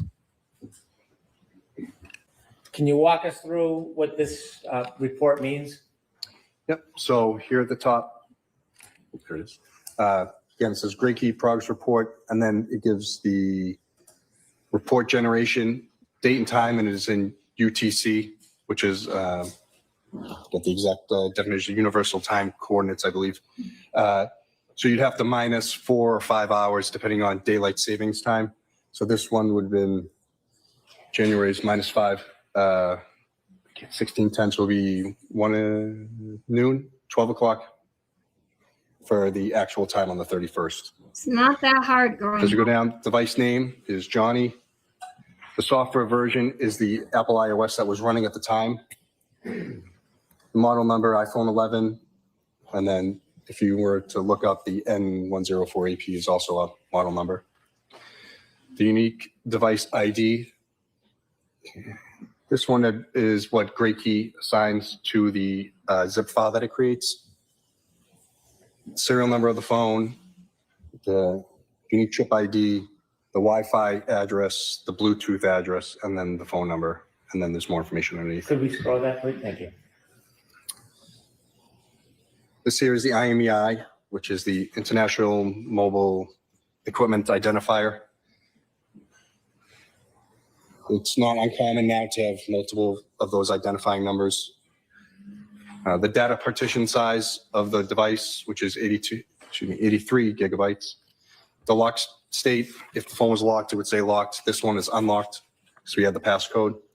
This was the GrayKey agent version for the software. And then this is the last time that the phone was backed up via iTunes or iCloud. This is the owner's name. You can have anything in this, but his phone had John O'Keefe set as the iPhone owner name, and then the different accounts attributed to the phone. Okay. Can you show us where the digital fingerprint is? Yep, it's down. So that the top part here is literally every time when it's plugged in to every process that it completes until the progress report is generated. Here is the full file system was created on this date and time. And then even though the partition size was 82 gigabytes, it actually pulled 125 gigabytes of data. Underneath this, if you're on the next page, is that unique fingerprint right here. So it has a SHA-256 and an MD5. They're just two versions of hashing to show that the file, they're unique fingerprints, and that's what these numbers are here. So there's one for the image of the extraction, and then one for the keychain for the other documents that Great Key creates. And you mentioned that if anything has changed, even a period, that number and letter sequence will change as well? Yes, that's exactly right. Did you have an opportunity to download and extract any other phones? Yes. At some point, did you have an opportunity to download and extract a phone from the defendant? Yes, I did. Do you remember when you received that phone? I got the phone the same time as I got Mr. O'Keefe's phone on the 29th at around 7:30 at night. And so you received both phones at the same time Yes, from the same people? correct. Trooper Buchanan? Yes, Trooper Proctor? yes. What did you do with that phone? Again, that was brought down to the digital forensics lab for holding until we could get into it, or a warrant was written, or whatever legal process was going to be done, so we could get that information. Do you secure it? Yes, that room is locked with keycard access that only myself and 2 others have, and it's also alarmed. Do the case officers or investigators that aren't part of your unit have access to those items? No, the only ones that had access were myself, Trooper Connor Keefe, and then the director, Samantha Vogt. She's a civilian that runs our lab. Okay. And at that point, were you able, after there was process, were you able to get into the phone at first? No, it wasn't supported by Great Key, the phone model and number. What do you mean it wasn't supported? So the software, even if we had a search warrant, we plugged it in, Great Key wouldn't be able to recognize it because it just wasn't supported at that time. When you say it wasn't supported, does this have anything to do with a passcode? For both. So we didn't have the passcode. So because we didn't have it, it wasn't supported for us to download that information from the device. If you had a passcode, would it have been supported? Yes, it would have been. So is there a process when you have a phone that you don't have a passcode for to be able to access the content of the phone? Yes, that's correct. We have to wait until we either have the passcode or the software and hardware is supported for the device where it can try to guess the passcode. So let me ask you some questions about software. In forensic data analysis, does software change frequently? Constantly. Have a great night, Nicola. When the software changes, does it advance? Does the software get better? Yes. Yes, it does. At the time you first had the defendant's phone, the software you had was unable to access the contents? That is correct.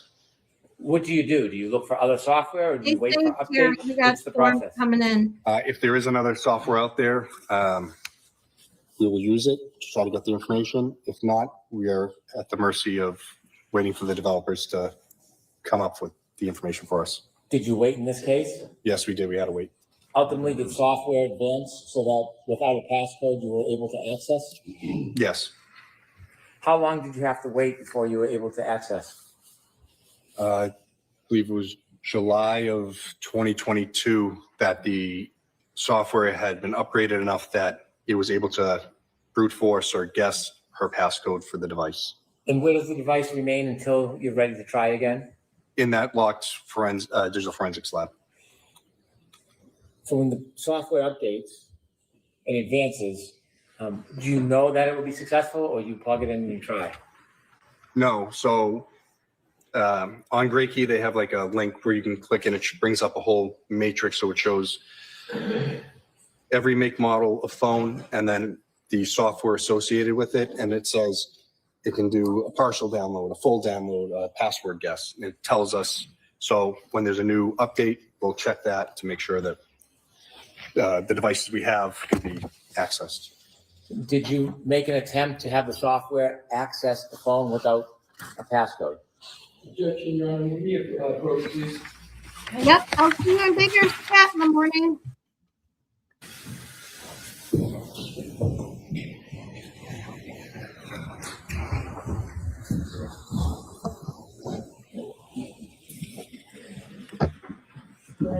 Thank you.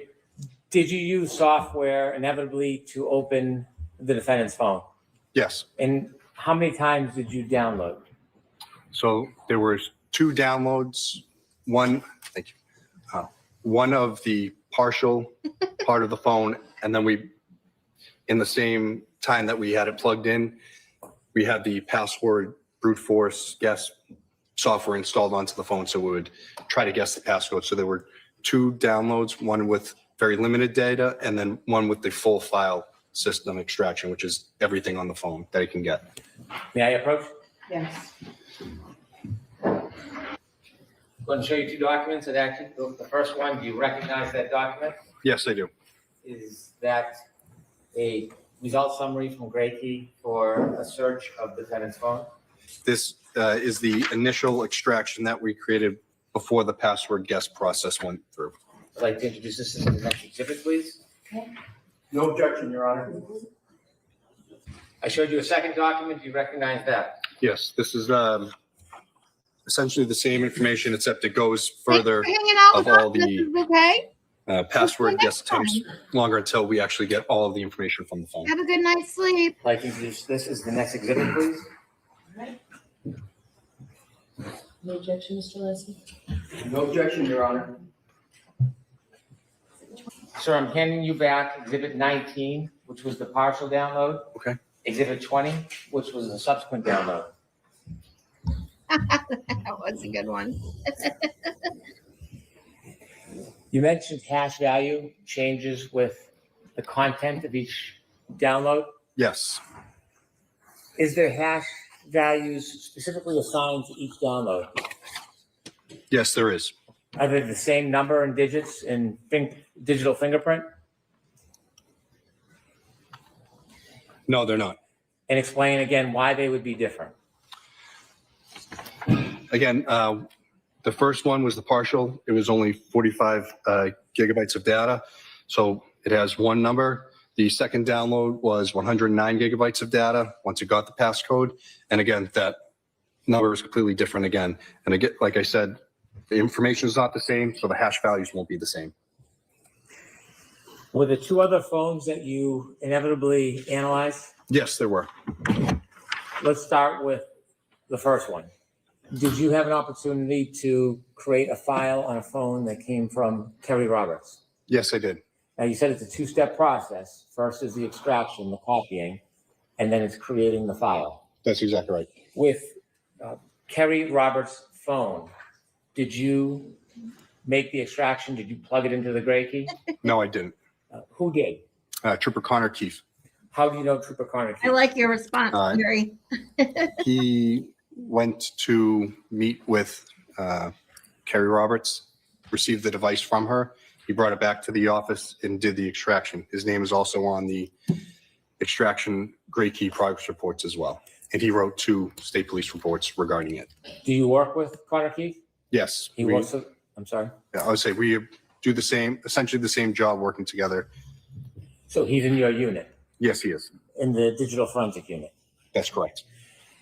That phone, did it come with any paperwork, any forms? Yes, he had 2 signed waivers of consent from both parties for each device, one for each device. And so as far as the copying, the extraction, you did not do the extraction on Kerry Roberts' phone? No, I did not. After it was plugged in and a copy was made, did you then access it? Months down the road. Were you assigned at that point to analyze or look at any of the data on that phone? Initially, no. At some point, did you create a file so that you could provide it to the parties? Yes, I did. Was that upon request? Yes, it was. And separately, did you know, or did you, let me ask it a different way. Was a phone from Jennifer McCabe extracted? Yes, it was. Did you do the extraction? No, I did not. Was the information after extracted again provided to a digital file? It would have been, yes. Did you, at some point later, did you make a copy to provide to the parties? Yes, I did. Can you tell us what a USEF reader is? So the UFED reader is a portable case that I can create through Cellbrite. Again, like I said, it's the exact same program that I would be viewing if I was sitting at my desktop and said it can be made into a thumb drive to give to defense, prosecution, investigators, whoever. And there's no chance for the data to be manipulated because it's just a reader. When you have the digital file that's been extracted and then created into a PDF or a form that can be read, can you print the entire file on paper if you'd like? Yes, you could. Would that include, could you print it so it includes the entire content of the phone? Yes, it would be thousands of pages, but yes, you could. Is there any way to isolate particular things of interest that you might want? For example, if you wanted just the chats between two people, is there a way that you could have a program isolate just those chats and then give you all of them in a form that you could read? Yes, so you can go in to cherry pick whatever information you're looking for to create into PDFs or other, it gives 5, I think, different mediums. You can have it output HTML, portable cases, XML files. If you wanted to create a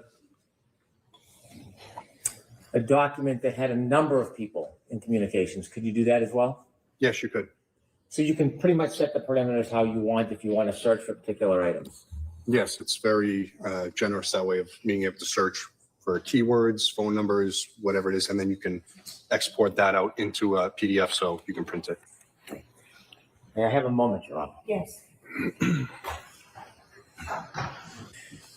Did you go through the program and create a number of documents that isolated specific information that you wanted? Yes. For example, did you go through and create a report for all of John O'Keefe's calls for a period of time? Yes, I did. Did you go through the program and create? I don't, Moask, I don't have memberships yet. I'm not monetized. But I think it just meant subscribe. But I do have PayPal if anyone can and is willing to support the channel. Helps me pay for things that I can't afford after Boost Mobile stole my money at the moment, like keeping StreamYard, the pay version, and my Canva pay version and things like that. I have PayPal, a QR code in the top left, links in the ticker at the bottom and in my bio and description. And then I think most of you, if not all of you, were here when I did explain that I have a Gibson Go a friend made for me. Just sharing that out anywhere that you can. I don't really have a big social media presence right now. So I just truly appreciate you sharing that link out. Thank you so much. But as soon as I get monetized, I will definitely let you know if you are interested in memberships. I do have memberships available on my Buy Me a Coffee. However, I don't have the stuff up yet on that site that really makes it worthwhile. But you can donate to me there as well. Thanks, guys. A report for all of the calls between John O'Keefe and the defendant for a period of time? Yes, I did. Did you go through the program and create a specific document that would show just the text messages between John O'Keefe and the defendant? Yes, I did. Did you go through the phone and create specific separate documents for communications, phone calls, and text messages between Mr. O'Keefe and other people, not the defendant? Yes. For example, Ms. Roberts. Yes, that's correct. Ms. McCabe. Yep. Did you go through TBJ for putting up any of the phones and create documents to show any Send me text or links. conversation You guys are between awesome. parties not involving John O'Keefe?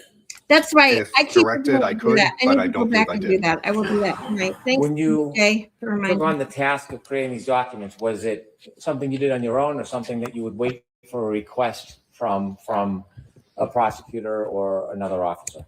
I would wait for a request. Again,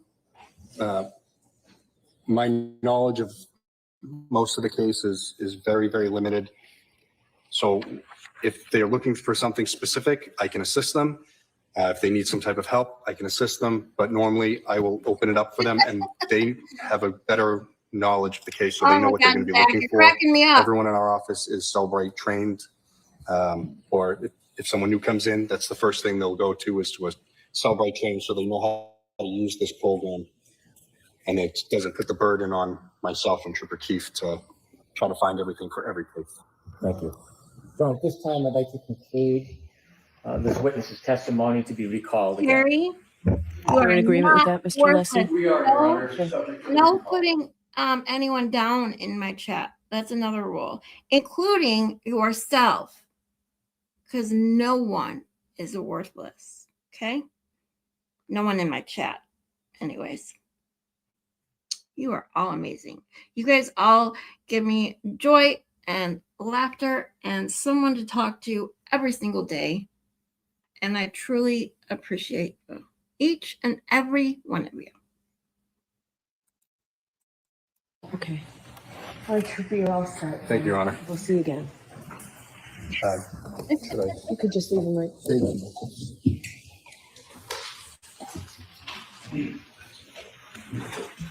Hey, Jeannie Lynn. All right, guys, let's see who's I think we just got Cross of Nick Reno, but there's something I did when I was looking at the playlist. It's weird. So hold on. See what we got.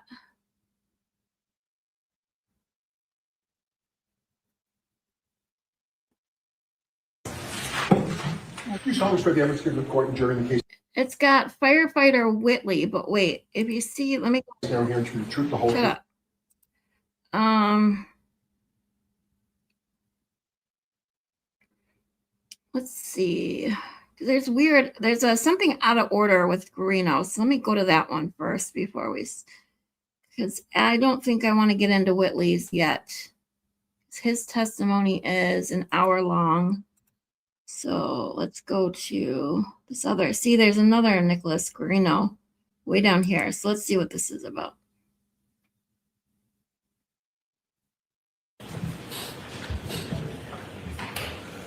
Sure, you can have a seat. I'll remind you you're still in your room. Or stand, however you're most comfortable today. Just do whatever you need to do, okay? Thank you, Your Honor. Morning, everyone. Sir, yesterday we talked about downloading phones and making what you called extractions. Yes. And from that data, you could create different types of reports. So have Detective Guarino say his name again, please. I'm sorry. Again, for the record, could you introduce yourself to the jury and spell your last name for the record? Yeah. Good morning. My name is Nicholas Guarino, Guarino. Thank you. Sir, you mentioned yesterday that you downloaded a number of phones, or you were involved in the process of downloading a number of phones. That's correct. You explained to us that after you have the data analyzed, you can pinpoint certain items that you may want to put in a document. Yeah, so the extractions into a program of our choosing, Cellbrite is the most commonly used, and then we can take call logs or text messages. Reader, sorry about that. When I made my mods, the first several days, weeks of my channel being live, all the people that came in were so great to support me, and I'd already known them from Rat House Media and had spoken to them on voice chat and Discord. And that's how I trusted them. And I couldn't just pick one or two. I felt bad. So I just gave them all wrenches. But no one has to feel nervous or get intimidated. Trust me, even Zach knows. I will yank that wrench away if you disobey me. So.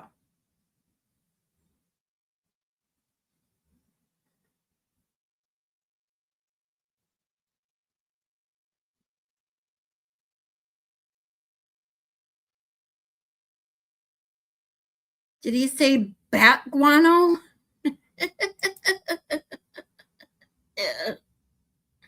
No, thank you. You time Zach out all day long just for fun.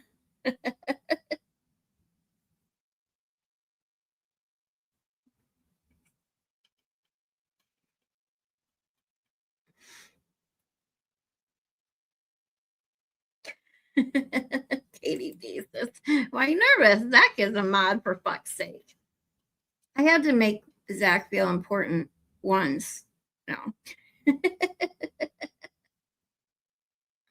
Mazza, yeah, Mazza's amazing.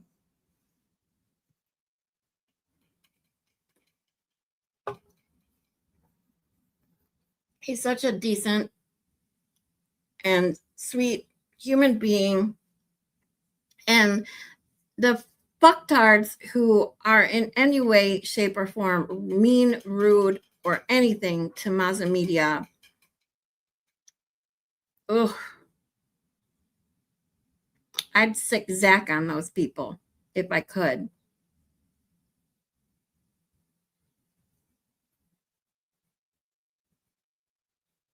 Mazda's never been in my chat either, but he's still awesome. Careful what I yank on. Well, I will yank that wrench right off your name if you disobey me.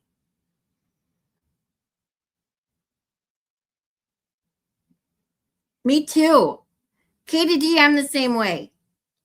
I do not want to be a mod. I cannot focus on the chat long enough to be a mod. Sorry. Just not sorry. I don't know. I'm all good with not being a mod. Yeah, Malin is the best mod ever. I have the best mods. I have the best chat. Everyone here is just amazing. I have not had a single issue. Everyone is so everyone's awesome. I'm having such a great time building this channel. I truly am.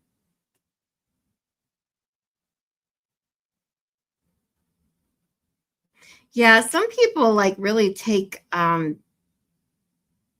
like having a wrench as like being superior or something. Like I don't get it. It's just I don't know. Is it the wrench? Is it because you're blue?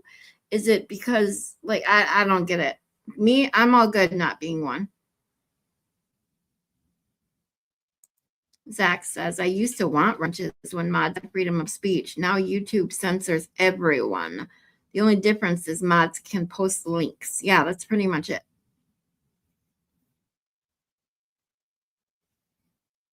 And monitor the chat. That's what you're supposed to do.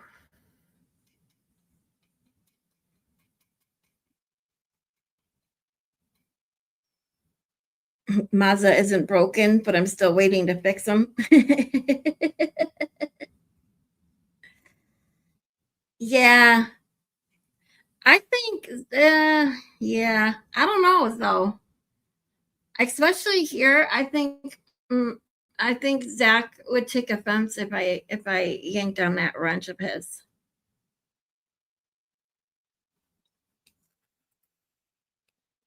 Yep.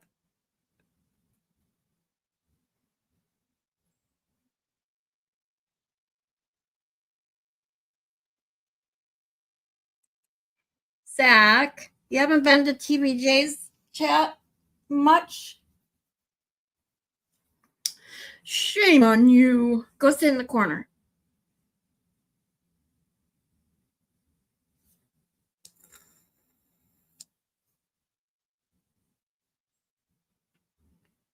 I know you do, Maylin. Thank you so much.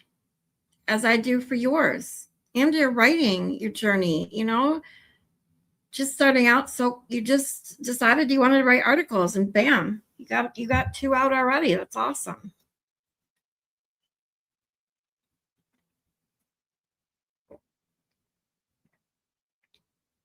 Yeah, I know, Jeannie Lynn. And TBJ, you guys all work. You guys are all so nice to just give me the view while you're working and listening when you can. I appreciate it so much.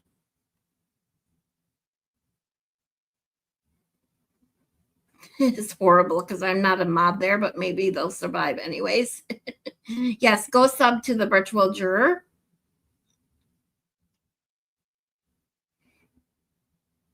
As long as you have lube, yank away. Uh-oh, Darth Vader, I think you maximized the word lube, so you better watch out.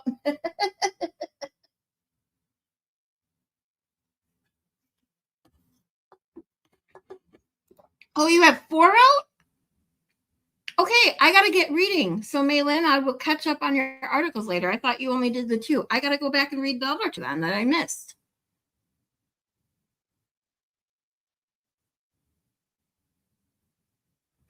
Zach is Ivy League educated.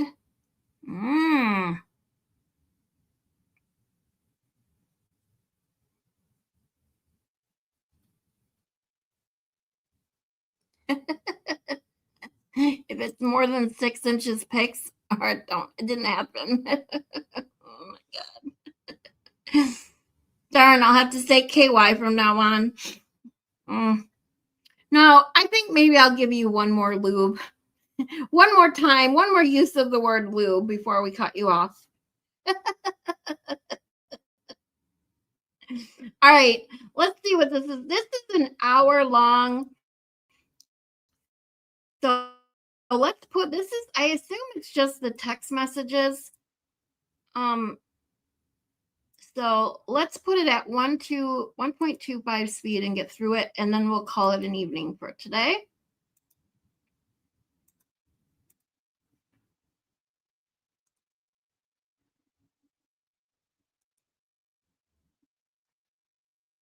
If I can get it to play now. Here we go. Any information that the investigator's looking for. When you downloaded Mr. O'Keefe's phone and you downloaded the defendant's phone, did you try to create, or did you create a report through Cellbrite, the software, that would show you all of Mr. O'Keefe's call logs? Yeah. Yes, I did. Fixed And it, when Zach. I use the term call logs, what does that mean? The call logs are the calls that the phone receives. How do you create a report from Cellbrite? Can you just walk us through that process briefly? Yep. So in the program, you can go in and select the calls from it and export it into different formats, PDF, XML, HTML, or you can create a portable case and extract them all as a portable case that we would see on my computer.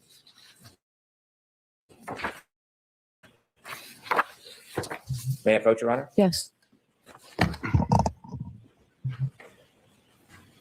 Showing you a document of Mr. O'Keefe's call logs. Do you recognize that? Yes. And what is it? It is the call logs. Just want to make sure it's between John O'Keefe and the defendant from, just want to see the dates, the 28th, January 20th, 2022 to January 29th, 2022. Would this contain all the phone calls from his phone data for the calls between those two parties that night? Yes, that's what I created. I'd like to move this as an exhibit, please. Okay. So, If I could, Your Honor, just want to compare, make sure we got the same. Okay.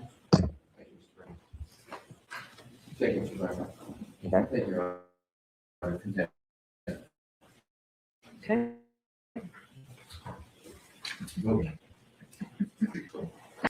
You captured all of the phone calls between two parties on that last document. Can you also do that with chats? Yes, that is true. And did you do that in this case? Yes, I did. Did you create a document of chats between the phones of the defendant and Mr. O'Keefe for after midnight for the evening hours of January 29, 2002? Yes, I did. May I approach? Yes. You recognize that document, sir? Thank you, Yes, I Maylin. do. And can you tell us what that is? These are the texts from the defendant to John O'Keefe. Yes. For January 29, 2022? Yes, that's correct. I'm sorry. I move this as an exhibit, Your Honor. Okay. No objection, Your Honor. Thank you. Did you identify or specify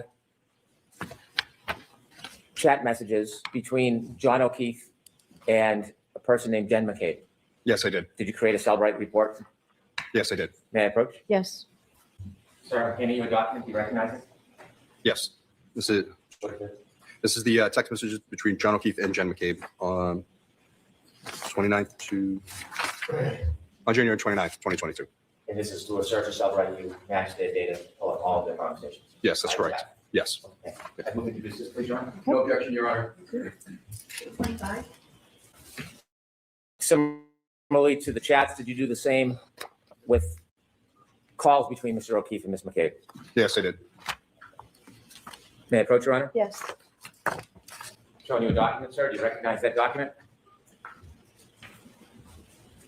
Yes, this is the call log between John O'Keefe and Jen McCabe for, just want to make sure I get all the dates correct, just for January 29th, 2022.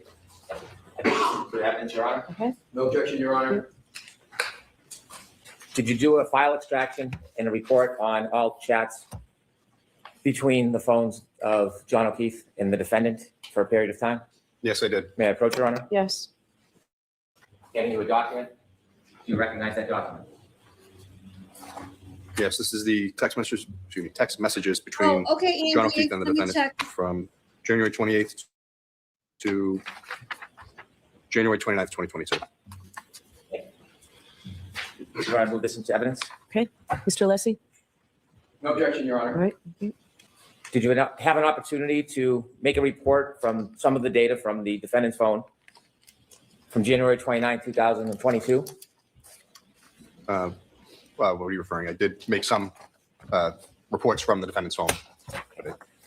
What's a call log report? Again, the call log report is the calls that the party makes to another phone. So it's going to show everyone they've called or attempted to call. May I approach, Your Honor? Yes. So I'm going to ask you to take a look at this document. Do you recognize it? Yes. And could you tell the jury what it is? It's the call log from the defendant's phone for January 29th, 2022. It looks like everyone she called. Is this an exhibit, please? No objection, Your Honor. Thank you. 28. What we just introduced into evidence is the entire call log of calls to anybody and everybody to and from for that period of time. Yes. That's fair to say? Yes, that's correct. And then can you further isolate calls between just two parties? Yes, you can. You can search by phone number or name. And did you do that with the defendant's records for some parties? Yes, I did. Did you isolate phone calls between the defendant and Ms. McCabe for the evening of January 29, 2022? Yes, I did. May I approach? Yes. Let's take a look at this document. Do you recognize it? Yes, I do. What is it? It's the phone calls from the defendant and Jennifer McCabe, January 29th, 2022. Thank you.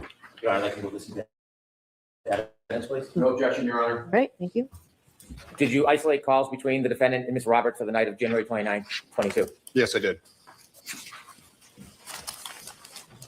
Can I see the last exhibit, please? Thank you, sir. I asked you to take a look at that document. Do you recognize it? I agree, Yes, I do. TBJ. I just had this It's the discussion the call other logs between day. the defendants and Kerry Roberts for January 29th, 2022. That's a report you created. Yes, it is. Your Honor, listen to evidence, please. No objection, Your Honor. Okay. Thank you. I want you to go into debt, though. Did you have an opportunity to isolate and produce a report for all chats between the defendant and Ms. Roberts for the night of January 29, 2022? Yes, I did. May I approach, Your Honor? Yes. So I'm handing you a document. You recognize that? Yes. And could you share with the jury what that is? This is text messages between the defendant and Kerry Roberts on January 29th, 2022. Thank you. I would move this to evidence, please. No objection, Your Honor. Okay. Jurors, this is the way we have to put evidence in cases in Massachusetts. Okay. So do you have an opportunity to identify a text message or a chat between the defendant and a person by the name of Ingrid on the morning of January 29th, 2022? Yes, I did. May I approach? Yes. Take a look at this document. Do you recognize it? Yes. Tell the jury what that is. Yes, this is a text conversation between the defendant and looks like a group chat between Ingrid Curtis and Bill Curtis. Did you make that report? Yes, this is on January 29, 2022. Thank you. I move this to evidence, please. No objection, Your Honor. Thank you. 32.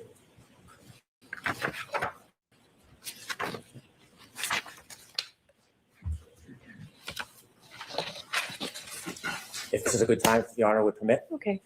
Jurors, what we're going to do is we will take our morning recess now. And we'll take 20 minutes to a half an hour. We'll see you then.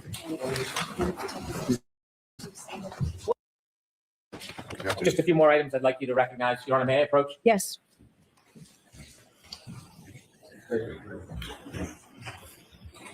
Showing you an envelope. Do you know what's in that envelope? Yes, it's the raw data extraction of John O'Keefe's cell phone. Your Honor, ask it to be marked simply for identification, please. Okay. Thank you. Second folder. Yes, it's the raw data extraction of Jen McCabe's cell phone that I created. Thank you, sir. Your Honor, ask it to be marked for identification as well. All right. you. Thank you.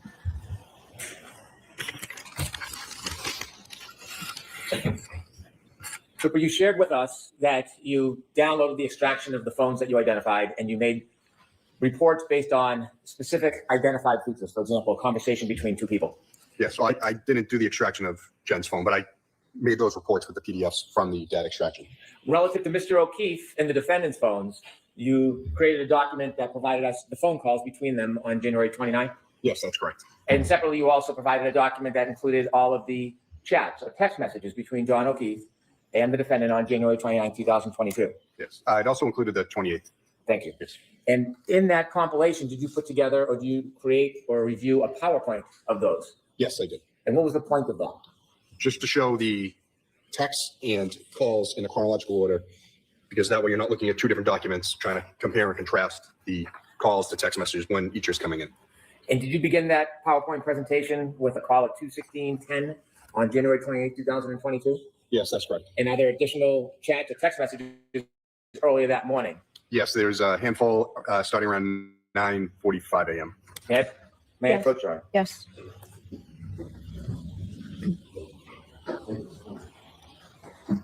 Handing you a folder, sir. Could you take a look at it? Let's know if you recognize what's in it. Yes. So this is the bulk of this is the PowerPoint calls and text messages, and at the beginning. This is an exhibit, Your Honor. Okay. No objection, Your Honor. Great, thank you. For permission, I'd ask the witness to read the text messages from the morning hours, and then we begin the PowerPoint presentation. Okay. Thank you, Your Honor.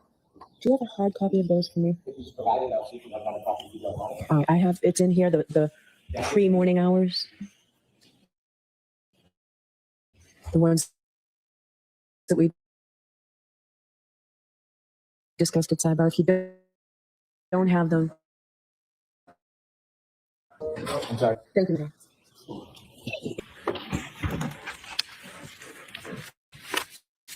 May we begin, Your Honor? Please. Could you first read the text messages from that morning to the jury? Yes. Apologize if How much you guys were talking about? it's a little different than the format I had before. Thanks for All coming right, this is by. from Karen Reed to John O'Keefe. You have really hurt me this time. This was sent at 9:49:20 a.m. on the 28th. From John O'Keefe to the defendant. I'm sorry, this has been an issue with me for 8 years. It physically hurts me to see everyone else in their life do things for them, and I'm forced to always be the bad guy. This is sent at 10:02:56 a.m. on the 28th. From the defendant to John O'Keefe. More importantly, I try to support you in what you need. You just lashed out at me and said terrible things. I don't know how you've gotten to this point with me, but I'm just trying my hardest. You made your point and continue to beat me down. I have a lot going on too. Physically, I'm falling apart and trying to get answers from the defendant to John O'Keefe. I am just your girlfriend. I am not a perfect parent. I'm trying very hard and sometimes treat them nothing like I used to. 10:46 a.m. on the 28th. From John O'Keefe to the defendant. I know. I'm sorry for lashing out. I'm just hurting and struggle daily with them. Always feel like I'm failing at this parenting thing. I wasn't built for this. Kaylee isn't perfect, but everything wonderful about her is because of you. 12:21:36 p.m. on the 28th.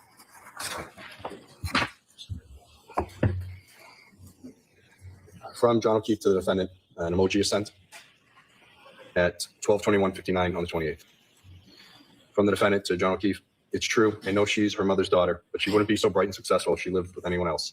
12:22:51 p.m. on the 28th. From the defendant to John O'Keefe, wow, Kristen just sent 2 back-to-back messages to not lose your faith in the kids. 12:31:28 p.m. on the 28th. From the defendant to John O'Keefe, or in yourself, at 12:31:41 p.m. on the 28th. From John O'Keefe to the defendant, there's 2 emojis sent at 12:32:06 p.m. on the 28th. From the defendant to John O'Keefe, no, and there's 2 emojis. Life can pick you up sometimes. Please be happy with them and put away your frustrations for the rest of the day. And be so proud of yourself, JJ. That's 12:33:35 p.m. on the 28th. From John O'Keefe to the defendant, that's what bothers me more than anything. Should have sent Peg's or Sarah's W-2s. We're all equal guardians. 1:18:21 p.m. on the 28th. From the defendant to John O'Keefe, maybe you can call someone. 1:21:55 p.m. on the 28th.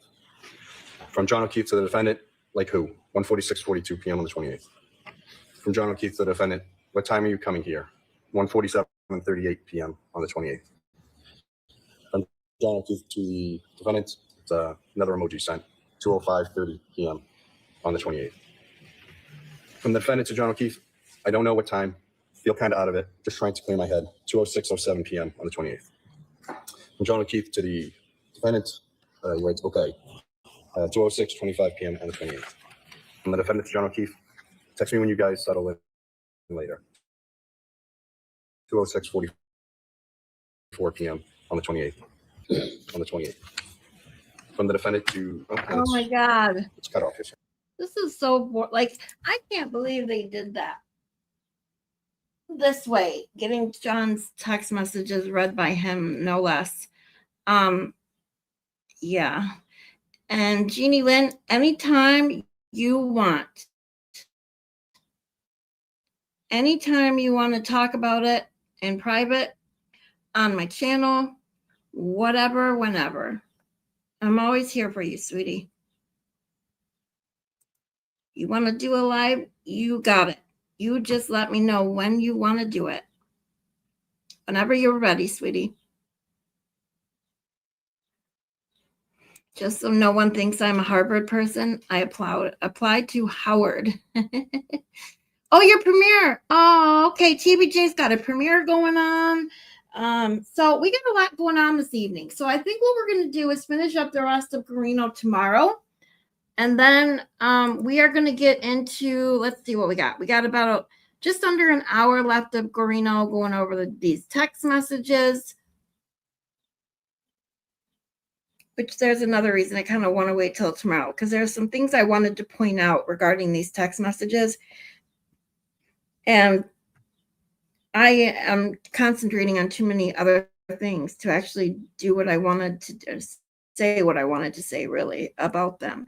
But with that being said, tomorrow we will finish up Garino, then go back. Let's see, what was it that we skipped over today to get to these? Oh my God, now my internet's misbehaving. Come on, we're almost done here. Just be good for a couple more minutes, okay? Yeah. All right, so we got firefighter / paramedic Daniel Whitley, and then Michael Camerano. Those ones are pretty quick. And Gary Fowler, pathologist.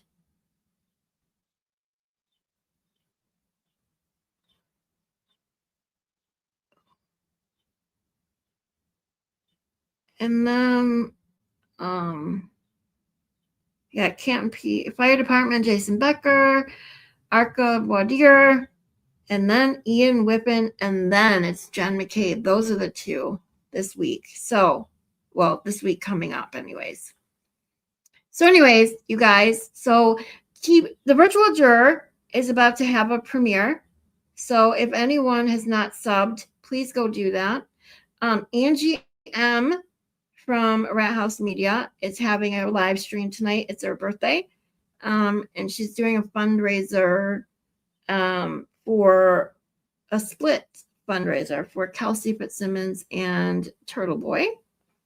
I believe it starts around 7:45, 8:45, somewhere between like 8 and 8:30, I think, Eastern Standard Time. Sorry, Angie.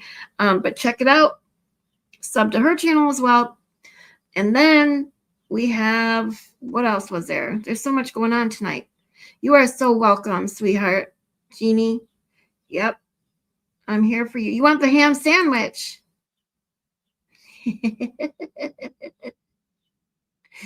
We'll get to it. I promise. We'll make a really good stream. You'll know it's going to be ham sandwich day. Now that I have Canva paid version, I can truly have fun with my thumbnails. As you can see, I've had fun with them the last 2 days. So you'll know.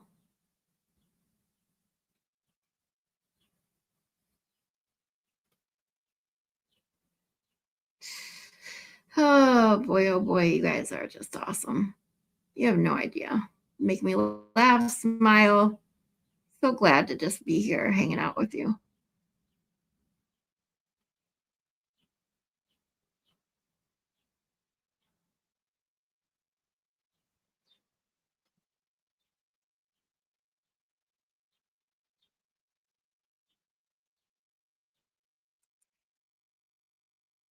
Jeannie Lynn, you hated school? I'm sorry. I hated, I loved college. Like I said, when I say professional student, I mean college, university, whatever you want to say. You couldn't pay me enough to go back to high school. Nope. Please don't go, Darth Vader. Zach told me to leave. Thanks for the B-Day wishes. Love you. Zach, are you being bad? Of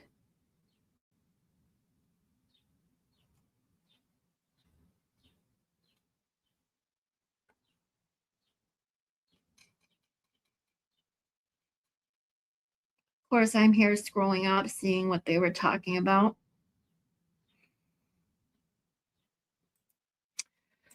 Zach.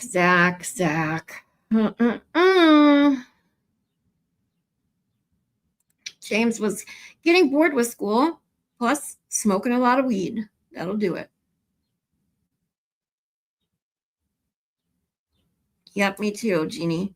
I don't smoke, but if it didn't make me sick, I would. Trust me, I wish I could just do something to chill out, turn my brain off.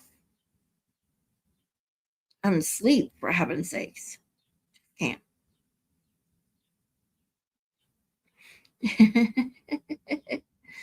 James, you joined the Navy when you were 19? Well, thank you for your service, all of you who have served. Thank you. A big, big thank you.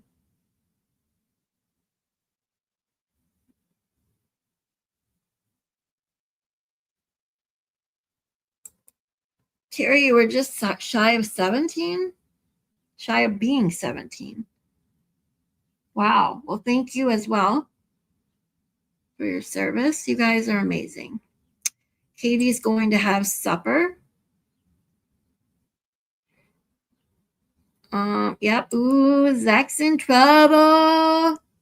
Better watch out. I didn't hate college, grade school, Miss Scarlett. I got you. I didn't mind grade school either. That's a whole nother story. Why I skipped a grade. So I was way ahead of everyone in first grade. And so I got bored very, very easily. So they put me through months of testing and then just put me in second grade. So I skipped first grade.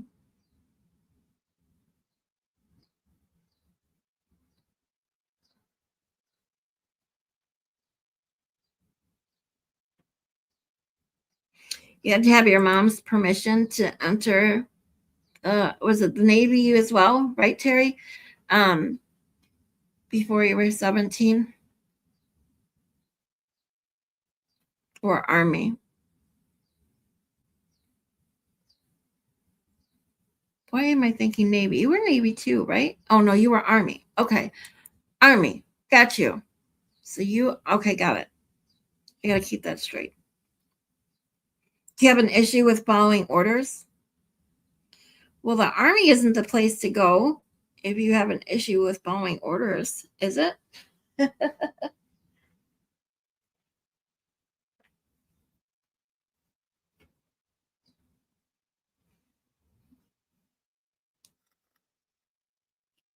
Your dad was Navy. Gotcha. Well, I thank you and your dad. And who was it? I already forgot now. Who was it earlier that said they served as well in here? James joined the Navy. Thank you guys all, every one of you, and anyone watching this later on, anyone and everyone who has served and given up a part of their life to help fellow human being. I truly applaud you.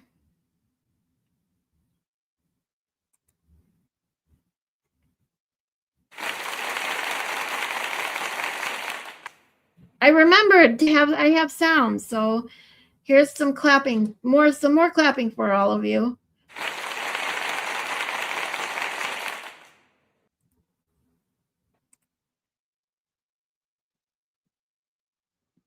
There you go. Thank you, thank you, thank you.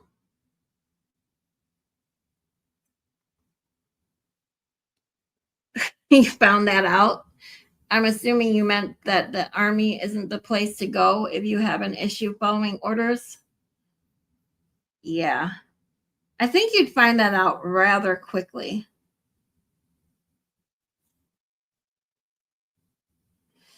So anyways, here we are. It is just after 6 o'clock on Friday. We have been streaming for almost 5 hours.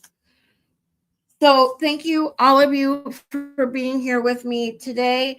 I hope you guys have a wonderful weekend. Enjoy streams that are going on tonight, including, again, the virtual juror is doing her premiere now. Angie M is going on later this evening. Maylin has some articles out on the Twitch, as well as she's been going live now too. So please check all of them out. And of course, I'm sure Kazi G, I got to give my shout out to Kazi G, will probably be going live at some point this weekend if you need a good laugh. So we will start tomorrow off with the rest of these text messages being read by Trooper Garino and get into some more drama from the Karen Reed second trial. I love you all. I truly appreciate each and every one of you, and I will see you in the chats. Bye.